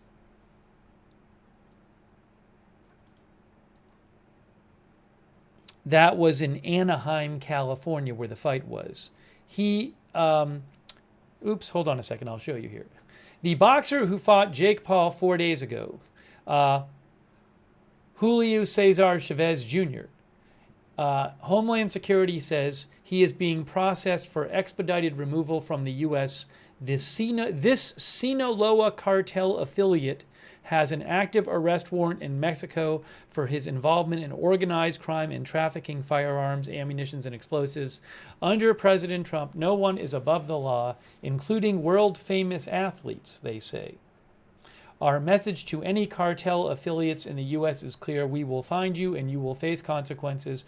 The days of unchecked cartel violence are over.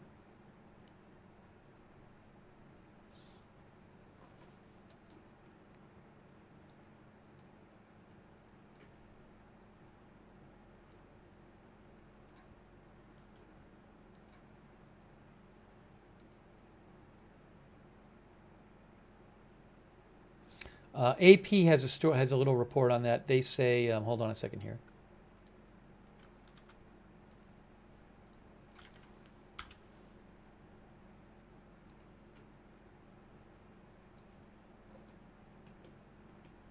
Mexican boxer Julio Cesar Chavez Jr. arrested by ICE for deportation. He has been arrested for entering the United States illegally and will be deported to Mexico. He fought days ago against Jake Paul in Anaheim. He was picked up by a large number of agents, federal agents, while he was riding a scooter in front of his home in Studio City. Again, he was picked up by a large number of federal agents while he was riding a scooter in front of his home in Studio City. His attorney said, according to his attorney said the current allegations are outrageous and simply another headline to terrorize the community.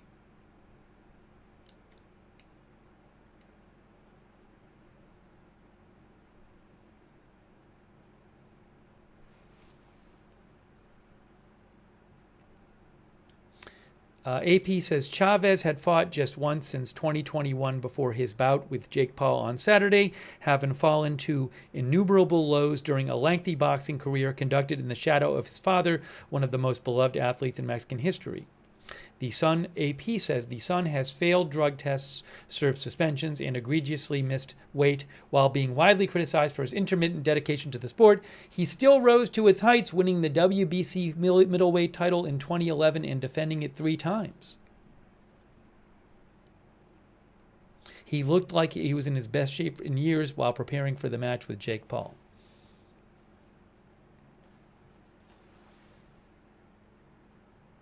Anyways, I wanted to mention that. Also, I posted about this on X. Sadly, Michael Madsen, the actor from movies like Kill Bill and Reservoir Dogs, he passed away, according to TMZ, at 67. Condolences to his family. All right. I think we may be getting to that time.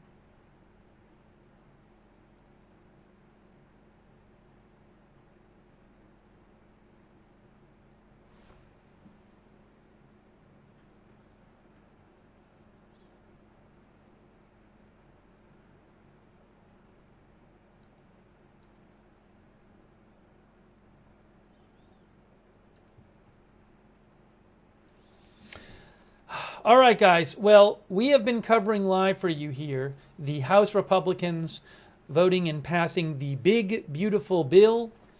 We're going to start wrapping up this live stream, but I really appreciate you joining our coverage of this.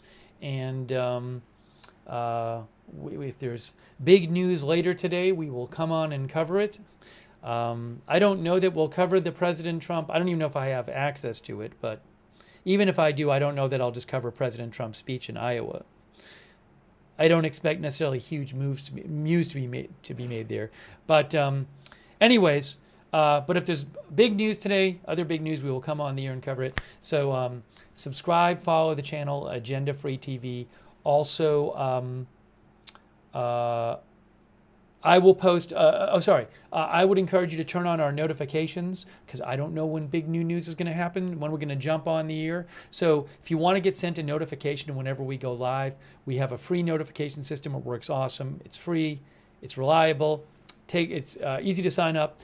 So our mods will post the link in the chat to the free notifications. Also, you can find that link to the notifications in our YouTube and video, in the description of this video on YouTube and Facebook. So make sure you sign up for the notifications.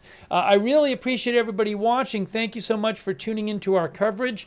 A special thanks to everybody who let me read their comments on the air and sent in comments and questions and messages. Sorry I can't get to all the messages, but I appreciate you writing in. Oh, there was somebody's comment I was going to read before. We've had people, and I just forgot. So, so I wanted to just mention a couple of comments here. Yes, our viewer Nick Sprouse says it's incorrect to say the bill eliminates the tax on Social Security. Yeah, and Nick wrote that before, and so we did some clarification of that a short while ago. And also, one of our other viewers. There was one other comment I wanted to read. I don't even know if I can find it here. Sorry, sometimes I try to read the comments, and sometimes I don't get to as many as I want. Oh, Jonathan's back thinks that the new bill will cause a recession or depression. That's what Jonathan's back said. A lot of our viewers like the bill. We've had viewers who like the bill and viewers who don't like the bill. We've been hearing from both of you. We've been hearing from both of you.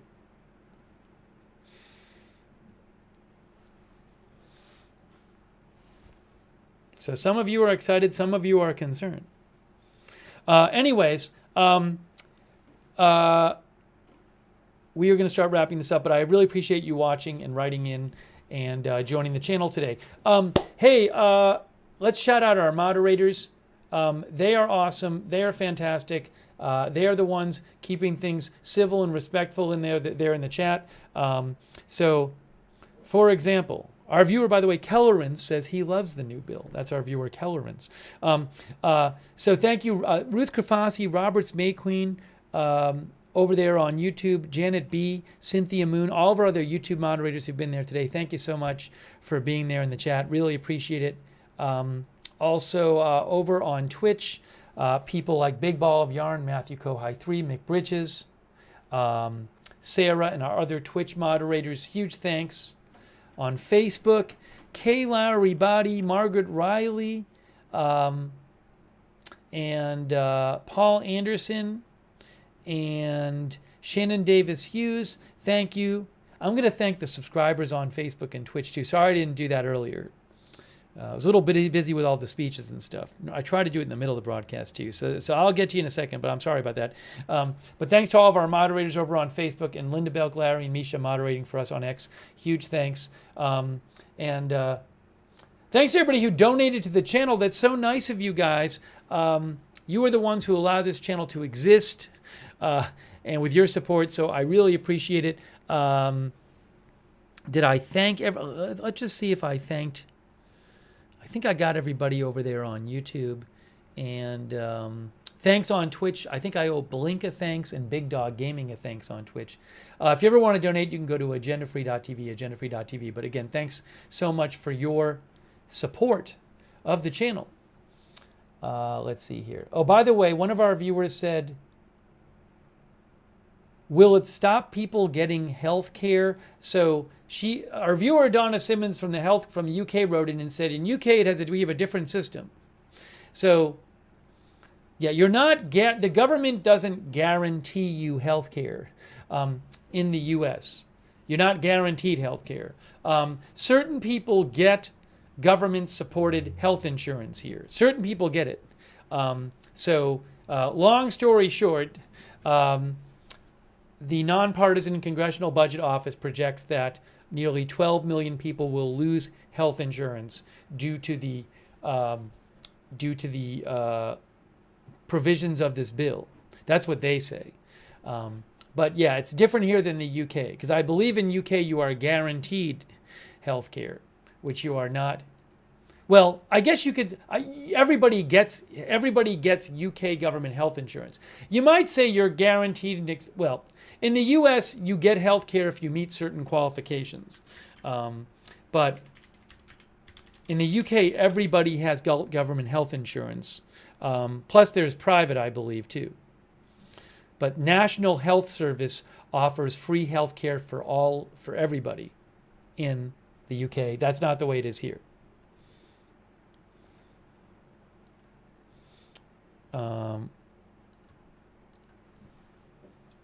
Okay. Sorry, I just wanted to address Donna Simmons' question. She sent an email in and I didn't see it before. Anyways, I will post updates on this and other stories when we're not on the air on my X account, which is @Lookner. @Lookner on X. You can follow me there for news updates. At LOOKNER. I will put a link in the chat. And also, let's see here. Agenda Free TV on X. I always post there at Agenda Free TV when we go live. And I post updates about the channel there. So if you're on X, follow us on @Agenda Free TV.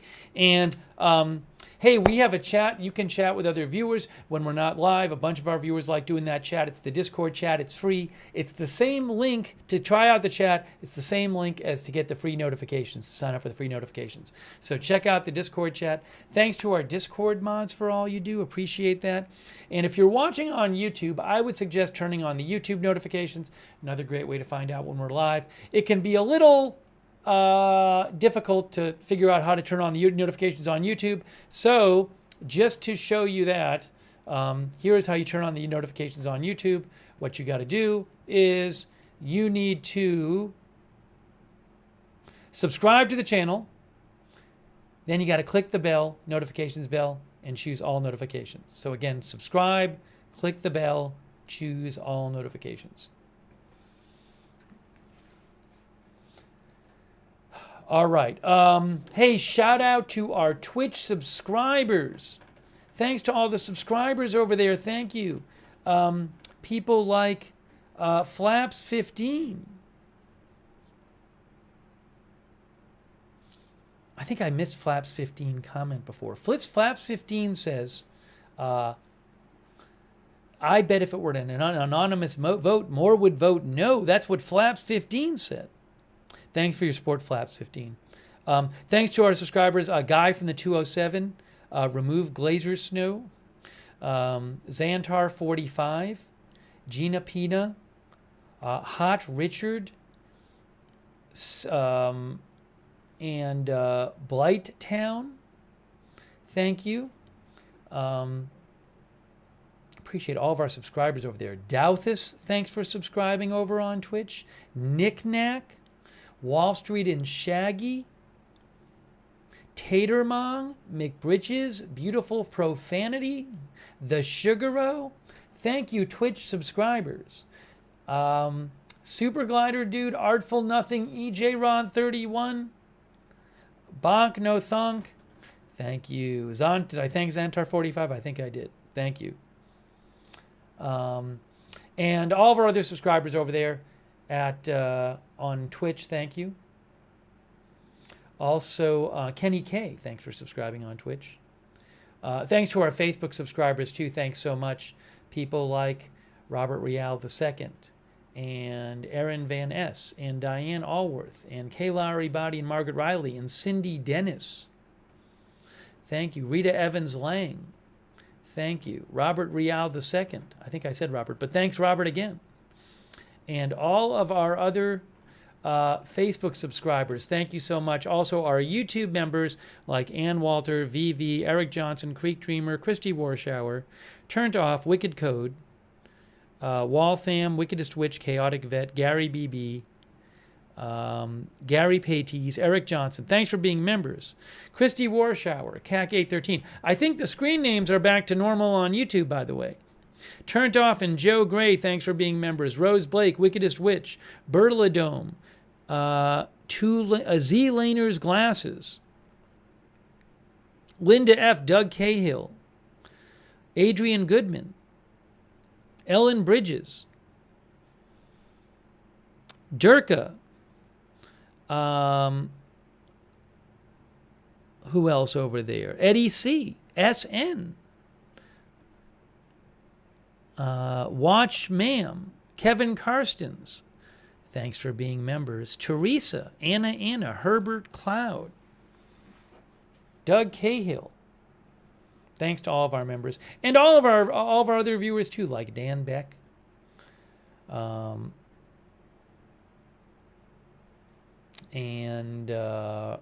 RDY, Jamie Rowland, Clint Catalane, thanks Clint for watching, Nicolette Parker, Kevin Groves, Juliana Martin.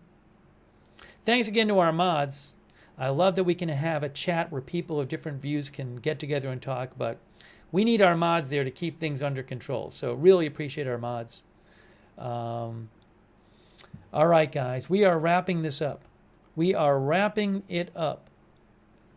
And again, if there's big news later, I'll just come back on the air. You never know. You never know what's going to happen. Did Trump ever post on Truth Social while I was talking there? No, not yet. I'm guessing he will. All right, guys. Hey, thanks so much for joining us, for joining our live coverage today of the House passing the big, beautiful bill.